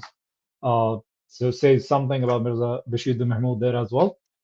And then he mentioned that uh, she once they were traveling and they traveled to a different city to to see a doctor, and while the children of Mirza Bashiruddin Mahmud slept on the seats, she was actually told to, she actually slept on the floor pretty much, and at this point Mirza Bashiruddin Mahmud has got a seat, all the children have got a seat, and it is not that she slept, but she's sleeping on the floor, right? So either she does not even get her seat, or if she gets a seat, the children have the rights to two seats while she's on the floor. And anybody who's actually traveled trains, and especially trains in the subcontinent, you can imagine the trains there are filthy. The trains are absolutely dirty. Anybody who has the experience of traveling, and just imagine now, take this back about 100, not 80 or so years, and you'd imagine how bad the situation would be. And then he says that during once Mirza Bashiruddin Mahmud was sick, and she was trying to work for him and doing the household chores and stuff like that. Her feet were bruised, are literally the Urdu. In Urdu, it would basically literally transcribe that her feet, the bottom of her feet, her her heels were scraped off. So it's expression that when you're walking excessively and you're doing excessive amount of work, your feet get bruised and your feet are literally being scraped off from all that work. So she was doing that. And all the while, she's not feeling well at all because she had that internal disease, right? And she's not feeling well. And even before this, Mirza Bashiruddin Mahmood actually mentioned that she had some problem with her heart as well, with her heart as well. And she actually complained about this, and that went away after a while. But she's not fit at that point, and she's working tirelessly day in day out. And then in Qadian, there were these kafilas, these groups coming into the Qadian, and they did not like the food. So what does the Rais of Qadian do? The Rais of Qadian did not say, okay, fine, I'm gonna go and I'm gonna arrange better food for you guys. You've come here, and I'll ask a particular cook or a chef, or to I'll appoint a chef to you to provide you for food. He comes home, he tells his wife, who he thinks is his slave. He comes home and asks and tells her that you have to wake up 3 a.m. in the morning, cook parathas. These is the flatbread, the flatbread that is cooked in the Indian subcontinent. That you have to cook all these parathas for all these people, these group of travelers. You have to cook for all of them. Now, just imagine that for a second. Your wife is sick, she's working all day in the morning, and then you wake her up 2 3 a.m. in the morning to cook for a huge group of people. And this place, he actually does not mention if she gets any help. Apparently she does not get any help. Apparently there's nobody to help her. She just wakes up 2 in the morning, cooks for them, serves his husband, and then in the morning she's again taking care of the kids. What else is abuse? And then he started mentioning now towards the end of her illness, and he said that when she felt really very ill and she wasn't feeling well at all towards the end of her life, Mirza Bashiruddin Mahmud actually brought doctors in to check her, and the doctors he brought in, uh, the doctors that he basically brought in were giving her injections against her will, and every time she was injected, she would tell that this is not helping her, but this is causing her pain and suffering. But they kept on doing it, and with the permission of her husband. And her husband actually admitted that later on he just realized that these injections were wrong. This medication did not help her, but this medication made her situation far worse. Her stomach swelled. And then Mirza Bashiruddin Mahmud said that I did not realize, but her wounds were the wounds that were sealed, that these hidden wounds that he mentioned previously, something to do with the first pregnancy, some internal wounds or internal problems. Those wounds were opened again. These wounds were purposely, ripped open pretty much, because he said that he wasn't told that the wounds that had already been healed, they were ripped open. And this is very, very weird. Very, very weird. He abused her himself, and then he let other people abuse her without any accountability. You were supposed to be her guardian, but you're just acting like, this is a throwaway thing. And then she was given opium when she was at the hospital at Gangaram. And even at the last breath, okay, fine, you couldn't help her during her life. You couldn't provide her any happiness. You couldn't provide her uh, any comfort. You could not provide her companionship. But in her last breath, on her deathbed, when she's basically in that moment, instead of comforting her, instead of comforting her, he's telling her that you're showing ruhani kamzori. You're showing some weakness in your soul, in your uh, spirituality. You have a spiritual weakness. And he said that uh, and as soon as he basically started scolding her, started telling her that you have these problems, she immediately turned. She did not, instead of trying to have a conversation with her, for her to share her opinion, immediately shut her down. He immediately shut her down, and she knew this. She just completely turned at that time, and she said, okay, fine, I made a mistake, I'm sorry about it. When a person comes to you, and your spouse, your kid wants to open up to you, and he's already feeling vulnerable, right? He's already feeling weak, and then you completely shut her off. You're absolutely wrong. How can you think about this? How can you say this? You're weak. You're showing spiritual weakness. So even on her deathbed, she had zero companionship, zero comfort. And then he says that I knew, and it's my personal understanding, maybe because of the sentence he said at the last, that the daughter-in-law of Masih Maud, the Mirza Ghulam Ahmad, couldn't have been taken as a disbeliever. That is why I think so. Like, this particular thing might have been that she had some doubts about Mirza Ghulam Ahmad, right? This is just, there's no evidence for it, but this might be one thing, because whatever she said, according to Mirza Bashiruddin Mahmud, that would take away her iman.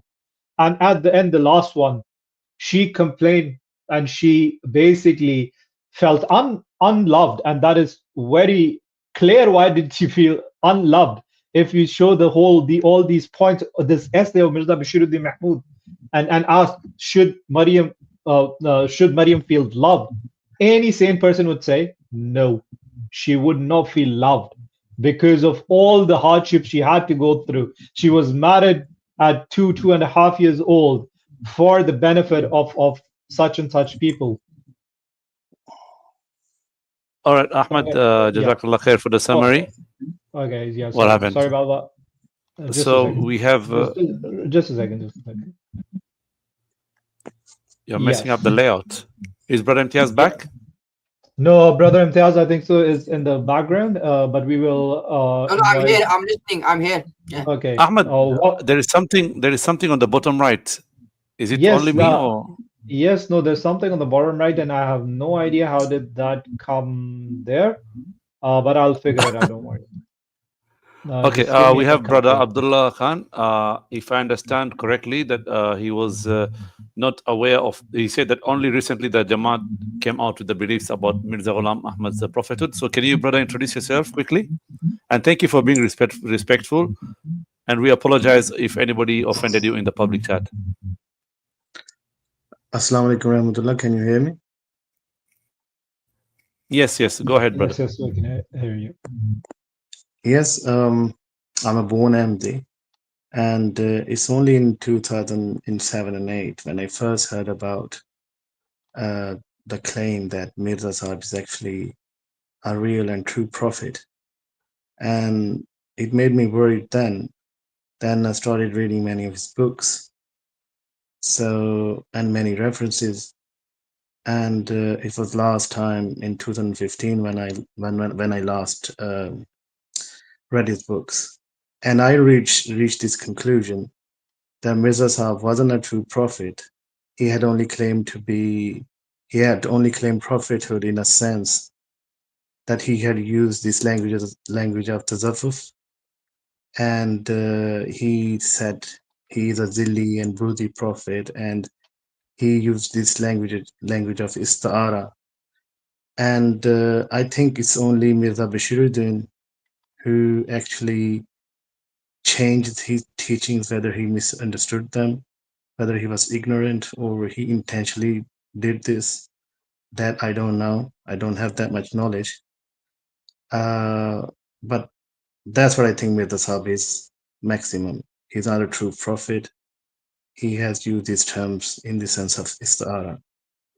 And that's what I was writing in the comment box. Anything you want to add? So my brother, you actually got, at least you got, like, you read the writings of Mirza Ghulam Ahmad, and this is the first thing we ask about from our layman Ahmadi brothers, right? Is to actually read the claims, understand the claims, right? And this is get a first-hand knowledge of what's been presented to you. So now, if you say that his claim wasn't of a true prophet, I'm just asking, as a Muslim, can you potentially deny Mirza Ghulam Ahmad and be a perfect Muslim? According to my knowledge, yes, you can deny Mirza Sahib and still be a Muslim. So be a Muslim. See, can you be as good as you can be of a Muslim, or denying him takes anything out of your religion? As I said earlier, Mirza Sahib is just like, he started this firqa. He mentioned this in one of his books. He called his Jamaat a firqa also. So he started it just like any other firqas. So that's what my opinion is, that Jamaat Ahmadiyya originally is just a firqa like other firqas. And by rejecting any firqas, you just don't become a non-Muslim overnight or kafir overnight. Imtiaz bhai, inshallah, you want to... Jazakallah khair. First of all, Abdullah Khan Sahib, I really appreciate the courage you had to join us and to share your thoughts. Obviously, everyone has the right to agree or disagree with what we are saying, but something has to be factual. So, Abdullah Khan Sahib, you said that it's perfectly fine if someone rejects Mirza Ghulam Ahmad Qadiani Sahib. Why? Because you said he's just like an other Sufi saint, or just an other, righteous person as we have in this ummah, other people. Is that what you said? Yes, absolutely right. Okay. And if we show it to you now that he said that if you have received my message and you don't believe in me, you are not a Muslim. Well, please show me this reference, and then I will go and do my research further. No problem. I'm gonna share my screen, and it is straight from the books of Mirza Ghulam Qadiani himself. Ruhani Khazain, volume 22, page number is 167. The most important book of Mirza Ghulam Qadiani towards the end of his life is Haqiqatul Wahi, which he started to write in 1906, 1907. In May 1907, the book was published. Now, look at this one. Question number 6. Someone is asking Mirza Ghulam Qadiani some questions. Question number 6. हजूर आली ने हजारों जगहों पे तहरीर फरमाया है कि कलमा गो और अहले किबला को काफिर कहना किसी तरह भी सही नहीं है। इससे साफ जाहिर है कि अलावा उन मोमिनों के जो आपकी तकफीर करके काफिर बन जाएं। सिर्फ आपके ना मानने से कोई काफिर नहीं होता. So exactly the question we are discussing, let me just highlight. Yeah. So exactly the question we are having discussion about, that it says that Mirza Sahib, the questioner is saying that Mirza Sahib, in many places you have said that we cannot excommunicate or we cannot do takfir or we cannot declare disbeliever to anyone who is reciting the kalima and who's praying to the direction of Makkah or Kaaba. So then he said that the questioner is saying that from this we conclude that if somebody rejects you, he will not become a kafir. लेकिन अब्दुल हलीम खान को आप लिखते हैं कि हर एक शख्स जिसको मेरी दावत पहुंची है और उसने मुझे कबूल नहीं किया वो मुसलमान नहीं. But he said that recently, obviously it was in 1906 I believe, he said that recently you have said and you have written a letter to Abdul Hakim, who was one of Mirza's followers. He said you have written a letter to Abdul Hakim, and in that letter you have mentioned, and what is that? हर एक शख्स जिसको मेरी दावत पहुंची है और उसने मुझे कबूल नहीं किया वो मुसलमान नहीं. He said that you have said and you have written in that letter that every such person who has received my message and yet does not believe in me, he is not a Muslim. And by the way, let me just give you one point here. The actual text of Mirza Ghulam Qadiani was, खुदा ने मेरे पे जाहिर किया है कि हर वो शख्स जिसको मेरी दावत पहुंची है और उसने मुझे कबूल नहीं किया वो मुसलमान नहीं. Mirza Ghulam Qadiani said that God has informed me. So it was not his opinion. According to him, it was a revelation that every person who has received my message and yet does not believe in me, he is not a Muslim in the sight of Allah. खुदा की नजर में मुसलमान नहीं. Okay, now इस बयान और पहली किताबों के बयान में तनाकुज है. He said that first you are saying that if you don't believe in me, you will not become a kafir. And now you are saying if you don't believe in me, you are not a Muslim, obviously you are a kafir. So he said, why is this contradiction? He said, and he said, yeah, he said, sorry, तयाकुल कुलूब वगैरह में लिख चुके हैं कि मेरे ना मानने से कोई काफिर नहीं होता. अब आप लिखते हैं, brother, note the point, अब आप लिखते हैं कि मेरे इनकार से काफिर हो जाता है. He said that in Theological Qulub, which was a book from 1900, he said that you have said in that book that if somebody rejects me, he will not become a disbeliever. And now you are writing that if you reject me, you become a disbeliever. My dear brother, please understand one point. Whatever the questioner has said, if this was not the Mirza Ghulam Qadiani's position, his response should be, hello, I never said this. You are lying. You are accusing. Not at all. Look at his answer. Jawab. Mirza Ghulam Qadiani is responding now. ये अजीब बात है, आप काफिर कहने वाले और ना मानने वाले को दो किस्म के इंसान ठहराते हैं. He said that it is strange that you are declaring these two categories as separate, i.e. the one who does not believe in me and the one who declares me a kafir. He said, how can Mirza Ghulam Qadiani saying that how can you say that these two are separate? One group is calling me kafir and the other group is simply not believing in me. हालांकि खुदा के नजदीक एक ही किस्म है. Mirza Ghulam Qadiani Sahib saying that in the sight of God, both of these two categories are same. Which categories? Either somebody calling me a kafir or somebody simply not believing in me. Then it says, क्योंकि जो शख्स मुझे नहीं मानता इसी वजह से नहीं मानता कि वो जो मुझे मुफ्ती ठहराता है. He said, because if somebody does not believe in me, it means that he is declaring me a fabricator, that I am lying on Allah, because Mirza Ghulam Qadiani was claiming that Allah speaks to me And if still somebody is not believing in me, he said this person is saying basically, I'm a liar. And then it continues. You can read the whole answer. It's up to you. But what I'm trying to say is that this was exactly said to Mirza Ghulam Qadiani. That Mirza Sahib, at one stage you were saying that if you don't believe in me, you are not a kafir. And now you are saying, if you don't believe in me, you are a kafir. And Mirza Ghulam Qadiani is not saying in response that no, no, no, I never said that. Yes, Brother Abdullah. Sorry, you said this reference is from Mirza Sahib's book Hakikatul Wahi. What is Yes. the page number, please? Ruhani Khazain, volume 22, page number 167. 167. Thank you. And if you want to read the actual book, Ruhani Khazain, sorry, Hakikatul Wahi, then the page number is 163, 164. 163, 164. Yeah.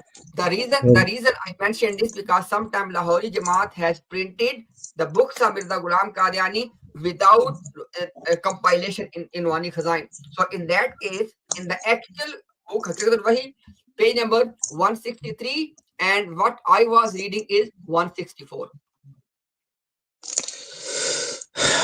Yeah, thank you for showing me this reference. Now I can study it further because I hadn't read this in the past. So whatever I had read, according to my understanding, I had read a conclusion that you can't be a kafir or non-Muslim just by not accepting Mirza Sahib because he's like just any wali or Yeah. saint. So yeah, let's read it further. Thank you. No worries at all. And because you are going to do some research, so let me just share with you one more reference from the same book, Hakikatul Wahi. And if you are reading from the actual book, you can start reading from page number 390 if you are reading the actual book. Okay. And if you read from Ruhani Khazain, then page number is 406 and 407. Now let's see what it says. Look at this one because Abdullah Sahib, in your mind, there was a perception that Mirza Ghulam Qadiani is just like any other wali, correct? Yes, yes. Now look at this one. It says there that I'm reading from this line. Yes. And by the way, this is not me. This is highlighted by Jamaat itself. I did not do that. It says that बात ये है जैसा कि मुजद्दिद साहिब सरहिंदी ने अपने मकतूब में लिखा है कि अगरचे इस उम्मत के बाज अफराद मुकालमा और मुखातबा इलाहिया से मखसूस हैं और क़यामत तक मखसूस रहेंगे, लेकिन जिस शख्स को बकसरत इस मुकालमा और मुखातबा से मुशर्रफ किया जाए और बकसरत उमूर गैबिया इस पे जाहिर किए जाए, वो नबी कहलाता है. He said that even though Sheikh Ahmad Sarhandi has mentioned that there are people and there will be people in this ummah who converse with Allah. They receive ilham or they receive some sort of communication with Allah subhanahu wa ta'ala. But he said that amongst them, if somebody is receiving this this ilham in abundance, and this person is being revealed the matter of the unseen for him, then such person is a Nabi. Now, obviously, the reason for this passage, my dear brother, is that in this passage, Mirza Ghulam Qadiani is misquoting somebody, but that's not our topic right now. But what he's trying to say is, he said, I am different. I am just not just one like any other wali. Because he said that I am different because I am called a prophet on this criteria. Now, to make it further clear, look at this one. गर्ज इस हिस्सा कसीर वही इलाही और मूरे गैबिया में इस उम्मत में मैं ही एक फर्द मखसूस हूँ. He said in terms of receiving revelation and in terms of knowing the matters of the unseen, in this ummah, I am the only person specified. और जिस कदर मुझसे पहले औलिया और अबताल और अख्ताब इस उम्मत में गुजर चुके हैं, इनको ये इस नेमत का नहीं दिया. He said as far as other saints are concerned, other righteous people of the Ummah are concerned, they have not been given what I have been given. And then look at this one. बस इस वजह से नबी का नाम पाने के लिए मैं ही मखसूस किया गया हूं. For this reason, I am the only one who has the exclusive right to be called a prophet. दूसरे तमाम लोग इस नाम के मुस्तहिक नहीं. Said all other people, all other saints, they are not worthy of this title of a Nabi. Okay, and likewise he said the same thing here as well. If you look at here, कि ऐसा शख्स एक ही, and by the way, he said something very strange here. If you read here, because he said in the first part that other people have not achieved this status, and now he's telling that Allah has stopped them. He said Allah has stopped everybody else. Why? He said this person can only be one, and it is me. And by the way, this is where the book is ending. As you can see, this is the last page, and it says Tammat, completed. Yes, Abdullah. So basically, Abdullah, the reason for this reference was Mirza Ghulam, not Bishuddin Mahmud. No, Mirza Ghulam Qadiani himself is distinguishing between himself and other saints. He said the other saints, they have no right to be called a prophet, but I have the right to be called a prophet.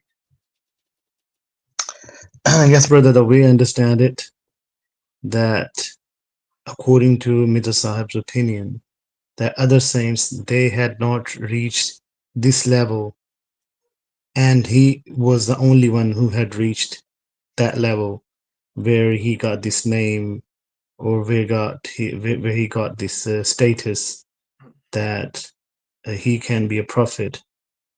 But still, although I haven't read Tazafuf, you might have, because you're mashallah knowledgeable person. So according to my understanding, that it clearly means that he's not a true prophet, because he said he got the name. He's not saying I've been made a prophet, because once again, as Muslim, we believe that prophethood can't be earned. Allah makes prophet. A prophet is by birth a prophet. So nobody, even Mirza Sahib, nobody in the world can earn prophethood. So that's why even I have seen your videos where you have mentioned yourself that Jamaat Ahmadiyya believe in third kind of prophethood. They claim that two types of prophethood is khatam, is not anymore, it's finished, but there's a third zilli prophethood, bruisey prophethood.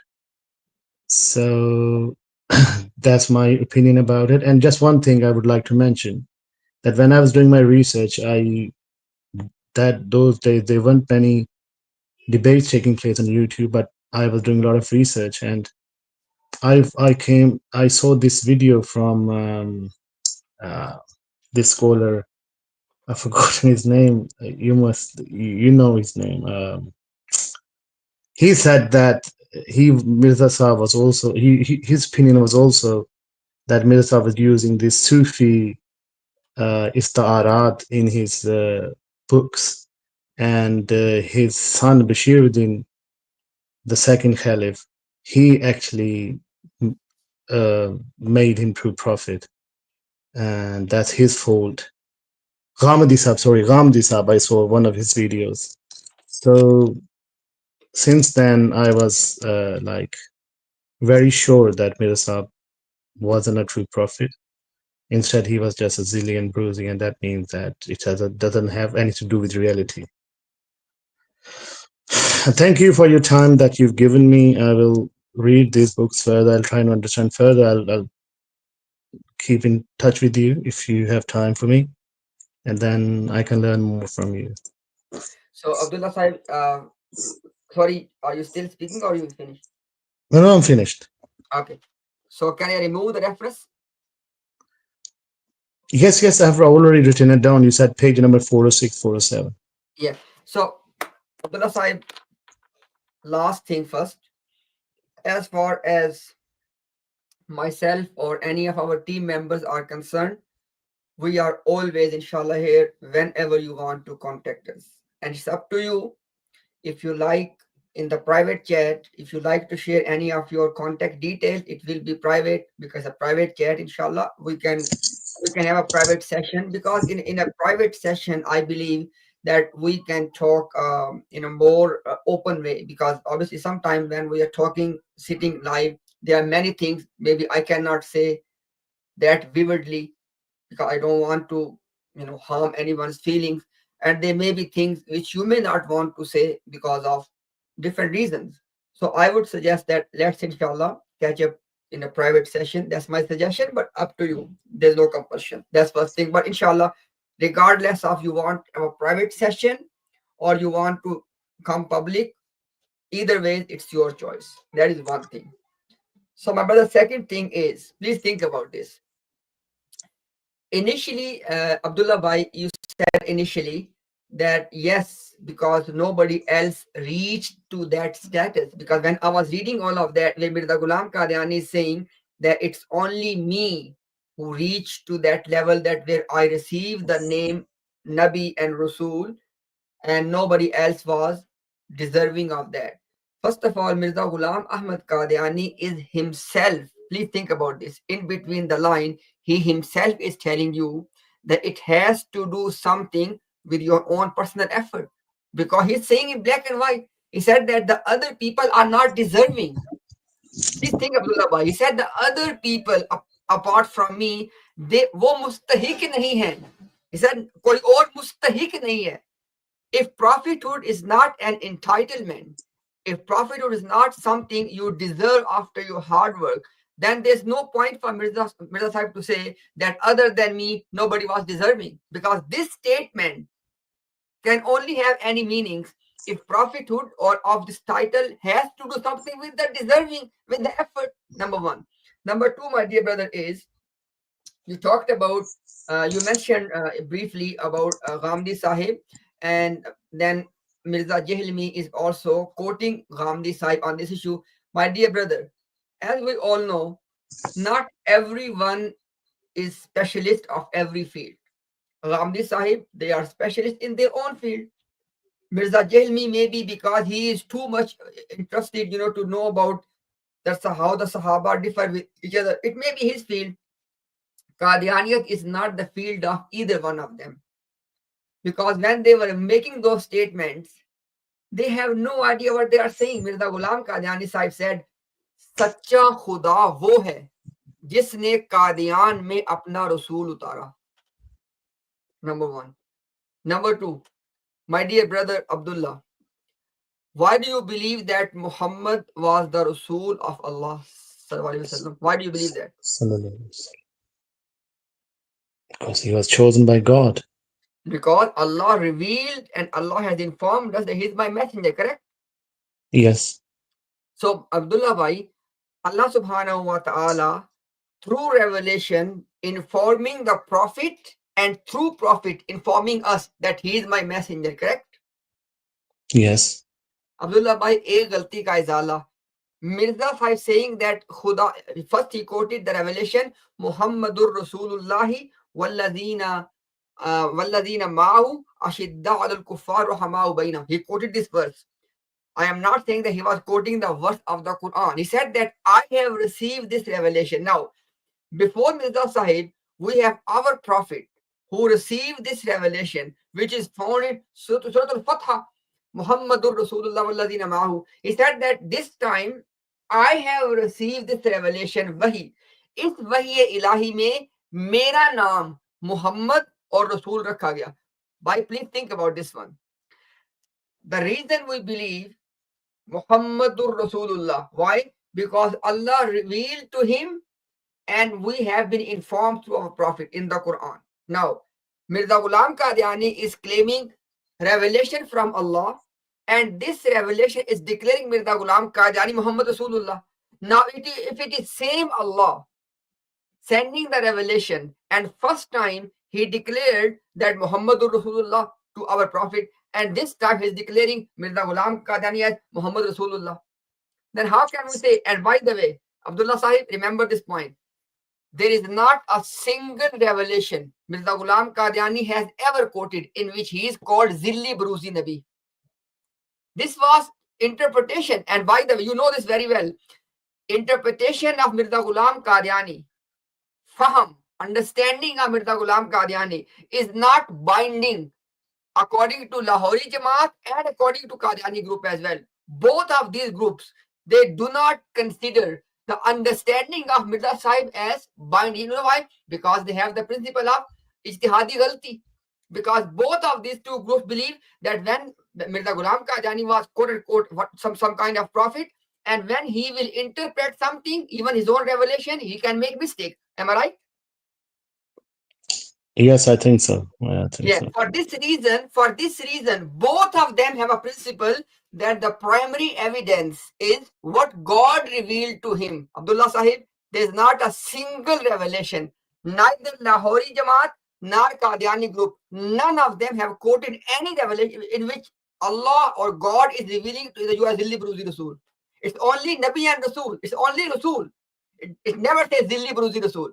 So if Mirza Ghulam Qadiani's understanding is not binding and the binding thing is revelation, then revelation does not have this thing Zilli Bruzi. You need to know this point as well. And last but not the least, you know, Abdullah Sahib, if Mirza Ghulam Qadiani was not a real prophet, as your understanding is, then there is no way for him to say that Allah has informed me that if somebody has received my message and still does not believe in me, he is not a Muslim. Then he can't say this. You agree with me? Yes, I agree with you about that. Yes. So, Bhai Abdullah, this is our case. Very simple case. We don't need to make it overcomplicated. So it's a very simple case, Bhai. And by the way, if you want to see, I can show you on the screen. Mirza Sahib said that I have received this status through the perfect obedience and following of the Prophet. Kamil ittiba or पैरवी से इस ये दर्जा मिला. Kamil ittiba और पैरवी से. And secondly, Abdullah Bhai, understand that point which I just quoted from page 407. If whatever Mirza Sahib was claiming, if it has nothing to do with somebody's hard work, then he cannot say that other people were not deserving. Then he can't say this because then nobody is deserving. He does not need to mention that. You agree with me? Not really, not on this point, but as you said earlier, if you don't mind me saying this, No problem. as you said earlier, we can speak privately.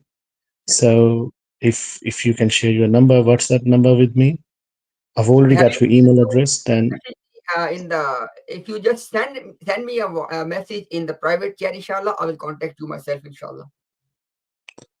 okay, like I should send you my number. Yeah. Okay, I'll send you my number. In the private chat, you can mention that. But just before finishing this, Can I just make one last comment before Abdullah Bhai you finish? yeah, please go ahead, please. Because the reason for this last comment, Abdullah Bhai, is that obviously we can, inshallah, we can continue to speak and discuss in private, but obviously there are people watching right now, so inshallah it can benefit these people as well. So Abdullah Sahib, there are two primary things, two fundamental things. Number one, if Mirza Ghulam Qadiani was not a prophet in the real sense of the word prophet, then somebody rejecting him can never be a non-Muslim, as Mirza Sahib said. That is one key point.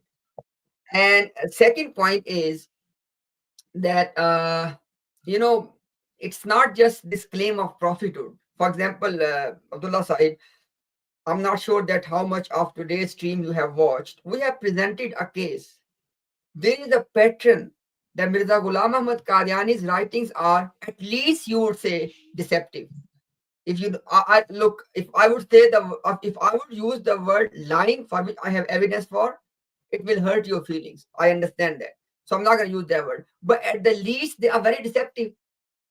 If you have watched today's stream, the main theme was Mirza Ghulam Qadiani is telling us that Allah has informed him in clear terms, in open word, in explicit word, that Mubarak Ahmad will die. then yet he is going to marry Mubarak Ahmad with a 2-year-old child to save Mubarak Ahmad. So if this thing was there, that Allah has informed him in clear terms, in his own word, three alfaz mein, basarahat, khuli alfaz mein, all of his own word. If that is the case, that Allah has informed him in black and white that Mubarak Ahmad will die, and yet he's doing something very weird, very absurd, very strange, which is a zulm on a 2-year-old child to save Mubarak Ahmad. And this is not just one example. The things of this nature, these are all over the place in the works of Mirza Ghulam Qadiani. So it's not just this aspect of his claim, it is the aspect of his, unfortunately, his, if you, the least would say, tazadat, contradictions. Ji Abdullah bhai. Well, if there wasn't any debate about his prophethood, then there wouldn't be so much scrutiny. You wouldn't be sitting here whole night and discussing Mirza Saab, and nobody would be listening. Nobody would be even reading those books. I remember that when we were in Pakistan, we had many of his books at home, but none of us read those books because we never believed him to be a prophet, a true prophet, or a prophet in Nabi or Rasul. So that's why we thought Quran is a message from Allah, or at the most you can read a hadith, and common Muslim don't even read a hadith. So for us, Quran was important, namaz, salah was important, and following Hadrat Muhammad sallallahu alaihi wasallam was important. So Mirza Sahib is under such a scrutiny, or his writings are under so much scrutiny because of the stance this Jamaat has taken, which I am against. That there's so many things that I don't agree with at the moment, and I try to tell my family members, and unfortunately I have many arguments with them. This Jamaat of ours is on the wrong path, and that's why we are suffering. That's why other Muslims hate us, because so much hatred has been spread even by our Jamaat, by calling others, for example, that people from other Muslims, if they don't accept Mirza Sahab, they can be kafir. We don't call them kafir, but they will become kafir. So, and just before I go, Mirza Sahab, he never took bayah from people as a prophet. When my grandfather, when he took his bayah, he never said, "Okay, you are a prophet of God, and that's why I'm taking a bayah." He took his bayah as like he's an Imam Mahdi, and he's a wali of God, and he's using this word Nabi as an istara. But even now, Ahmadis don't, when they take bayah, they don't call Mirza Sahib prophet. And despite of that, they claim that Mirza Sahib is a true prophet. It's either deception, which I believe is deception, which started from second Caliph of our Jamaat. And whether he was ignorant or whether he was doing it intentionally, that I don't know. That knowledge is with Allah. And that's all I have to say at the moment. And I'll write my number to you. Anything that you would like to add at the end, you can go ahead and add if you want to. Abdullah Sahib, thank you very much, and thanks for this, mashallah, very respectful discussion, because that's the way forward. That's what it should be. So I appreciate that. So there are two things, Abdullah Sahib, with all due respect. The conclusions of Bashiruddin Mahmud, they are the logical conclusions of what Mirza Ghulam Ahmad Qadiani was writing and saying. Because understand, my dear brother, if people are going to be non-Muslim, according to Mirza Ghulam Qadiani, Musliman nahi hai. He did not say even, because if he would use the word ke kafir hai, Somebody can, oh, he did not mean this type of kufr, that type of kufr. No. He said Musalman nahi hai, non-Muslim. So, Abdullah Bhai, the point is, if Mirza Ghulam Qadiani is writing in black and white, saying that God has revealed to me that those who have received my message and yet don't believe in me, they are non-Muslims. Now, after that, the position of Qadiani group is legitimate on the basis of his writing, because that's the claim of a very true, real prophet. That's number one. Number two, that's again another point. It's an established fact, Abdullah Sahib, that Mirza Ghulam, because why I'm saying this now, because you said that when he used to take the bay'ah, he was not asking them to take a bay'ah or the pledge of allegiance as a prophet. The reason is, it is a well-established fact that Mirza Ghulam Ahmad Qadiani has changed his positions. Now, he changed his position on the issue of death of Isa alayhi salam. This is agreement between Qadianis and Lahoris. Am I right? Please say this last sentence again, please. So, what I'm saying is, Mirza Ghulam Ahmad Qadiani Sahib used to change his positions. Now, one example is, he changed his position regarding Isa alayhi salam's death or life, correct? Yeah, he did. Yes. Sorry? Yes, he did. He did change his Okay, position. thank you. So he did. So now, Qadiani group and Lahori group, they both agreeing on a principle that Mirza Ghulam Ahmad Qadiani was changing his positions. Now, what the reason? Obviously, because they believe in him. So the reason they give is, oh, because God was telling him the new truth, the new revelation, etc. That's their explanation. But as far as the matter of changing the position is concerned, they both agree. An example, they also agree that for the first 12 years, Mirza Ghulam Qadiani was saying that Isa alayhi salam is alive and he will return, etc. And then from 18 and end of 1890 onwards, he started to say, no, he has passed away. Now I am one like me, one like Isa. Same is the case here. The only reason is, Lahori group is willing to admit that Mirza Ghulam Qadiani Sahib changed his position on the death of Islam after 12 years. But they are hesitant to accept that he changed his position on the issue of prophethood as well. Because in principle, one, it is agreed that he was changing his position. And on one example, you both agree. It's only matter of a discussion that what about this matter as well. And now comes the active point. There is the actual Abdullah Sahib. Understand this point. Mirza Ghulam Qadiani's final thesis was, which comes from A Galti Ka Izala onward. Basically, 1901, mid 1901, or actually late 1901 onward, his thesis was that Prophet Muhammad sallallahu alaihi wasallam has two comings. Our Prophet has two comings. Once he came as Muhammad ibn Abdullah, and secondly, he came as Mirza Ghulam Qadiani Sahib, number one. Number two, he gave the reason.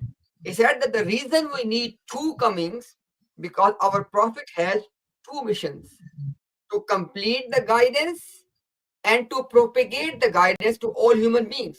He said, as far as completing the guidance is concerned, Ikmal Deen or Itmam Deen, he said this part was done in the first coming. But then he said the second part, propagation of this deen to all human beings in all corners, he said this thing was not possible. That's why Prophet has to come a second time. So that's why he said, I am Muhammad Rasulullah.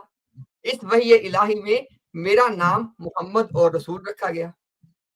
Now, understand this point. This is the reason. Now, Mirza Bashir Ahmad MA is justified, Abdullah Bhai. Bashir Ahmad MA is telling us that when Mirza Ghulam Qadiani is telling that he is Muhammad Rasulullah, so why would he need a new bay'ah? Because Muslims already believe in Muhammad Rasulullah. And he said in clear, he said that look, if you distinguish Man farraka baini wa bain al Mustafa. He said, whoever distinguish between me and the Prophet, he has not recognized me. And we can go on and on. He said that it is an obligation. Abdullah Bhai said it is an obligation. Which book?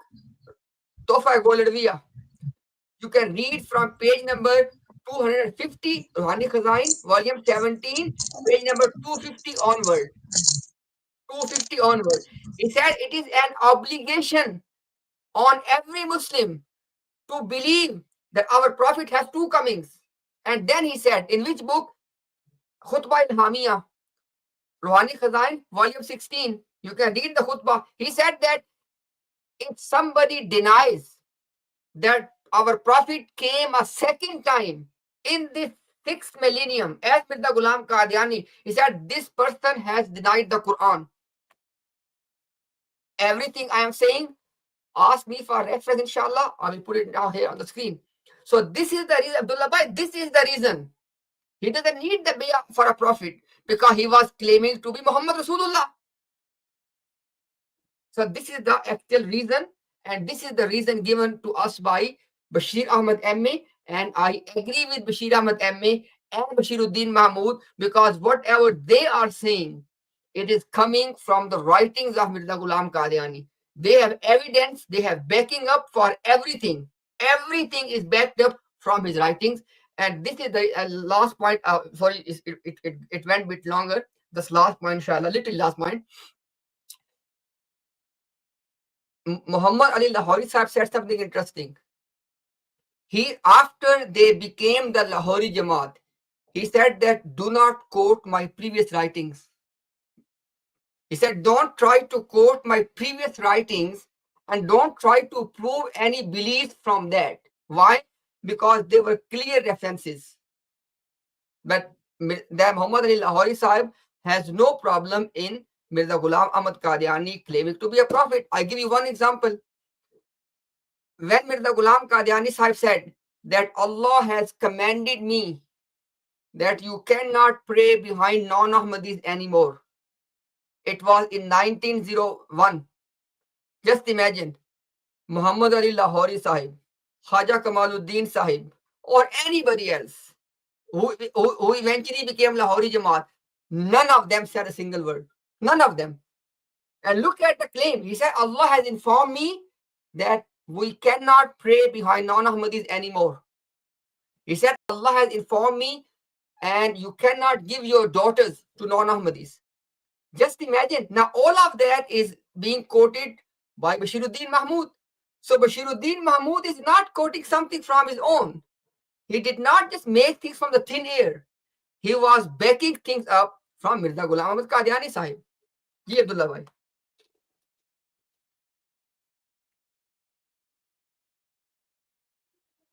Our village was next to Qadian, where my uh, ancestors come from before we moved to Pakistan.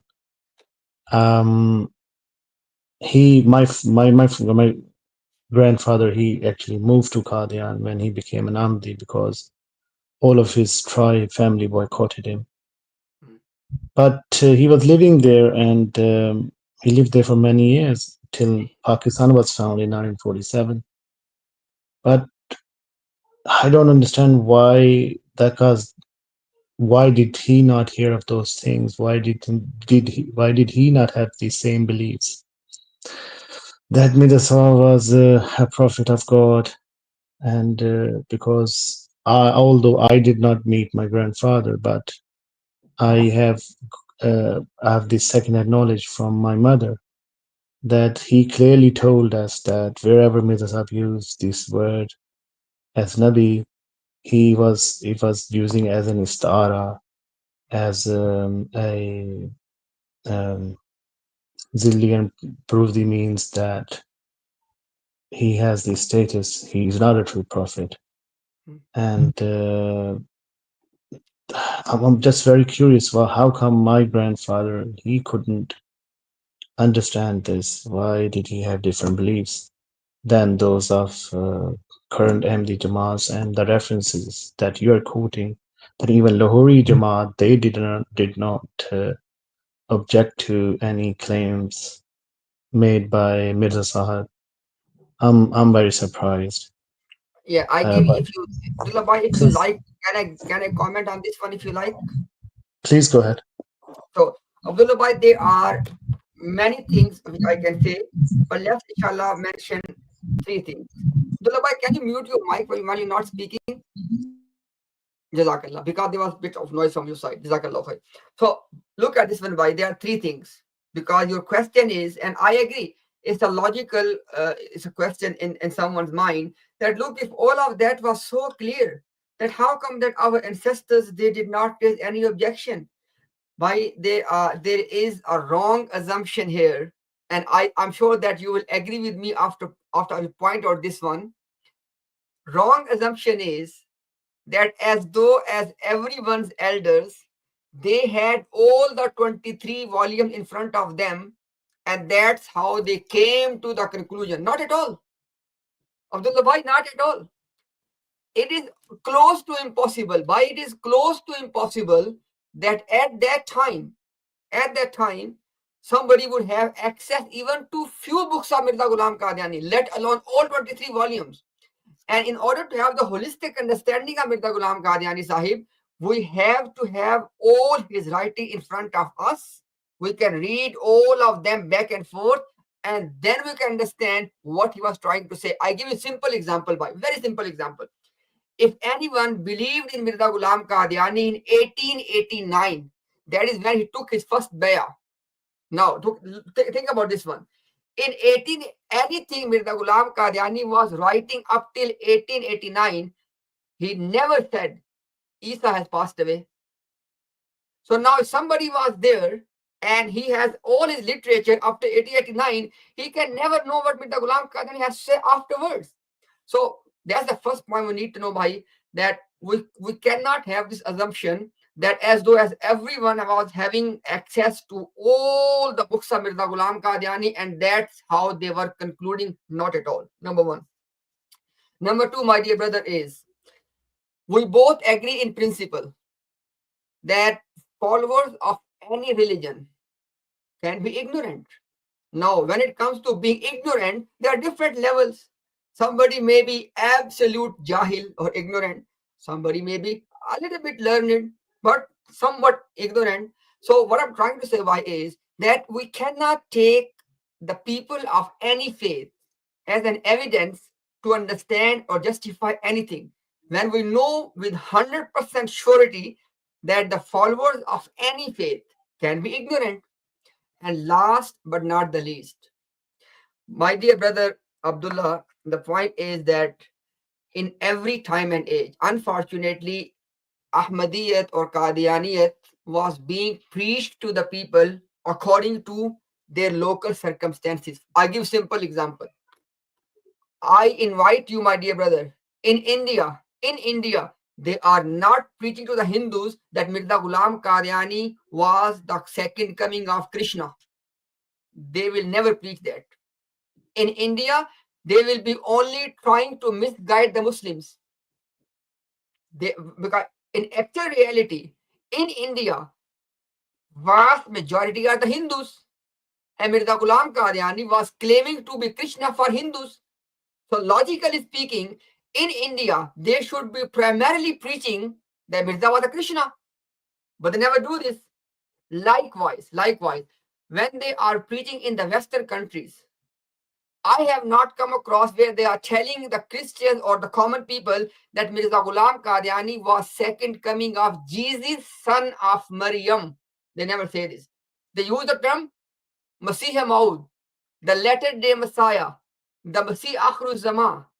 Because through this title, people cannot see the actual claim. Because in reality, Mirza Ghulam Qadiani has claimed to be the second coming of Isa ibn Maryam. For the Christian and Muslim, we have same one person, Isa ibn Maryam. They're not two people. They have a wrong understanding about that person, which we don't believe. But at the end of the day, it is the same person. So You need to understand, Abdullah Bhai, that it had always been the case. It's not just happening right now. We can't just say, oh, Jamaat is, no, it had always been the case. Mirza Ghulam Ahmad Qadiani Sahib, when he started his project, Brahini Ahmadiyya, what was the project? The project was, he said that I'm going to write a book, or I'm going to publish a book actually, because he said, I have written already, that I'm going to publish a book. Why? To defend Islam against who? Against non-Muslims. This was his initial claim. But then we all know the history. He started to just preach the Muslims. Until today, Abdullah Sahib, you know this very well. If there are 100 Ahmadi or Qadianis, how many of them are Hindus or Christians? Not even 5%. 95% of the people are the ones who went to this cult or this thing from Muslims. But initially, Mirza Ghulam Qadiani claimed that he has come to defend Islam against non-Muslims. So we can go on and on, bhai, but you need to consider all of, and especially by 2 points, which I mentioned earlier. Point number one, that we cannot have the assumption that everyone had access to the books of Mirza Ghulam Qadiani when your ancestors converted to Ahmadiyya, number one. And number two, followers of any religion are not evidence. Ji Abdullah Sahib. Well, thank you once again for giving me time to share my views. And I will email you my number now. And whenever you have time privately, we can speak there, and you can further share any references with me so I can do further research. Inshallah, I just want to mention two things. One is that instead of your email address, just mention your WhatsApp number. That will be easy. That's one thing.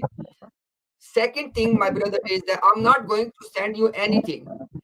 If you are interested to know the truth, my dear brother, look, I have presented my initial case. I tried to address your concerns. Now, if you have the interest, if you have the desire to know the truth, inshallah, I'm at your service. I'm not going to force anything at your neck.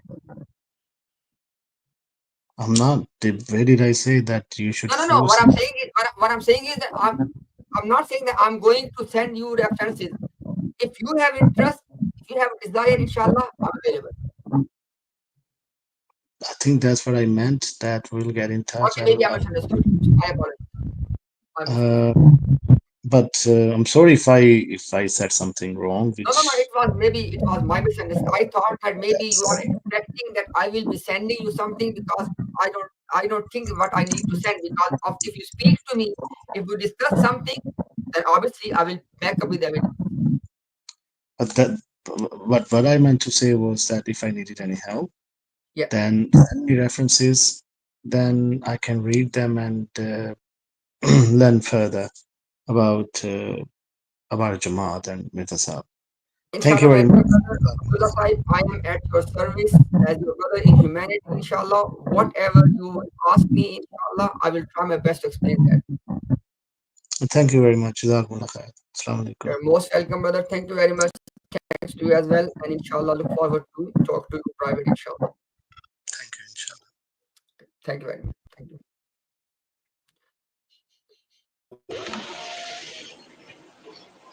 Ji Zuhaib Sahib, Assalamu alaikum. Assalamu alaikum, Imtiaz bhai. How are you? Alhamdulillah, brother. How are you? Just give I'm me good. just give me 1 second, inshallah. We have our guest. We'll inshallah take Mufti Sahib as well at the same time. Assalamu alaikum wa rahmatullahi wa barakatuh, Mufti Sahib. वालेकुम सलाम व रहमतुल्लाहि व बरकातुहू। इम्तियाज भाई, मैं तो उर्दू में बात करूँ। जी कोई बात नहीं सर, आप करें बात करें। अच्छा, माशाअल्लाह। अच्छा, किस मौजू पे बात हो रही थी और ये कौन थे ये साहिब?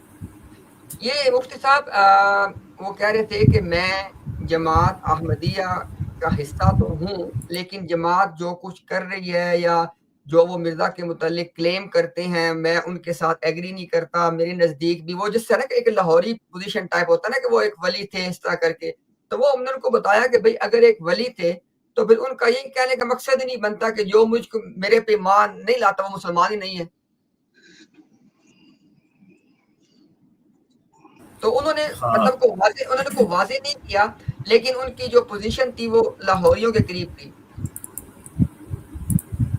اچھا یہ ایک بہت بڑی نا غلط فہمی پائی جاتی ہے ہمارے مسلمانوں کے اندر بھی، وہ یہ کہ دیکھو جی قادیانیوں کے 2 فرقے ہیں، ایک فرقہ لوری ہے اور جن کا کلیم یہ ہے کہ مرزا قادیانی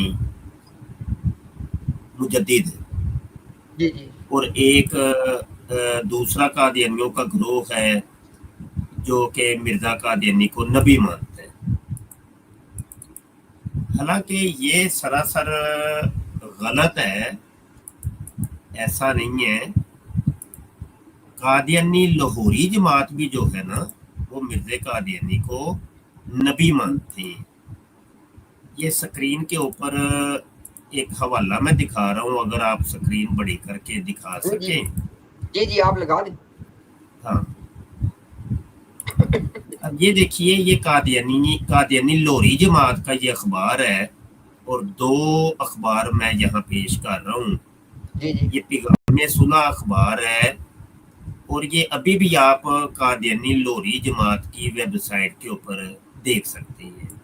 بالکل اب یہ پہلا حوالہ ہے 7 ستمبر 1913 کا، یہ شمارہ ہے، کہتے ہیں کہ ہمارا ایمان ہے کہ حضرت مسیح موعود و مہدی موعود اللہ تعالیٰ کے سچے رسول تھے، یعنی مرزا قادیانی کو یہ کہہ رہے ہیں کہ یہ سچے رسول تھے، یہ ہمارا ایمان ہے، اور اس زمانہ کی ہدایت کے لیے دنیا میں نازل ہوئے، اور آج آپ کی مطابقت میں ہی دنیا کی نجات ہے، اور ہم اس امر کا اظہار ہر میدان میں کرتے ہیں۔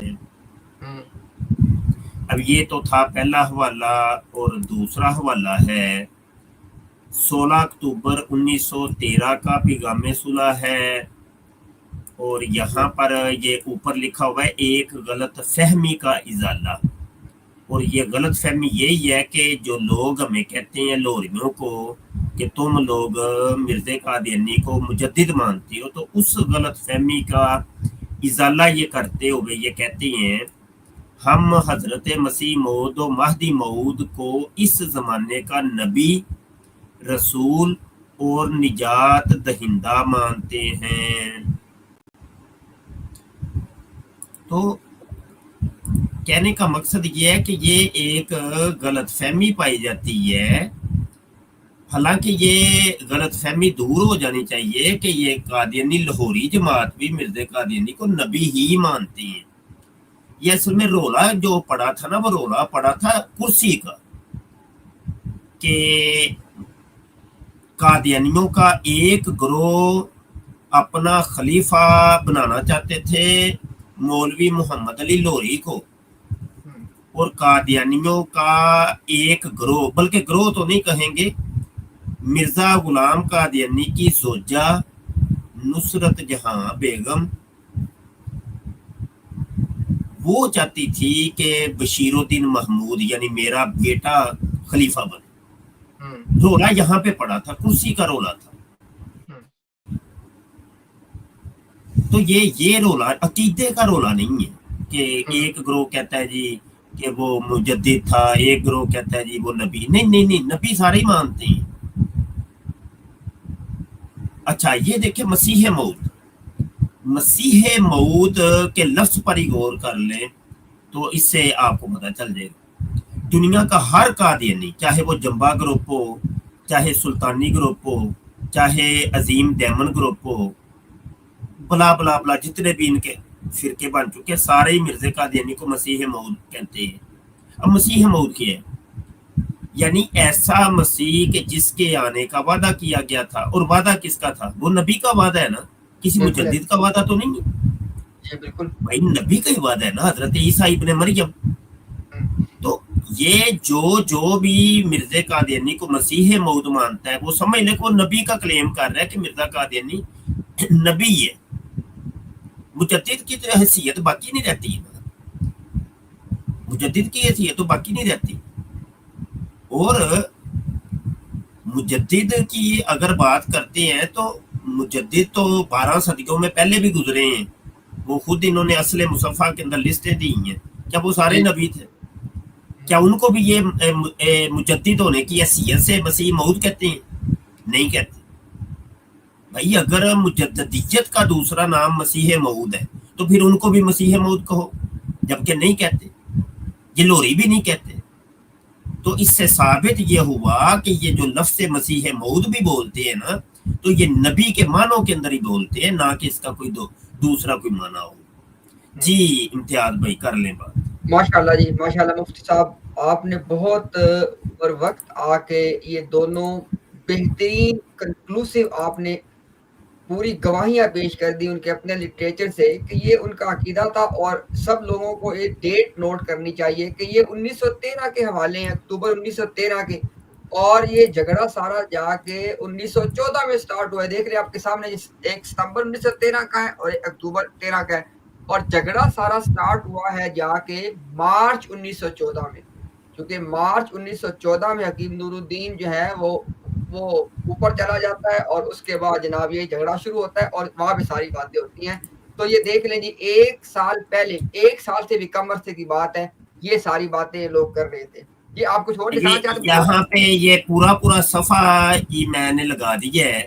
جی جی, پورا صفحہ ہی لگا دیا ہے, ٹھیک ہے. زبردست زبردست. یہاں پہ یہ دیکھیں, یہ کوئی یہ نہ کہے جی بیچ میں آگے پیچھے سے نہیں پڑھا تھا یا یہ نہیں کیا, ٹھیک ہے. تو یہ آپ اس کو ملاحظہ کر سکتے ہیں. اور دوسرا حوالہ جو تھا اس کا بھی یہ پورا صفحہ یہ دیکھ لیں آپ لوگوں کے سامنے ہے, پیغام سورہ کا, اور یہ تھا وہ حوالہ, ٹھیک ہے.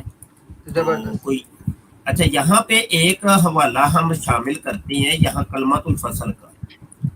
یہ مرزا قادیانی کے بیٹے کی یہ کتاب ہے, کلمۃ الفصل, اور اس کے صفحہ نمبر 174 ہے.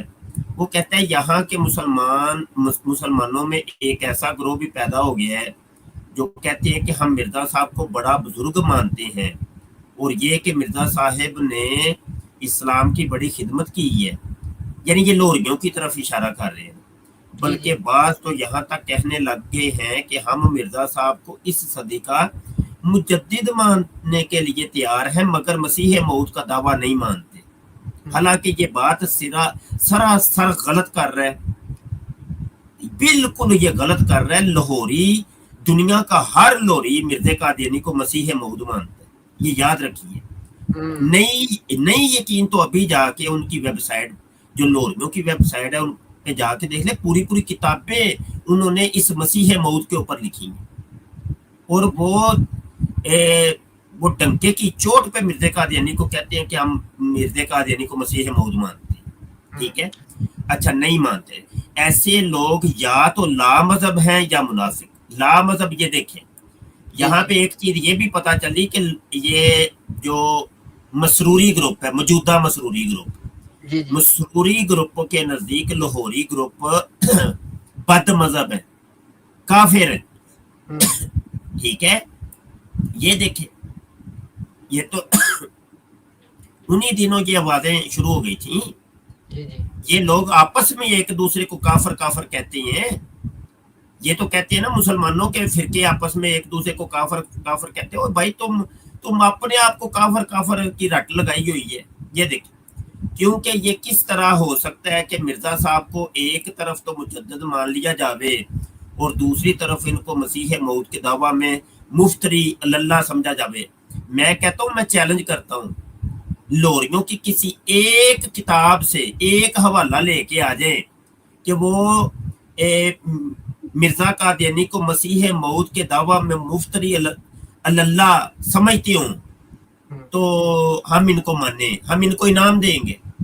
بھائی وہ تو میں کہتا ہوں, اگر آپ مجھے تھوڑا سا ٹائم دیں نا, میں وہ ویب سائٹ پہ ابھی وہ کتابیں دکھا سکتا ہوں. وہ تو کہتی ہیں کہ ہم مسیح موعود مانتے ہیں. اچھا, جو آپ نے حوالہ دکھا پہ بھی یہ بات لکھی ہوئی تھی کہ وہ مسیح موعود تھے. جی کیا سمجھ نہیں آئی؟ ابھی جو آپ نے دکھائے ہیں 2 حوالہ جات, ان میں بھی لکھا مسیح موعود اور مہدی. ہاں جی, مسیح موعود و مہدی اور نبی اور رسول, جی ہاں لکھا ہوا ہے. بالکل. اس کے علاوہ میں آپ کو پوری کتابیں, یہ تو چلو ایک حوالے ہے نا, پوری کتابیں دکھا سکتا ہوں. پوری کتابیں میں ابھی دکھاتا ہوں. یہ حوالہ پڑھ لوں تو وہ بھی میں تلاش کر کے دکھاتا ہوں. اچھا, ظلمت اور نور جمع نہیں ہو سکتے. اگر مرزا سچا ہے اور مسلمان ہے تو وہ اپنے تمام دعوی میں صادق ہے، ورنہ وہ نعوذ باللہ مفتری اللہ اور دائرہ اسلام سے خارج ہے۔ دو ہی راہیں، یہ اس بندے نے یہ بات لوریوں کی طرح غلط منسوخ کی ہے، بالکل جھوٹ بول رہا ہے۔ آگے کہتا ہے دو ہی راہیں ہیں، یا تو مرزا صاحب کو مسیح موعود مان کر ان کی بیعت میں داخل ہونا چاہیے، اور یا پھر ان کو مفتری اللہ قرار دے کر کافر سمجھا جاوے۔ تیسری راہ تو کوئی ہے نہیں۔ یہی وجہ ہے کہ حضرت مسیح موعود نے حقیقت الوحی میں لکھا ہے کہ جو مجھے نہیں مانتا وہ مجھے مفتری اللہ قرار دے کر کافر ٹھہراتا ہے۔ فتدبیرو۔ اچھا یہ تو میں نے آپ کو چند حوالہ، ایک بات اس حوالے میں بڑی انٹرسٹنگ تھی، ہم اگر مرزا کے ساتھ صاحب نہ لگائے تو ہمیں گالیاں نکالتے، یہاں پہ لکھا ہوا تھا مرزا، صرف مرزا لکھا ہوا تھا۔ ہاں جی ہاں جی ہاں جی یہی یعنی یہ خود جو مرضی کہیں جو مرضی کریں، لیکن ہم ان کو اگر یہ دیکھ لیں جی، میں نے یہ ویب سائٹ نکال لی ہے لوریوں کی، اور ابھی میں شیئر کرتا ہوں، ذرا ان کو دکھائیے، لوگوں کو دکھائیے۔ یہ دیکھیے میں نے یہ ویب سائٹ اوپن کی، یہ لوریوں کی ویب سائٹ ہے۔ امتیاز بھائی نظر آ رہی ہے اسکرین پہ؟ آ رہی ہے بالکل آ رہی ہے۔ اچھا کیونکہ میری اسکرین پہ نظر ہے نا۔ اچھا یہ دیکھیں میں نے اوپر سرچ کی ہے مسیح موعود۔ اب یہ دیکھیں پہلا حوالہ آ گیا ہے مسیح موعود کا۔ حضرت مسیح موعود مجدد زمانہ کا دعویٰ اپنی آخری کتابوں کی روح سے۔ یہ دیکھیں پوری کتاب لکھی ہے، اور لکھی کس نے ہے؟ مولانا صدر الدین نے لکھی ہے۔ اچھا جی آگے بڑھتے ہیں، آگے بڑھتے ہیں۔ اب یہ دیکھیے یہ کتاب لکھی ہے مرتضی احمد فاروقی نے حضرت مسیح موعود کے بعد الہامات اور ان کا اطلاق۔ یہ دیکھ رہے ہیں؟ اچھا جی آگے بڑھتے یہ دیکھیے یہ کتاب لکھی ہے شیر محمد حافظ نے، جو کہ لوری جماعت کا ہے، حضرت مسیح موعود کے دعویٰ کی۔ یہ دیکھ وہ تو مرزے کو مسیح موعود مانتے ہیں یار۔ اب یہ دیکھیں اس کی دوسری کتاب ہے، اچھا نہیں یہ دیکھیں یہ کتاب لکھی ہے شیخ عبد الرحمن مصری نے، ٹھیک ہے، اولیاء امت میں حضرت مسیح موعود کی امتیازی حیثیت۔ یہ دیکھیں اچھا یہ دیکھیں نیچے بال ترتیب 3-4 کتابیں اور حضرت مسیح موعود کی ہلاکت کے، حضرت مسیح موعود کی صداقت، حضرت مسیح موعود کو کافر کہنے، حضرت مسیح موعود پر غیب کی خبروں۔ یہ دیکھ رہے ہیں آپ؟ یہ کس منہ سے کہتے ہیں کہ نہیں جی لوری جو ہے یہ مرزا قادیانی کو مسیح موعود نہیں مانتے؟ یہ سراسر جھوٹ بولا، اس نے گپ ماری ہے۔ اور یہ دیکھ لیں یہ بے نقاب ہم نے کر دیے۔ جی امتیاز۔ اچھا صاحب ایک آپ نے نا بات ماشاءاللہ بہت احسن انداز میں آپ نے ایک بات سمجھائی ہے کہ ٹائٹل استعمال کرتے ہیں مسیح موعود، یعنی ایک ایسا مسیح جس کا وعدہ دیا گیا ہے۔ اب مرزا صاحب کے مطابق جس مسیح کا وعدہ دیا گیا ہے یہ کہتے ہیں اس کو تو نبی اللہ کہا گیا ہے 4 مرتبہ، اور جیسے آپ نے کہا کہ جس مسیح کا وعدہ دیا گیا ہے اس کو تو نبی اللہ کہا گیا، اس کو تو مجدد کہا نہیں گیا۔ تو اب اگر آپ لوگ مجدد مانتے ہیں پھر مسیح موعود کیسے مانیں گے؟ ایسے ہے نا جی یہ بات؟ جی بالکل، میں نے مائک میوٹ کیا ہوا تھا، اصل میں نوٹ کر رہا ہوں کہ میری نا کوئی وائس شاید وہ پنکھا چل رہا ہے تو وہ میں مائک نا میوٹ کر دیتا ہوں۔ اچھا جی بالکل آپ بجا فرما رہے ہیں کہ جی آپ کریں بات کریں۔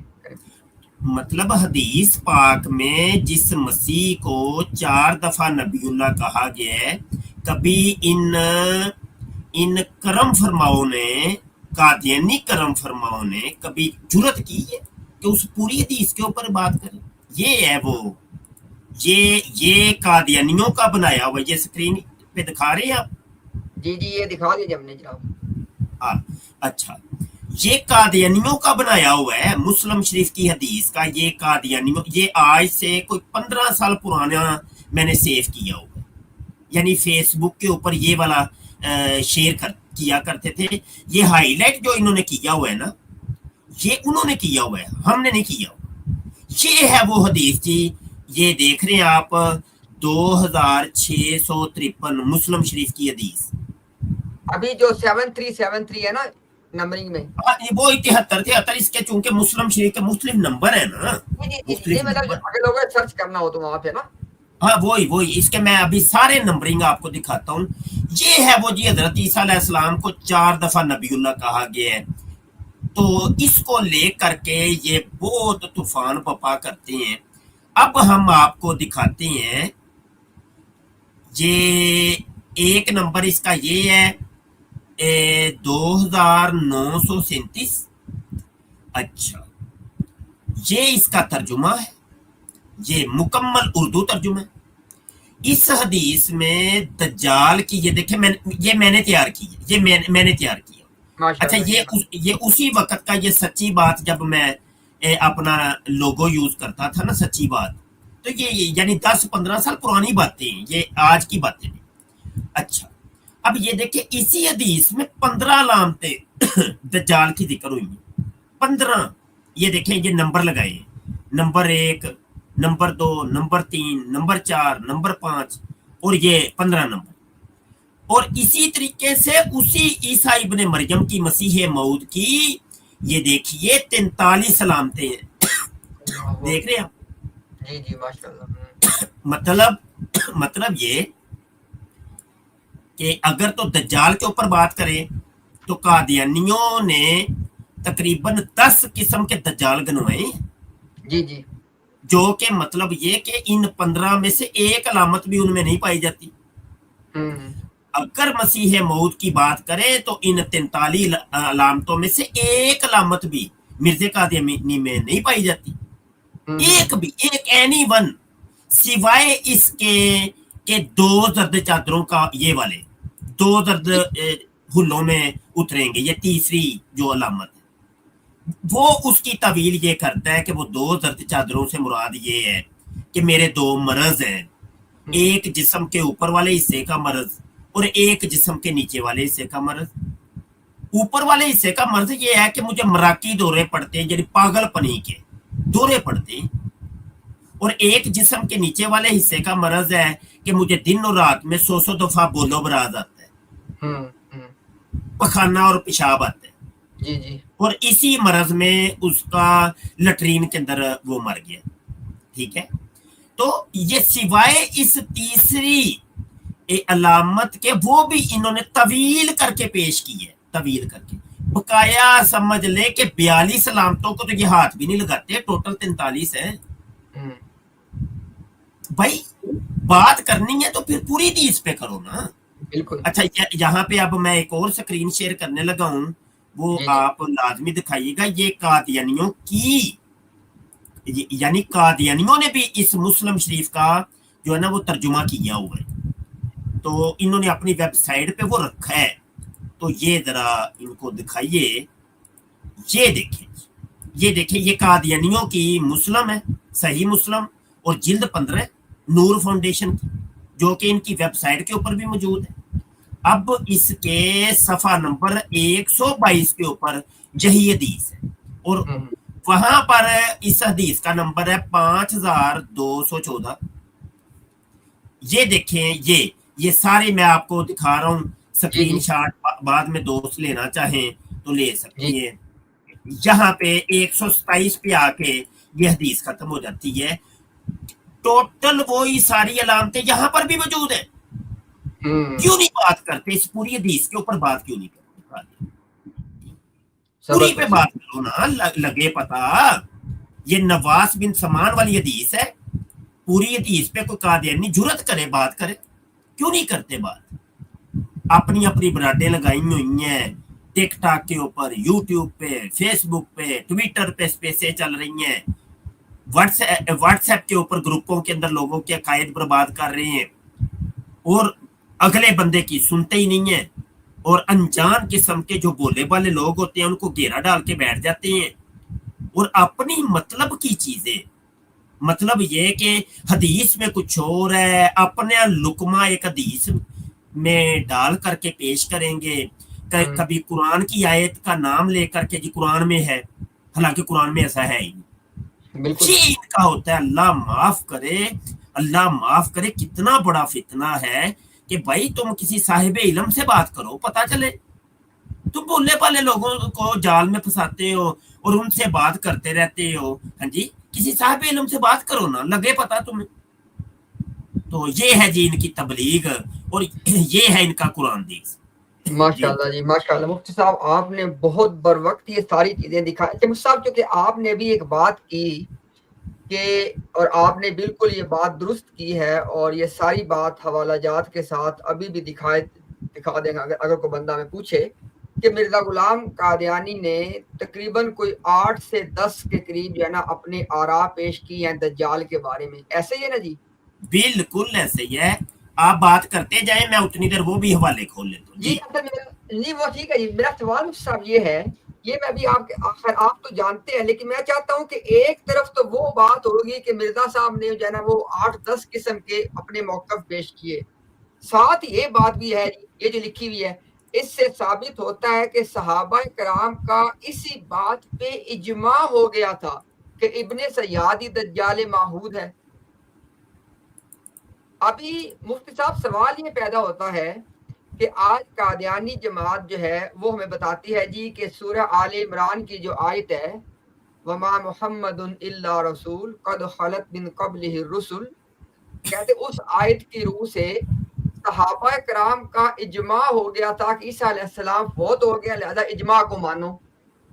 یہاں پہ مفتی ہم دیکھ رہے ہیں کہ مرزا غلام قادیانی صاحب ایک طرف تو اقرار کر رہے ہیں کہ صحابہ کرام کا اس بات پہ اجماع تھا کہ ابن سیادی دجال ہے، لیکن اس اجماع کا انکار کر کے مرزا صاحب نے اپنی 8 رائے پیش کر دی۔ یہ کیا تھا؟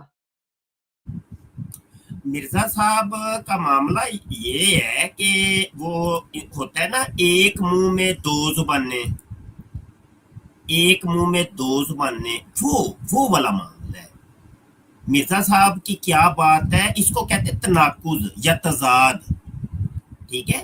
اور مرزا صاحب جو ہے نا وہ اس تناقض کے بارے میں کیا فرماتے ہیں، یہ آپ ذرا سنیے، یہ سکرین ذرا دکھائیے گا۔ جی جی یہ جناب میں اس کو ریموو کرتا ہوں۔ جی جناب فرماتے ہیں روحانی خزائن جلد 10 ہے، صفحہ 143 ہے، 7 بچن کے اندر ظاہر ہے کہ ایک دل سے 2 متناقض باتیں نکل نہیں سکتی، کیونکہ ایسے طریق سے انسان پاگل کہلاتا ہے یا منافق۔ بھئی ہم نے کچھ نہیں کہنا مرزا صاحب کو، مرزا صاحب خود فرما رہے ہیں اپنے بارے میں 2 متناقض باتیں کر کے، یعنی ایک چیز متناقض کیا ہے، ایک چیز کو اگر سچا مانا جائے تو دوسری کو جھوٹا ماننا پڑے گا، بالکل دوسری کو اگر سچا مانا جائے تو پہلی کو جھوٹا کہنا پڑے گا۔ بالکل۔ تو 2 متناقض باتیں جس منہ سے نکلتی ہیں نا، وہ انسان یا تو پاگل ہوتا ہے یا منافق ہوتا ہے۔ مرزا صاحب فرماتے ہیں روحانی خزائن جلد 22 ہے، صفحہ 191 کے اوپر، مگر ہر ایک کو سوچنا چاہیے کہ اس شخص کی حالت ایک مخبت الحواس انسان کی حالت ہے کہ ایک کھلا کھلا تناقض اپنے کلام میں رکھتا ہے۔ مخبت الحواس کہتے ہیں پاگل، خبتی، بالکل پاگل انسان، وہ اس کے کلام کے اندر تناقض ہوتا ہے۔ مرزا صاحب نے یہ قاعدہ بنایا ہے، ہم نے نہیں بنایا۔ یہ دیکھیے ایک اور حوالہ لے کے، اور پھر تناقض کی میں ایک مثال دینے لگا۔ روحانی خزائن جلد 10 صفحہ 142 ہے، 7 بچن کے اندر مرزا صاحب فرماتے ہیں مگر صاف ظاہر ہے کہ کسی سچیار اور عقل مند اور صاف دل انسان کے کلام میں ہرگز تناقض نہیں ہوتا۔ ہاں اگر کوئی پاگل اور مجنون یا ایسا منافق ہو کہ خوشامد کے طور پر ہاں میں ہاں ملا دیتا ہو تو اس کے کلام میں بے شک تناقض ہو جاتا ہے۔ اب دیکھ لیں، کلام تناقض ہے مرزا صاحب کا، آپ کو مرزا صاحب کے کلام کے اندر نفی بھی ملے گی اور اس بات بھی ملے گی۔ सफेद भी मिलेगा और स्याह भी मिलेगा, एक ही चीज को वो सफेद भी कहते हैं स्याह भी कहते हैं, एक चीज को वो कहते हैं यस और साथ ही नो भी कह देते हैं। जैसे एक मिसाल मैं देता हूं, ये देखिए, ये इश्तिहारात जिल्द 2 सफा 2 है, कहते हैं इन पर वाज़े रहे कि हम भी नबूवत के मुद्दई पर लानत भेजते हैं और ला इलाहा इल्लल्लाह मुहम्मद रसूलुल्लाह के कायल हैं और हज़रत सल्लल्लाहु अलैहि वसल्लम की खत्म नबूवत पर ईमान रखते हैं। ये तो है पहली statement, first statement of Mirza Ghulam Qadiani. And second statement Malfuzat जिल्द 5 सफा 447 है। मिर्जा साहब फरमाते हैं हमारा दावा है कि हम नबी और रसूल। अब ये देखे तो दो मुखालफ चीजें हैं, मुतनाकिज हैं। मिर्जा कादियानी कहता है कि हम नबूवत के मुद्दई के ऊपर जो दावा करता है उसके ऊपर लानत भेजते हैं और साथ नबूवत का दावा कर भी देते हैं। अब इस कायदे कुलिये की रूह से खुद मिर्जा कादियानी ने अपने ऊपर लानत कर दी है और कादियानियों को भी चाहिए कि मिर्जा कादियानी के ऊपर लानत करें, क्योंकि मिर्जा ने तो कहा हुआ है कि जो भी नबूवत का मुद्दई होता है हम उसके ऊपर लानत भेजते हैं। मुस्तफ एक बात यहाँ पे ऐड कर देते हैं ताकि इंशाल्लाह ये आपके इस स्कैन का हिस्सा बन जाएगी। ये जो आपने स्कैन लगाया ना इश्तिहार जिल्द 2 और उसका पेज नंबर 2 है, तो इसके ना जो पैराग्राफ है ना पहले वाला, उसके दूसरे पैराग्राफ की पहली लाइन है गर्ज नबूवत का दावा इस तरह भी नहीं, सिर्फ विलायत और मुजद्दिदियत का दावा है। तो मैंने इसलिए बात यहाँ पे जनाब पॉइंट आउट कर दी है कि जब ये दोनों स्कैन एक आम अहमदी इनके सामने रखता है ना, आगे से कहते हैं कि जब उन्होंने इनकार किया ना दावा नबूवत का, वो तशरी नबूवत से इनकार किया, वो हकीकी नबूवत से इनकार किया, और जब उन्होंने कहा कि मैं नबी और रसूल हूँ तो यहाँ पे उन्होंने गैर तशरी जिल्ली बरूली का इकरार किया। लेकिन हकीकत ये है कि जब मिर्जा साहब ने इनकार किया है वॉल्यूम 2 के अंदर पेज नंबर 2 पे, तो उन्होंने नबूवत का मुतलकन इनकार करके इकरार सिर्फ किस बात का किया, मुजद्दिदियत का।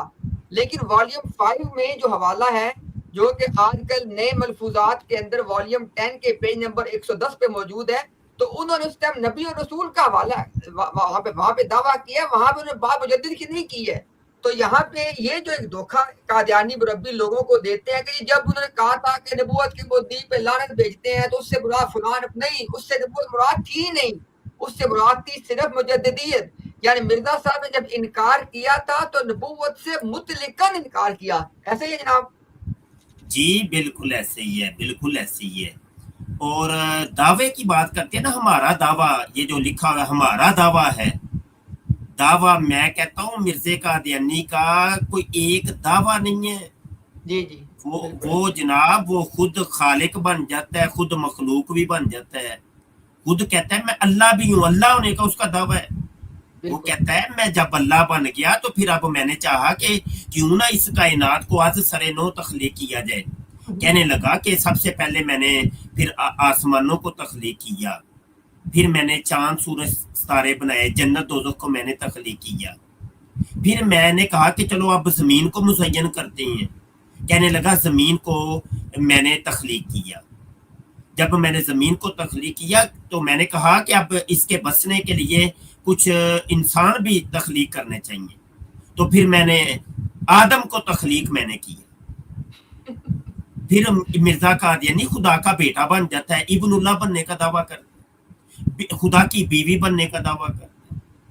वो जनाब उसके दावाजात की क्या बात, मैं कहता हूँ मुस्तफ सॉरी आपकी बात काट जनाब। अच्छा, आपने एक बड़ी इंटरेस्टिंग बात अभी बताई कि उसने कहा जी कि मैं आदम हूँ, सॉरी मैंने आदम को तख्लीक किया, साथ ही वो कहता है कि मैं आदम हूँ, साथ आदम, खुद भी आदम होने का भी क्लेम कर दिया। मतलब ये तनाकुजात है ना, ये तनाकुजात है ना। अच्छा सर, ये बिल्कुल वही बात नहीं शायद ये वही बात बन जाती है ना। देखे ना, जैसे एक ईसाइयत के अंदर ईसा अलैहिस्सलाम को वो यानी कि जो उनका गलत नजरिया है उसके मुताबिक, यानी एक तरफ वो उनको खुदा मानते हैं, एक तरफ खुदा का बेटा मानते हैं। इसी तरह एक तरफ मिर्जा साहब कहते हैं कि मैं आदम हूँ, सार कहते हैं मैंने आदम को बनाया है, आदम को बनाया है। ऐसे ही है, मतलब तनाकुज पाया जाता है, कोई मतलब कोई सर पाँव नहीं ना। इन्होंने पता क्या किया है, इन्होंने ऐसा इम्तियाज भी किया है कि चोर दरवाजे रखे हुए हैं। वो हमारे ना यहाँ गुजरांवाला में बाजारों के अंदर ना कुछ चर्चिए वो घूम रहे होते हैं जेब कतरे, तो वो ना उनका तरीकाकार ये होता है कि उन्होंने अपना गिरेबान खोला होता है, गिरेबान खोल के वो रखते हैं।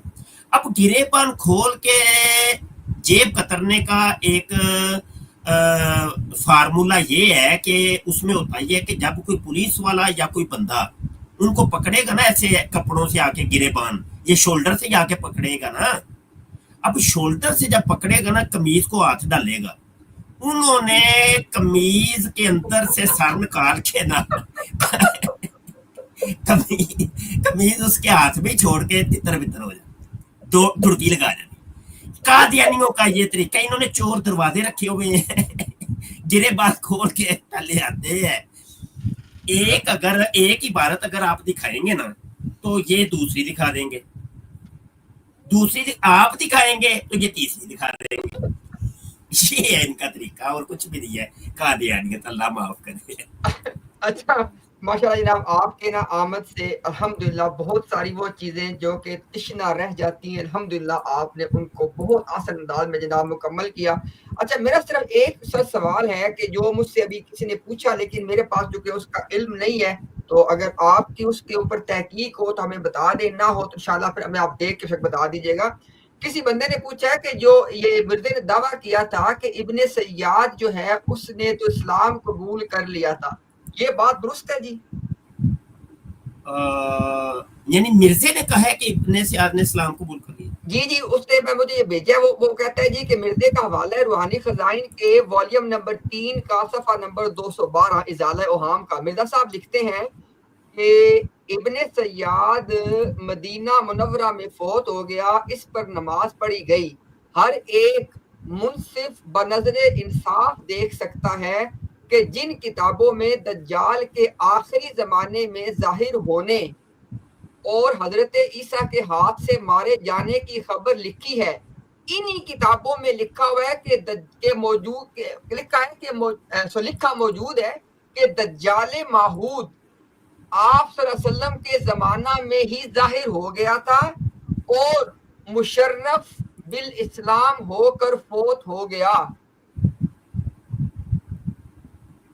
तो ये यकीन माने अल्लाह की कसम, हमें ना अपनी लाइल्मी का नहीं आता, हमें आता है कि गुस्सा आता है इम्तियाज भाई। अब ये एक लफ्ज आपने बोला ना दज्जाले माहूद, जी अब मैं एक आलिम आदमी हूँ, मुफ्ती आदमी हूँ, हमारे लिए एक ऐसी ये चीज है कि गुस्सा आ गया कि मतलब ऐसी इस्लाहात मिलेंगी कि ना कभी हमने कहीं कुरान में पढ़ी, ना किसी हदीस में पढ़ी, ना दुनिया की किसी किताब में पढ़ी। हाँ जी, ये मसीह मऊद माहूद, दज्जाले माहूद, मुसले माऊद, वो पता नहीं जीपो गरीब चीजें ये कादियानियत के अंदर हमें मिलती हैं। खिलाफत ला मिनहाज नबुवा, और जनाब क्या इसका नाम है, दो चार और चीजें बताता हूँ, नवी चीजें। ये अभी जो आपने बड़ी एक इंटरेस्टिंग बात की है, ये जो साथ ये लफ्ज ऐड करते हैं माहूद और ये माहूद और मऊद। यहाँ पे ना यहाँ पे सर ना देखिए, आप चूंकि माशाल्लाह आपका तो ताल्लुक इल्म को पढ़ने और पढ़ाने से है, यहाँ पे मिर्जे ने एक टेक्निकल मिस्टेक हजरत की है। देखिए वो ये है, आपको पता है कि मिर्जा खुद को लिखता था मसीह मऊद और महदी माहूद, ऐसे ही माहूद। हाँ जी बिल्कुल ऐसे। अब सवाल ये पैदा हुआ कि हदीसों के मुताबिक मसीह ने दज्जाल को कत्ल करना है, तो उसको दज्जाल के साथ लफ्ज माहूद लगाना था को मऊद, क्योंकि उसका भी तो वादा ही है ना। हाँ देखिए ना, अगर वो खुद को मसीह मऊद कह रहा है तो इसको दज्जाल मऊद कहता। हाँ बिल्कुल, और दज्जाल नहीं, मसीह मऊद का लफ्ज भी ऐसा है कि भाई दज्जाल खुद मसीह मऊद है।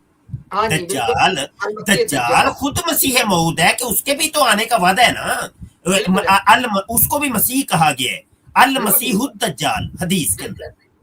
और टेक्निकल मतलब बात ये बनी کہ مرزا غلام قادیانی نے یہاں پہ اپنے یعنی اپنی اصطلاحات کے مطابق، ہمارا تو تعلق اس سے ہے ہی نہیں نا کچھ بھی، ہم تو اس کی اس نے اپنی اصطلاحات کے اندر بھی یہ ٹیکنیکل مسٹیک کی ہے کہ اس کو اپنی اصطلاحات کی روح سے موعود کا لفظ لگانا تھا اس کے ساتھ دجال کے ساتھ، کیونکہ مرزا صاحب مسیح موعود تھے.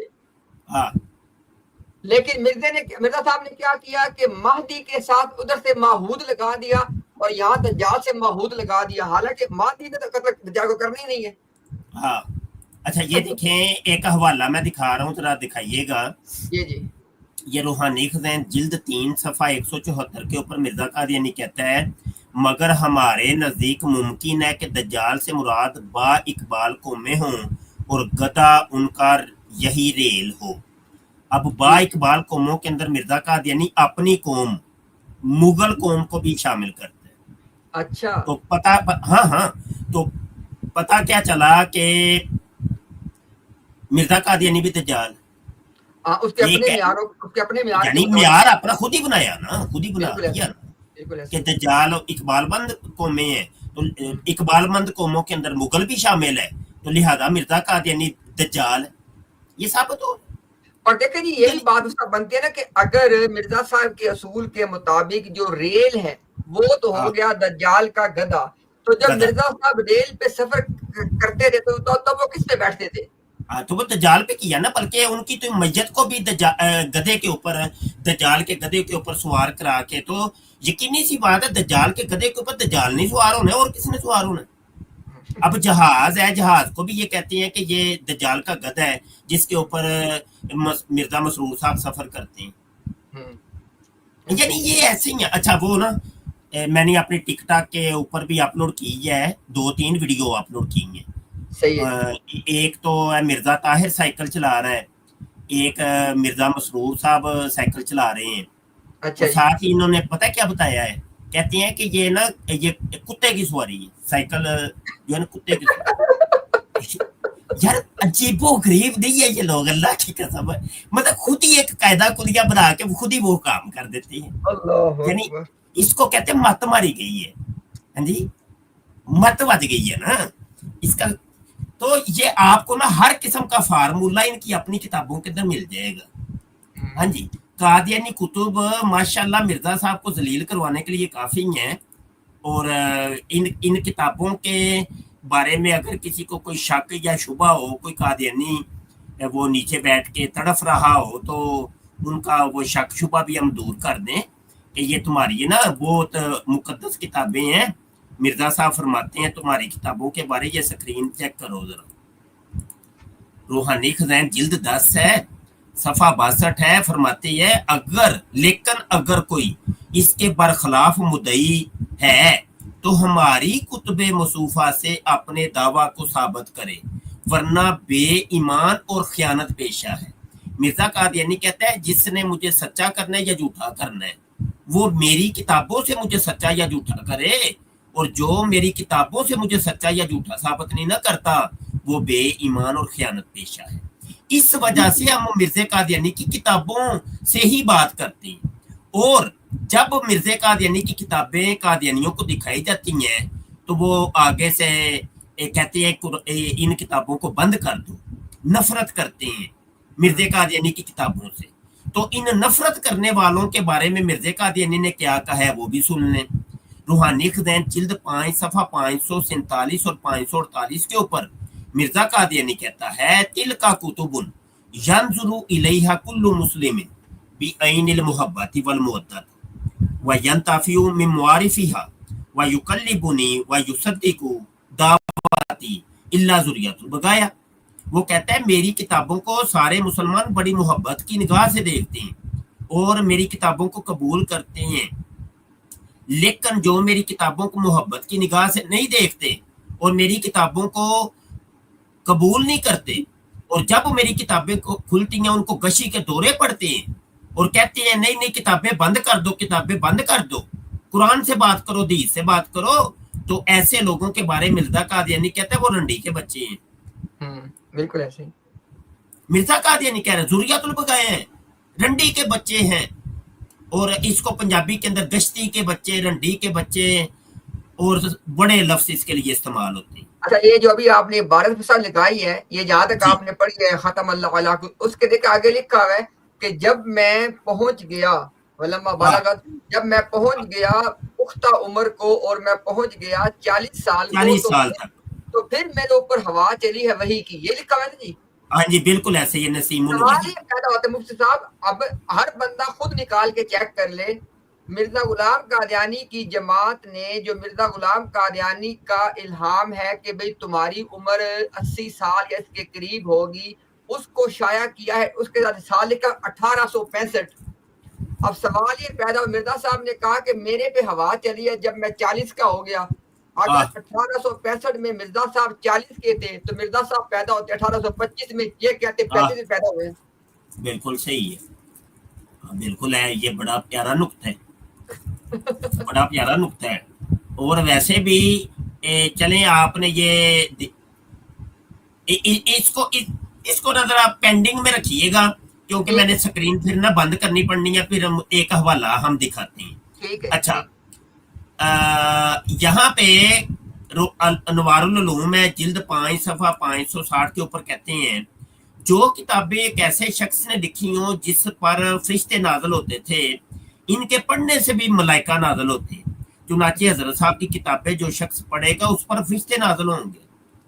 تو یہ قادیانی ہمیں مرزے کی کتابیں کیوں نہیں پڑھنے دیتے اور کیوں نہیں یہ چاہتے کہ ہمارے اوپر بھی فرشتے نازل ہوں اور ان کے اوپر بھی فرشتے نازل ہوں. جب مرزے کی کتابیں کھولتے ہیں ان کو گشی کے دورے پڑتے ہیں فرشتے کیوں نہیں نازل ہونے دیتے یہ لوگ. آگے دیکھیے یہ الفضل اخبار ہے اور مورخہ 5 جون 1934 کا شمارہ ہے اور صفحہ نمبر 6 ہے اور یہاں پہ لکھا ہوا ہے حضرت مسیح موعود اور تفسیر القرآن. کہتی ہے کہ حضرت مسیح موعود کی کتابیں قرآن پاک کی تفاسیر ہیں اور مرزے کی کتابیں قرآن کی تفسیریں ہیں جب تو تم پڑھنے کیوں نہیں دیتے یہ قرآن کی تفسیریں ہمیں کیوں تم لوگوں کو گشی کے دورے پڑ جاتے ہیں. ہاں جی اچھا اب آ جاتے ہیں یہ والا حوالہ جو کہ یہ اس کے اوپر روشنی ڈال رہے تھے امتیاز بھائی. جی جی ہم آپ کو لیے چلتے ہیں تذکرہ کے. جی جی اور تذکرہ کی دیکھتے ہیں کہ پہلی جو وحی ہے وہ کب نازل ہوئی اور وہاں پہ ڈیٹ کون سی لکھی ہوئی ہے یہ دیکھنا ہے ہم نے. جی جی اچھا جی یہ تذکرہ کھل گئی ہے اور یہ لکھ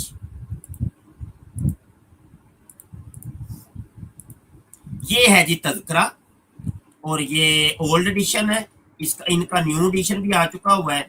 آگے بڑھتے یہ دیباچہ ہے یہ کچھ ابتدائی چیزیں ہیں. یہ لے جی پہلی وحی صفحہ نمبر 1 ہے یہ تذکرے کی پہلی وحی ہے یہ دیکھیں. اچھا جی اور یہ وحی آگے بڑھتے ہیں ادھر انہوں نے اس کا سن کوئی نہیں لکھا ہوا. جی جی اس کا سن کو نہیں لکھا یہ لیکن یہاں پہ آگے جا کے انہوں نے لکھا ہوا ہے اس آخر نے 1864 یا 65 عیسوی میں یعنی اس زمانے کے قریب جب یہ ضعیف اپنی عمر کے پہلے حصے میں ہنوز تحصیل علم میں مشغول تھا تو یہ خواب دیکھا. تو یہاں پہ جو ہے نا یہ پتہ چلتا ہے کہ یہ 1864 یا 65 جی جی ٹھیک ہے ایک ہی یہ شیطانی وحی ہے. ٹھیک ہے تو آگے صفحہ نمبر 4 کے اوپر یہاں سے کام شروع ہوتا ہے کہ اس کو وحی کا سلسلہ 1861 کو شروع ہو چکا تھا. یہ دیکھ یہ سمجھ لیں کہ اس پہلی وحی کے ساتھ ہی انہوں نے یہ سن بھی لکھا ہو. تو مرزا قادیانی تو پیدا ہو رہا ہے 1840 کو تو یعنی 21ویں سال یعنی 21 سال کا تھا مرزا قادیانی تقریباً. تو اور اگر ان کی بھی ڈیٹ مان لیں تو پھر بھی 26 کا بنتا ہے. ہاں جی ہاں 26 کا یعنی ان کی 35 کہتے ہیں نا یہ لوگ. ہاں جی 35 کہتے ہیں نا 5 اور ڈال لیں. چلو مان لیتے پھر بھی 26 27 بن جائے گا چلو کوئی نہیں. ہاں جی ہاں جی تو یہ تھا وہ اصل میں حوالہ تذکرے کا دکھانا جو آپ نے بات کی تھی نا اس کی جی جی تصدیق جی کی. اور میں یہ چونکہ آپ نے یہ چلے بات کی ہے تو اس کو ہم نا نئے ایڈیشن سے بھی میں نے اس کو کھولا دکھا دیتے ہیں. یہ سب لوگ دیکھ سکتے ہیں کہ یہ تذکرہ کا لیٹسٹ ایڈیشن ہے جو میں نے بات کیا. یہ دیکھیں صفحہ نمبر 6 پہ آپ کو مل جائے گی کہ جو مرزا نے کہا نا کہ بھئی یہ دیکھیں نا جو مفتی صاحب نے بات دکھائی ہے نا, اگر وہاں سے کوئی مربی پینترا بدلنا بھی چاہے یہاں پہ چانس ہی نہیں ہے. کیونکہ یہ دیکھیں یہ باقاعدہ مرزے کو یہاں پہ الفاظ کے ساتھ نعوذ باللہ اس کی جو ہے نا وہ وہی ہو رہی ہیں کہ چونکہ خدا تعالیٰ جانتا تھا کہ دشمن میری موت کی تمنا کریں گے یا یہ نتیجہ نکالیں گے کہ جھوٹا تھا تبھی جلدی مر گیا, اس لیے اس نے مجھے مخاطب کر کے فرمایا سمانین حولن او قریبا من ذالک او تزید علیہ سنینا وترا نسلا بعیدا. تیری عمر 80 برس کی ہوگی یا 2-4 کام یا چند سال زیادہ تو اس قدر عمر پائے گا کہ ایک دور کی نسل کو دیکھ لے گا. یہ الہام 35 برس سے ہو چکا ہے. اب کیونکہ مرزا غلام قادیانی نے اس الہام کے بارے میں کہا تھا تحفہ گولڈویا میں جو کہ اس نے 1900 میں لکھی تھی کہ جناب یہ مجھے ہوا تھا 35 برس پہلے, انہوں نے سمپلی کیا کیا کہ 1900 منفی 35 کر کے ڈیٹ نکال دی 1865. لیکن مسئلہ گڑبڑی ہو گیا کہ مرزا نے کہا کہ میرے پہ وحی کی ہوا چلی ہے جب میں 40 سال کا ہو گیا. اب دو باتوں میں سے ایک بات مانو, یا تو یہ بات غلط ہے کہ مرزا غلام قادیانی نے جو کہا تھا کہ اس پہ وحی ہوئی 40 برس کی عمر میں, یا پھر یہ بات غلط ہے کہ یہ اس کو وحی ہوئی 1865 میں. کیوں جناب؟ بالکل بالکل یہ پوائنٹ بہت زبردست ہے, لیکن بات یہ ہے کہ اس کو ماننے گا کون؟ بات وہی ہے کہ ماننے گا کون بھائی. جس قوم کو آپ یہ دلائل دے رہے ہیں ماننا تو انہوں نے ہے کون. انہوں نے بس ان کو ایک طوطوں کی طرح ایک جملہ رٹایا گیا, ان کے مربیوں نے ایک طوطوں کی طرح جملہ رٹایا ہے کہ جب تمہیں کوئی حوالہ مولوی دے تو آگے سے تم نے یہ کہنا مولوی جھوٹ بولتا, مولوی جھوٹ. بھائی آپ ایک گھنٹے کی تقریر کر لیں اور 100 حوالہ دے دیں امتیاز, آخر میں مربی کے منہ سے آپ یہ سنیں گے مولوی تو جھوٹ بول رہا ہے, پرچیاں پڑھتے ہیں, پرچے پڑھتے ہو یا تو جھوٹ بولنا ہے پہ تو نہیں مولوی صاحب نہیں, یہ بات ایسے نہیں مولوی صاحب نہیں. آخری بات یہ ہوتی اس نے گھنٹے پورے کی تقریر کو اور 100 حوالوں کو چٹکیوں کے اندر ہوا کے اندر اڑا دی, یہ کہہ کہ مولوی تو جھوٹ بول. اچھا حالانکہ سر آپ ایک بات آپ نوٹ کریں کہ مرزا غلام قادیانی نے ابن سیاد کو ایک طرف تو کہا کہ یہ دجال ماحود ہے کہ جس دجال کا حدیثوں میں وعدہ دیا گیا وہ ہے, ساتھ ہی صحابہ کرام سے اس پہ جنازہ پڑھوا رہے ہیں. اور اللہ معاف کرے یہ جو اجماع علی اس نے بات کی ہے, میں کہتا ہوں کوئی دنیا کا قادیانی ادھر آ کے چیلنج ہمارا قبول کرے, ثابت کر دو, منہ منگا انعام لے لو, منہ منگا انعام لے لو. آپ اندازہ کریں کہ اس نے کتنا بڑا بلنڈر کیا مرزا نے کہ دجال کا جنازہ پڑھوا رہے نعوذ باللہ صحابہ سے. یعنی اندازہ کریں عقل مت ان لوگوں کی کتنی ماری گئی ہے. مرزا غلام قادیانی ایک طرف اس کو کہہ رہے ہیں کہ یہی دجال ماحود ہے کہ وہ دجال جس کا حدیثوں میں وعدہ ہے, خود کہہ رہے ہیں, اور ساتھ ہی کہہ رہا ہے کہ وہ اسلام قبول کر کے فوت ہو اس پہ جنازہ پڑھا گیا. یعنی یہ دجال کی نشانی کی حدیث میں لکھی ہوئی کہ نعوذ باللہ من ذالک, اس پہ صحابہ کرام جنازہ پڑھیں گے, نعوذ باللہ, نقل کفر نباشد.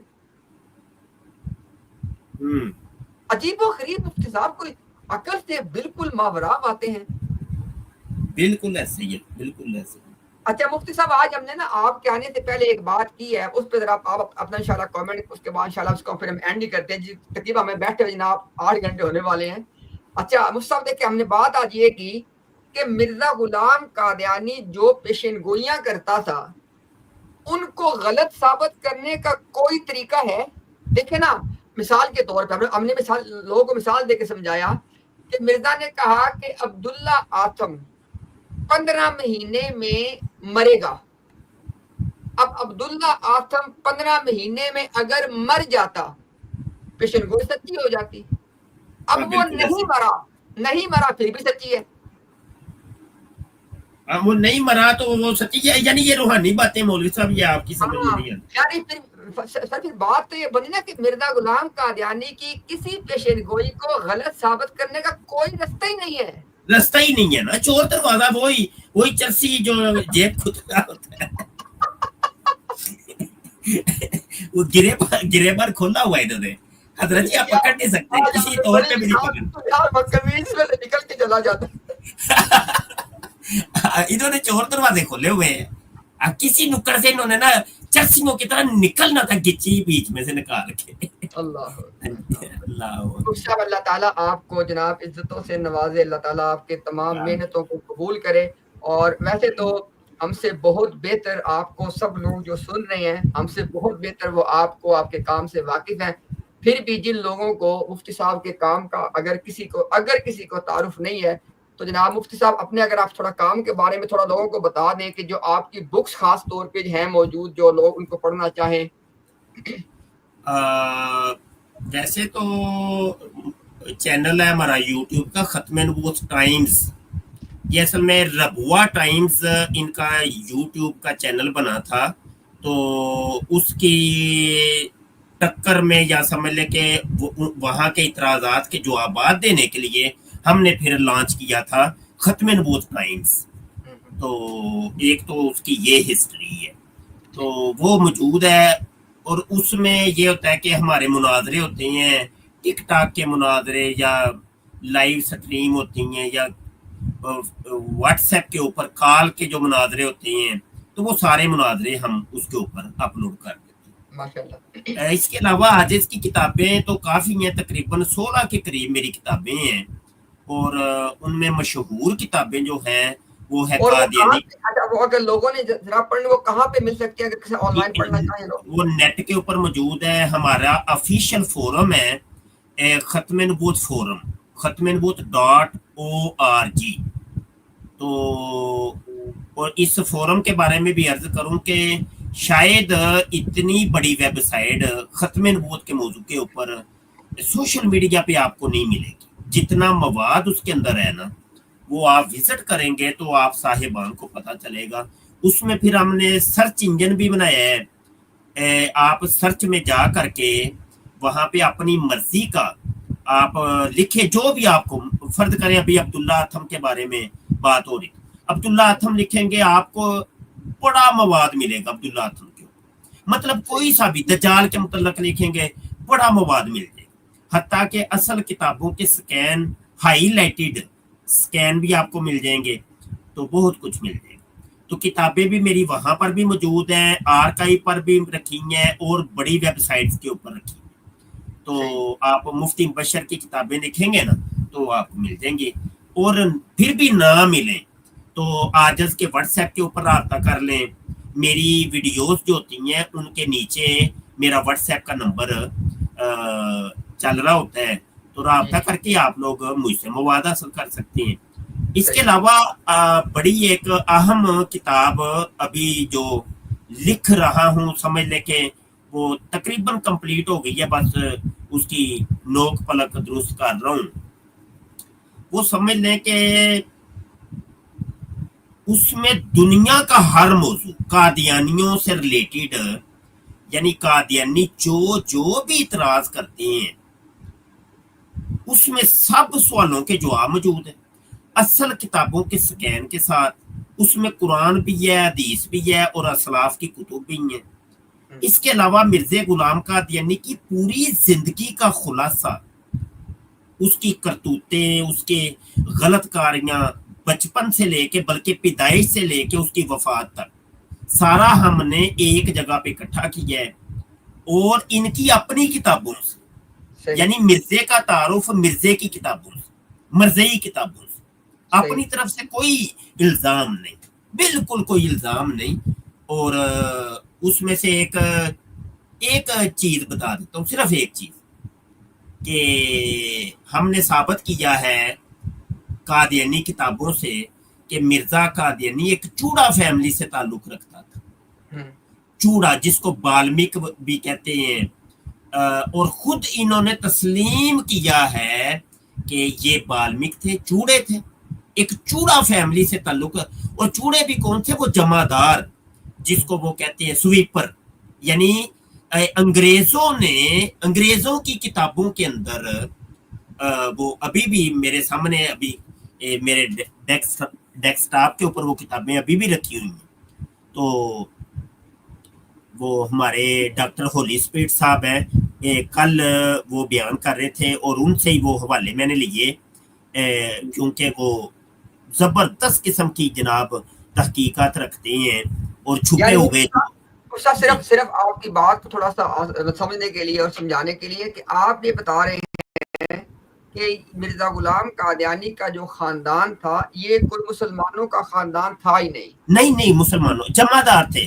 जमादार ठीक है, कौन थे? पुराने जमानों में होता था कि जो वॉशरूम बनते थे तो वहां की गलाजत को एक जमादार आता था, उसने सर पे दाबड़ा रखा होता था, हाथ में एक झाड़ू पकड़ा होता था, वो गलाजत सारी उसमें डाल के वो कहीं दूर फेंक आता था, सही, उसको कहते थे जमादार। और इन जमादारों को चूड़ा कहा करते थे। ये मैं नहीं बता रहा, ठीक है, ठीक, ये अंग्रेज बता रहा है, अंग्रेज बता रहा है, अंग्रेज बता रहा है। और जिन्होंने इसको खड़ा किया था, ठीक है, जिनका ये ले पालक था, जिनका ये खुद काश्ता पोता था, उन्होंने ही इसका तारुफ करवाते हुए अपनी किताबों के अंदर लिखा है कि ये तो ये है इस फैमिली। फिर इन लोगों ने अपनी किताबों के अंदर एहतजाज किया था कि देखो हम लोग तुम्हारी ले पालक हैं, तुम्हारी खुद साख्ता है, और तुम लोगों ने हमें बदनाम कर दिया है, हमारे बारे में ये लिख दिए। अच्छा, हाँ, अच्छा, ये भी लिखा है।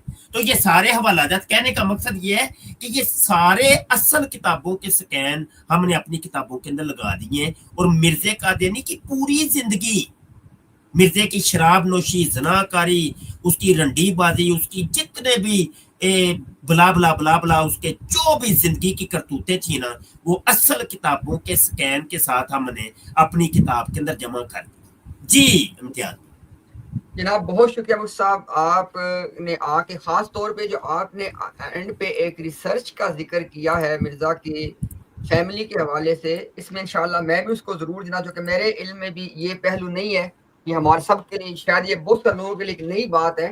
तो इंशाल्लाह हम सब जनाब उसको पढ़ेंगे, क्योंकि जो भी रिसर्च है उसमें रिसर्चर ने जो एविडेंस पेश की है, जरा उसको देखने के बाद ही इंसान किसी रिजल्ट तक पहुंच सकता है। तो यार ऐसा कर लेते हैं ना, ऐसा कर लेते हैं ना, अभी जाते जाते चलो थोड़ा सा टच ही दे देते हैं, ज्यादा नहीं। मुझे इंग्लिश नहीं आती, मैं कह रहा हूँ, मैंने डॉक्टर साहब से हवाला जात लिए हैं, इन हवालों को देने वाले डॉक्टर होली स्पिरिट है। ये जरा पढ़े, आप खुद ही पढ़े जरा, और जरा तर्जुमा भी करके बताएं ये क्या है लिखा हुआ। आप बड़ा करेंगे ताकि मैं इसको पढ़ सकूं। ये पहले तो ये किताब जो है ना, ये गजट, ये बता दें जरा। जी जी, ये जनाब ये है जी गुरदासपुर डिस्ट्रिक्ट का ये गैजेट है, इसको इसके अंदर ये 1883 और 84 का, 1883 और 84 का। अच्छा जी, ये हो गया।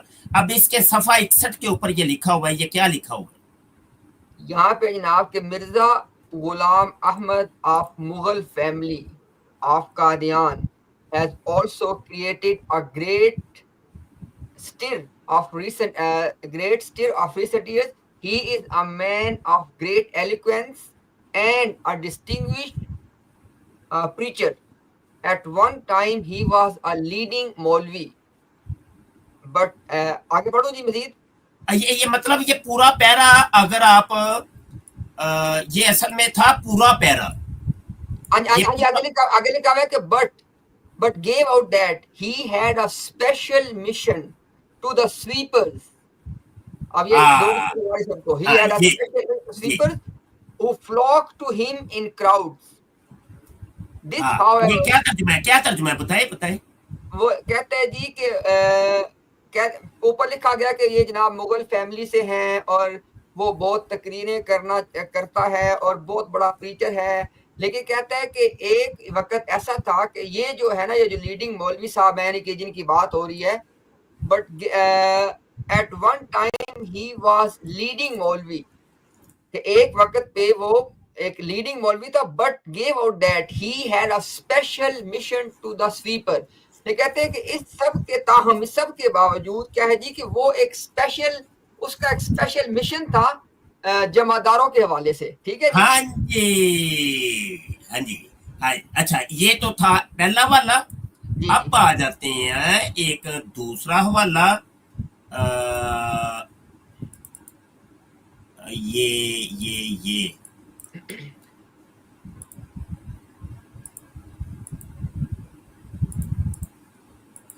لے جی، یہ کیا ہے؟ یہ کتاب کا نام پڑھیں، کیا ہے لکھا ہوا؟ یہ جناب ہے سینسز آف انڈیا، یہ جو مردم شماری انڈیا میں 1901 میں ہوئی ہے، اور اس کے حوالے سے جی، اس کے حوالے سے ہے نا؟ اچھا جی ٹھیک ہے۔ اس کا یہ صفحہ ہے، کوئی کتنا صفحہ ہے؟ 143۔ اچھا یہ احمدیہ، یہ پورا ہی پڑھ دیں گے پورا۔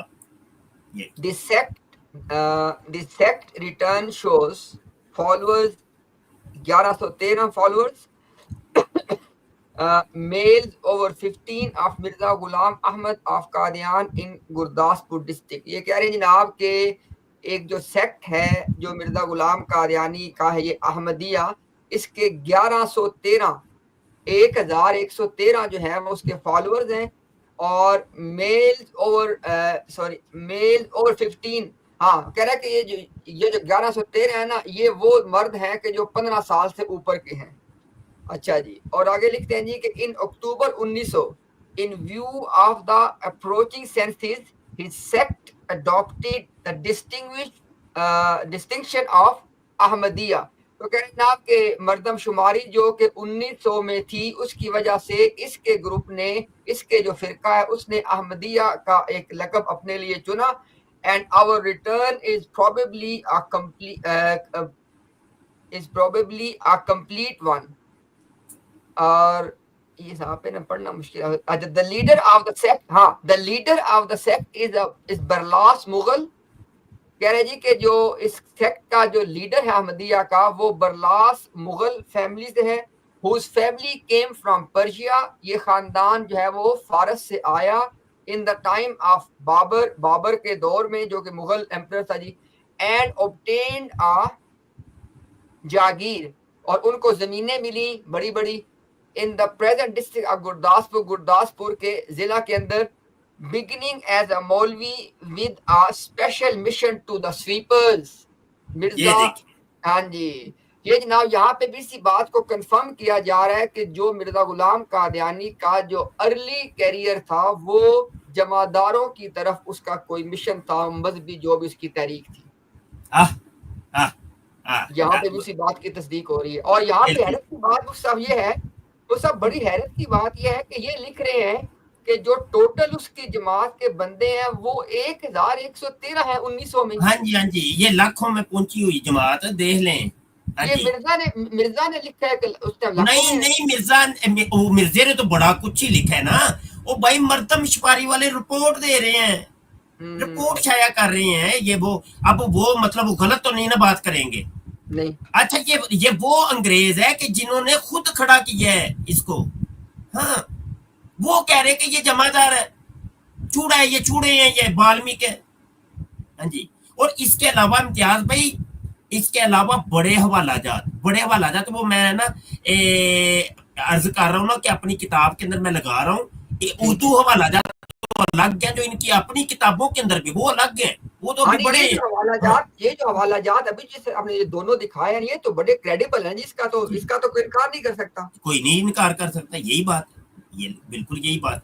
اور یہاں پہ اردو کتابوں کے اندر سے اگر جاتے جاتے، چونکہ مجھے لگ رہا ہے کہ براڈ ابھی ختم ہونے کو ہے، ایک حوالہ، صرف ایک حوالہ یہ جو ہے نا ہمارے وہ بشیر شاہ صاحب نے نا کامنٹ میں لکھا، مجھ صاحب وہ لکھتے ہیں جناب کہ 1902 میں یہ لوگ 1 لاکھ ہونے کا دعویٰ کر رہے تھے، اور یہاں پہ 1100 بندے ٹوٹل ہیں۔ اب یہ دیکھیں، یہ کتاب ہے خلافت لا منہاج نبوہ، یہ قادیانیوں کے 2 نمبر خلیفے نے یہ کتاب لکھی ہے، اس کی جلد 2 میں صفحہ 263 کے اوپر وہ خود کہتا ہے ہم مرزا صاحب کو مان کر چوڑوں سے مرزا ہو گئے، لوگ ہمیں مرزئی کہتے ہیں، یہ کتنا بڑا فائدہ جو ہمیں حاصل ہوا۔ یہ دیکھ کیا بات ہے جی، یہ تو باقاعدہ اعتراف کر رہے ہیں، اعتراف جرم ہے۔ ہاں جی ہاں جی، یہ دیکھ لیں۔ اور پھر آگے سے ان کو مرزئی کہا جائے تو یہ چڑھتے ہیں، وہ تو دیکھے وہ کہہ رہا ہے مرزئی یہ بڑا ہمیں تو فائدہ ہوا، لوگ ہمیں مرزئی کہتے ہیں۔ صحیح۔ ہاں جی، तो मैं कहता हूँ आज के लिए इतना ही काफी जी बिल्कुल ठीक है। और खास तौर पे ये जो आखिर पे आपने जिस रिसर्च के हवाले से सारे हवाला जात पेश किए, ये बिल्कुल एक नया एक रुख है इनको देखने का जी, कि ये क्योंकि ना देखिए हम सब लोग जब इनकी तहरीरों को पढ़ते हैं हम कहते हैं यार कि कोई आदमी इतना ज्यादा नबियों की शान में गुस्ताखी कैसे कर सकता है, लेकिन जब ये सारी बातें साथ जुड़ती है कहीं आए किधर से थे, फिर बात समझ आती है। चूड़े हैं ये देख लें, चूड़े हैं ये रजिस्टर्ड चूड़े हैं। हाँ यानी सरकारी चूड़े, जी जी सरकारी चूड़े हैं, सरकारी चूड़े हैं। हाँ जी, अंग्रेज सरकार ने इनको चूड़ा होने का लकब भी दिया और साबित भी किया जी। मुफ्ती साहब आपको इख्तितामी कलिमात जनाब इरशाद फरमाना चाहें तो मोस्ट वेलकम जी। बस इख्तिताम तो इस फितने का कौन ही होना, यही इख्तिताम है कि इनको जो भी जिस चोर दरवाजे से आएंगे वहां पे हम इनको पकड़ेंगे, चाहे ये व्हाट्सएप के चोर दरवाजे से, ये ट्विटर के, टिकटॉक के, यूट्यूब के, जिस चोर दरवाजे से भी आए इंशाल्लाह ताला हमारे मुबल्लिगीन ने खत्म नबूवत वहां आगे दरवाजा खोल के खड़े होंगे इंशाल्लाह। बस यही है। जज़ाकल्लाह खैर जी, बहुत शुक्रिया जनाब, आपकी आमद का बहुत शुक्रिया और अल्लाह ताला आपकी मेहनतों को कबूल फरमाए जनाब, बहुत जज़ाकल्लाह खैर, बहुत शुक्रिया जी। आमीन जज़ाकल्लाह। अच्छा मुझे ना इजाजत है, आपने अगर बैठना हुआ तो बैठिए। जी जी अस्सलाम सलाम वालेकुम अस्सलाम व रहमतुल्लाहि व बरकातुहू। Okay, my dear brothers. So yeah, it was a little bit as it happened last time as well. It turned into an Urdu live stream, but inshallah, it was very, to be honest, especially this last segment was very eye-opening for me. I do not have any knowledge on this aspect of their whole movement, but that was really an eye-opener, especially with all of those reports which were published under the Britons. So it's very difficult actually, to deny all of that. So I look forward to the Ahmadiyya clerics that if they respond to this aspect as well, because it's really challenging and it will be a paradigm shift in the study of Ahmadiyya once all of these things become the public knowledge. Omar Bhai, Ahmed Bhai, Nabil Bhai, over to all of you. Brother Imtiaz, we have a brother who was waiting actually for a while, an Ahmadi brother who is researching, and we pray for him. He's here now. I'll bring him on. Okay. So maybe he wants to talk to you. Umar He and might. Ahmad, inshallah, you talk to the brother, inshallah, and I am listening. I will participate, inshallah. You talk to him. Actually, he came back for you, brother Imtiaz. I have an appointment. Maybe no, he just wants to maybe like introduce himself, and then he wants to actually talk privately. Okay, inshallah. You, brother Zuhaib, the floor is yours. Hi. Yes, Imtiaz, but you have to go to an appointment. Yeah, actually, I do have. Actually, the appointment is I need to drop some food at one of my colleagues' house. Okay, Imtiaz bhai is certainly fine. I mean, it's not a problem at all. I think maybe. Zohaib bhai, if you want to talk offline, then inshallah, once we end the stream, inshallah, when I will be driving, I can talk to you. I think Imtiaz, but that is much better at that time. Anyways, it would be better for me and you because I do want to discuss some things. I'm in Born Ahmadi. There's a lot of things that I have found out and figured out, and as you know, that I comment on your YouTube streams. You've probably seen my name a lot. I have seen, and so there's a lot of things that I want to discuss. It's not really for me. It's basically for my extended family. I'm trying to see like how we can make this happen, and I'm on the verge. Even if you want to discuss on camera, because if you think that it can be beneficial for other people, so inshallah I can join from my other mobile, and inshallah we can still talk. Up to you. If you feel more comfortable and if you think it's more beneficial to talk offline, we can do that. But if you think that it can benefit other people, inshallah, then we can talk online as well. As you decide. Yeah, I think maybe I'll just touch a little bit on the point, right? I'm not sure how much time you have, but the things that it will be only it will be only my camera will be off, turned off, inshallah, but I will be engaged with you. Just give me 1 second. There is Okay. somebody, Brother Umar and Ahmad, there's one person, Asmak, if you can just quickly Yeah, either. so there are just some Muslim brothers. I will briefly take you, Azmak, inshallah, make a remark, Yeah. because like you already know that the time is extremely short, and And inshallah, we make a want make to, a point. Asmak, we want to apologize as well, because I could see that you were there backstage for a long time. So please forgive us. You had to wait. But inshallah, maybe in the future we can talk more, inshallah. Yes, Asmak.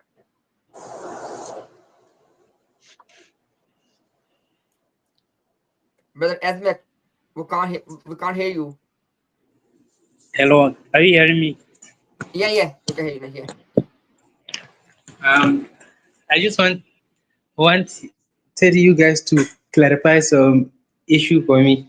I'm not Ahmadi, I'm Muslim. So what's the issue? Like, for example, if we are going to accept Mirza Ghulam as our prophet or Mahdi or whatever, Yeah. then are we going to abandon all the teaching that we have about Mahdi is coming, Mirza, Jesus, Isa alayhi salam is coming, Dajjal is coming.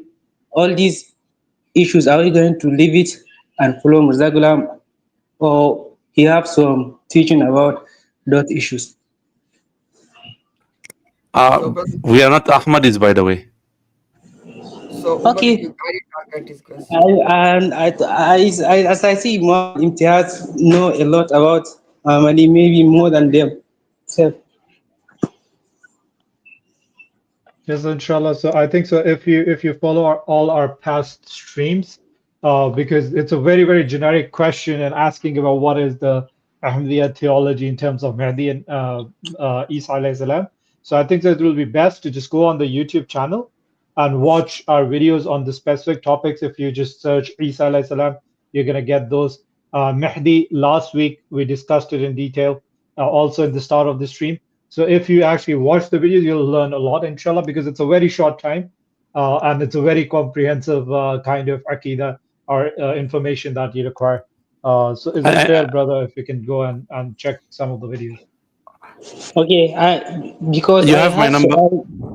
I watched one of Razi debate, and he's talking like all these hadith that are in Bukhari and Muslim and so on about Isa alayhi salam is coming literally, but he's saying it as we are going to take it as literally. It's not like we are going to take it like he's talking like we are going Okay, to take these hadith literally.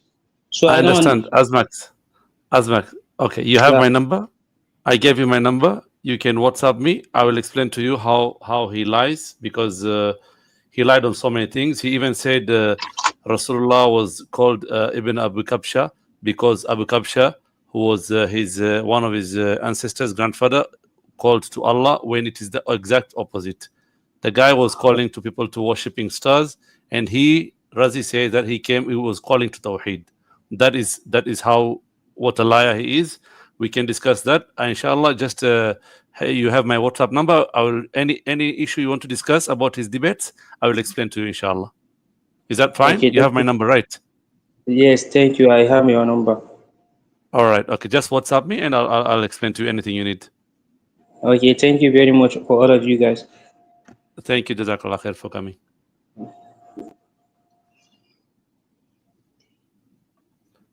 So we have Well, two Imtiaz, we have a Zilli and clone of Buruz. Imtiaz. Which one is Zilli? Which one is Hakiki? Okay. Assalamualaikum. Wa alaikum salam wa rahmatullah. Imtiaz bhai, you're just cutting off. Maybe your internet is slightly weak. So Zuhaib, you want to continue offline or online?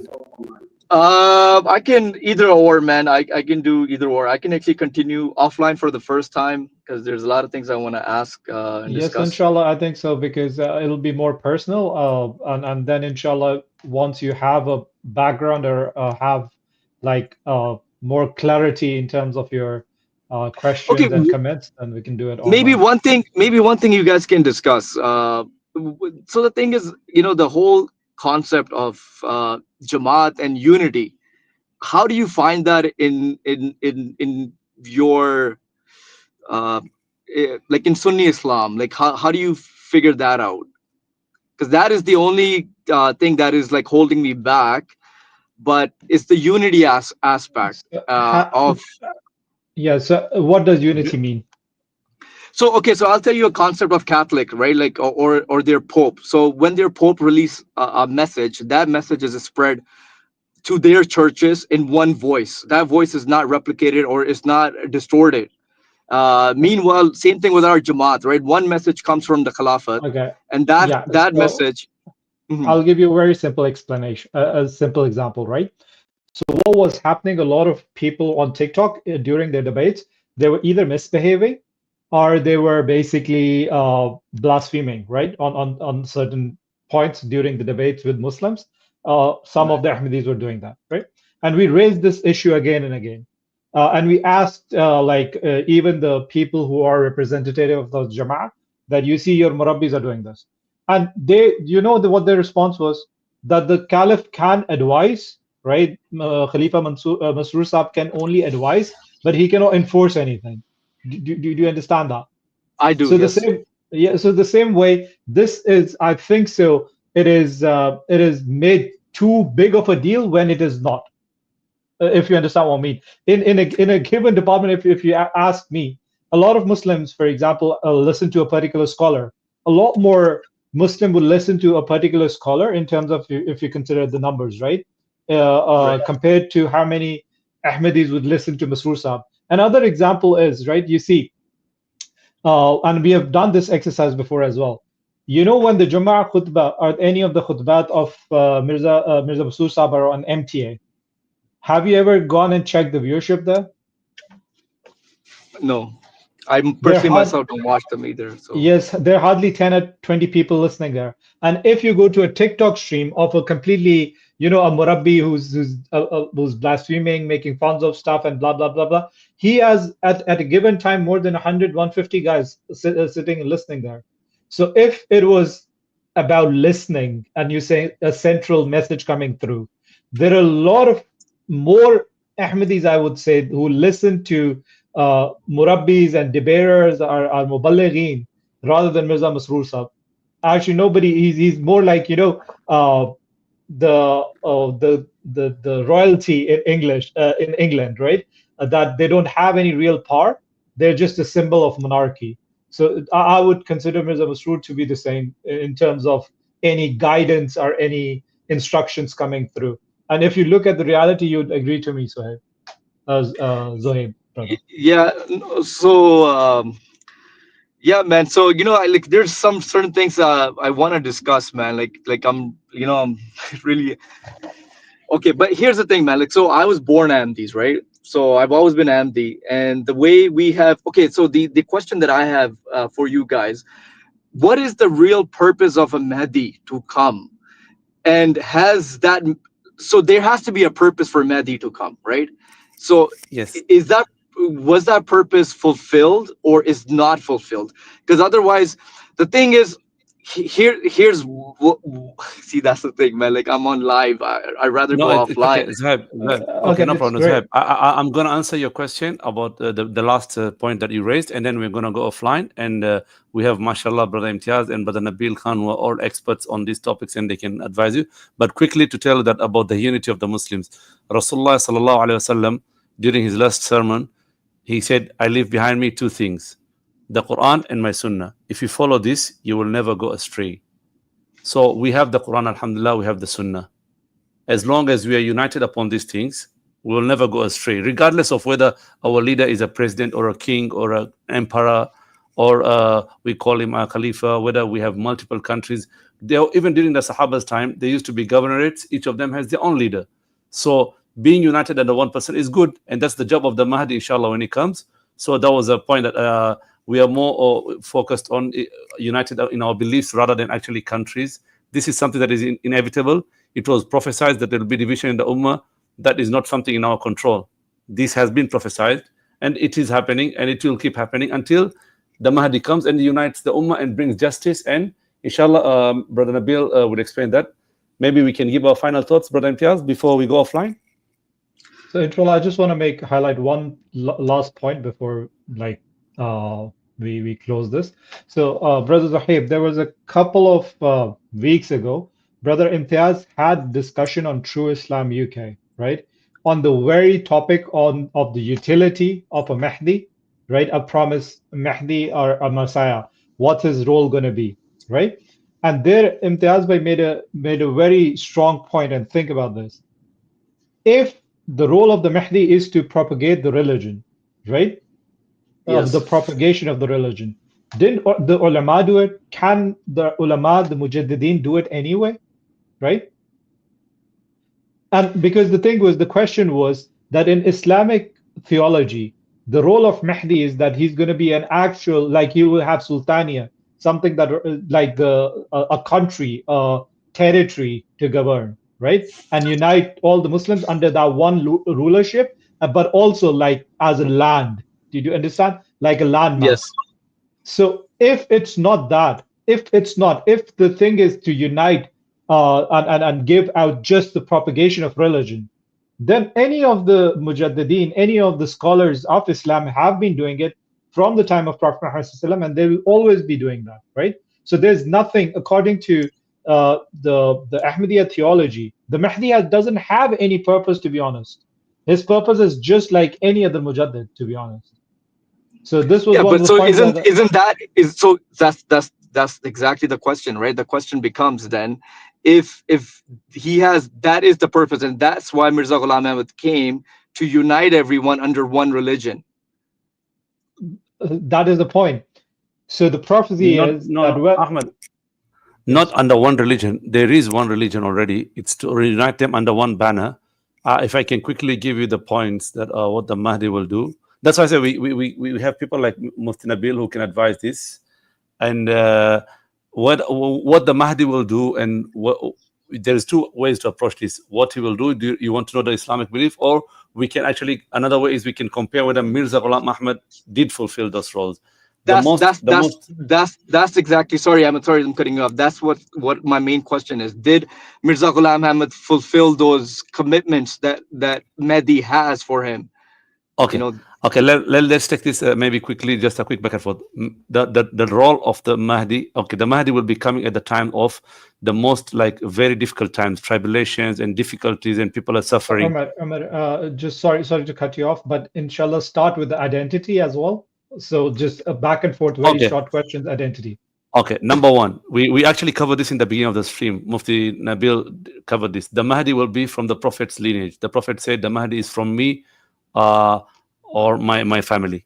So the Mahdi is from the Prophet's progeny.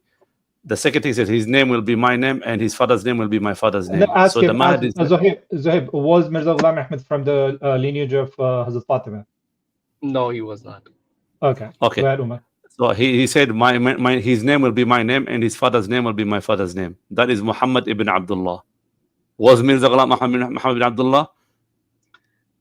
Not at the beginning, but when yes, sure, yes. So I'm with he wasn't on that. Yeah, he wasn't. I mean, if the criteria that Mirza used to justify qualify himself, then any Tabligh and Hari can be a Mahdi. If someone said Allah called me Muhammad, or I changed my name to Muhammad ibn Abdullah. Okay, you changed your name to Muhammad. How did you change your father's name? So anyway, okay. And then the time that will come, it will be the most difficult times. It will be like the earth will be filled with injustice and suffering and all that. Tell me, the Muslim Ummah, was it suffering more during that time or today?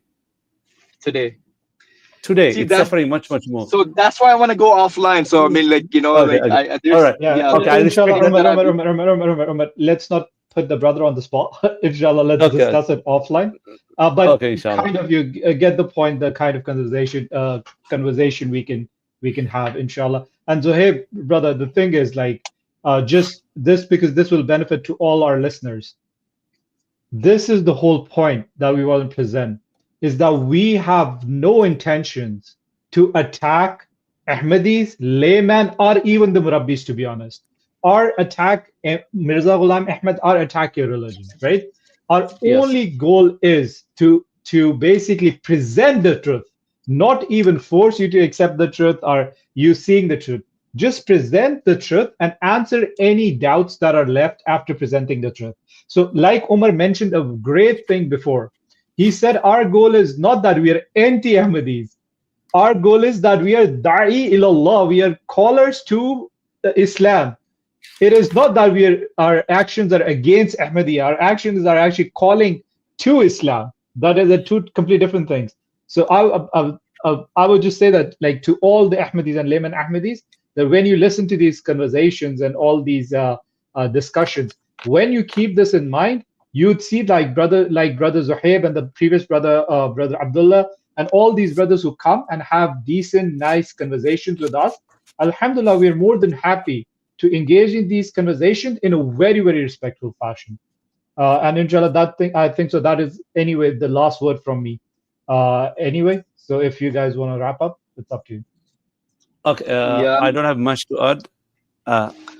Brother I Imtiaz, was just saying over to you. there's some, Yes. yeah, there's certain discussions that I should have with you guys. So maybe offline if you guys have some time. I- Intellectually, I mean, I've so many things to go over. Just let me know. So Inshallah, let's give Brother Imtiaz will usually do the summary at the end of the stream. It will take, I think, 5 minutes, maybe six, 7 minutes So at most. Zahib, just stay and stream, yeah. Even if the stream goes on, like, just stay, right? okay, sure, And inshallah. then we can continue the conversation after this ends. Okay. Right. As Inshallah. always, to the viewers, please remember us in your prayers. That's my shortest last word. Please remember us in your prayers. May Allah give us tawfiq in this mission. Ameen. Ameen. Nabil Sahib, if you want to say any last words, inshallah, before I conclude. Mufti Sahib, you with us? Okay, I think Mufti Sahib may be busy. So I think, okay, let me say my last words. Alhamdulillah. Alhamdulillah wa salatu wa salamu ala rasulillahi amma ba'd. Once again, inshallah, this stream will serve another eye-opening stream for the common Ahmadis. In today's live stream, we took the case study of one of Mirza Ghulam Qadiani's sons, i.e. Mubarak Ahmad. Mubarak Ahmad was born in 1899. In 1907, he was severely ill, and some people, we don't know their names, the literature has not given us their names, some random anonymous people, followers of Mirza Ghulam Qadiani, they had some dreams in which they saw Mubarak Ahmad being married or getting married. So Mirza Ghulam Qadiani Sahib said, he said that, look, if somebody is seen as being married in the dream, it is a sign that this person will die. What was his source? That's not our topic. But he said that there is another possibility. He said that according to some interpreters, if someone is seen as getting married in the dream and you fulfill this dream literally, i.e., this person gets married, then there is a possibility that this person's death can be averted. Now, please don't forget, the source of all of that is dreams of anonymous, unknown, random followers of Mirza Ghulam Ahmad Qadiani. Now, they staged all of that marriage, and the sad reality and the ironic side of this entire picture is that Mirza Ghulam Qadiani organized the marriage of Mubarak Ahmad, who was about 8 years old at that time, with a 2 or 2.5 years old child, MARYAM. He was, she was the daughter of one of his followers, Dr. Abdul Sattar Shah Sahib. She was the daughter of Abdul Sattar Shah Sahib. So because he was a follower of Mirza Ghulam Qadiani, so when Mirza Ghulam Qadiani put forward this proposal, so they accepted and this marriage took place. The marriage took place on 30th of August 1907. But then on 16th of September, in 2 weeks' time, Mubarak Ahmad died. Now there was a lot of sayings in the community about this death. Then Mirza Ghulam Ahmad Qadiani comes on the scene and he issues a public announcement. And he says that, and he claims, he said that, look, I have verbally mentioned multiple times that there's a revelation from God that Mubarak Ahmad will not survive. And he said that this was explicit, in clear terms, in open words. It was a revelation from God that Mubarak Ahmad will die at a young age before he will reach puberty. He will die as a minor child. He said this was already there. And he said that because it was already there, so I have prophesied as my sign already. And because now Mubarak Ahmad has died, so my sign has fulfilled because I prophesied death of Mubarak Ahmad beforehand. Now, obviously, if somebody is just a blind follower, you can just close your eyes. But if you are going to use your intellect and reasoning, Allah subhanahu wa ta'ala has blessed all of us with. Think about this. There are two possibilities. If the revelation Mirza Ghulam Qadiani was claiming to receive, if revelation was that there is no possibility, there is no way Mubarak Ahmad has to die, then all of this marriage episode, all of this victimization and all of this abuse of a 2-year-old girl, 2-year-old child, there was child abuse, there was pure zulm. Please think about this. If Mirza Ghulam Qadiani was given 100% clear, black and white revelation as he was claiming to be, then why did he arrange this marriage? What's the point of marriage? And on the other hand, or the other possibility is that if there was a possibility that this child, Mubarak Ahmad, may survive, that's why he organized the death. It means then revelation was not certain.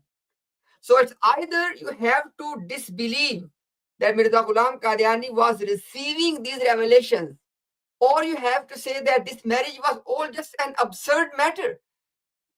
It was just pure zulm, oppression for this 2-year-old child. And after that, Mirza Ghulam Qadiani started to claim that now his God is going to shut off his enemies by giving him another son as a replacement for Mubarak Ahmad.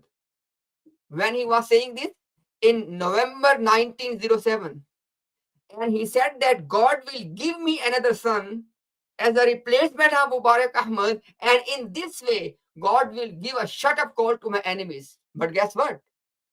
He said this in November 1907, and he himself died in 1908, in May 1908. So no child was given. So please think about this. If allegedly, as per the claim of Mirza Ghulam Qadiani, if God was going to shut up his enemies by giving him another son, which means that if son is not given, then who's being shut up here? Who's being humiliated here? Is it possible that somebody is a prophet of God and God will just humiliate him like this? So there are many things which we have mentioned. I will invite all of you, because this is the least discussed part of Ahmadiyya history.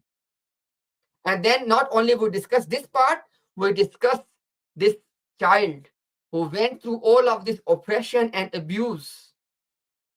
We discuss her life as well from their own writings.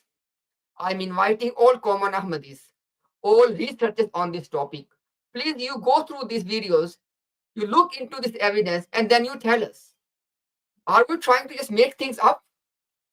Or is it everything is already there? So having said that, inshallah, our du'as, as usual, we are always making sincere du'as from the bottom of our heart. May Allah subhanahu wa ta'ala guide this community. Because the commoners of the community, they simply do not know. They simply have no knowledge of what is in the books of Ahmadiyya.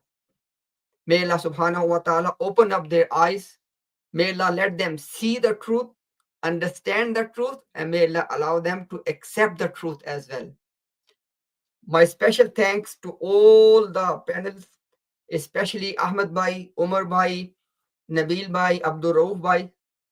May Allah bless all of you for your time and for your dedicated effort for this noble cause. And I am deeply grateful to all the viewers as well, because many of you, we know that you are not coming on this panel, but mashallah, many of you are making du'as for us, joining these live streams and helping us to get the message across. May Allah subhanahu wa ta'ala forgive our shortcomings. May Allah accept our good deeds, and may Allah allow us to perform this noble cause in the way it deserves to be performing. Assalamu alaikum wa rahmatullahi wa barakatuh.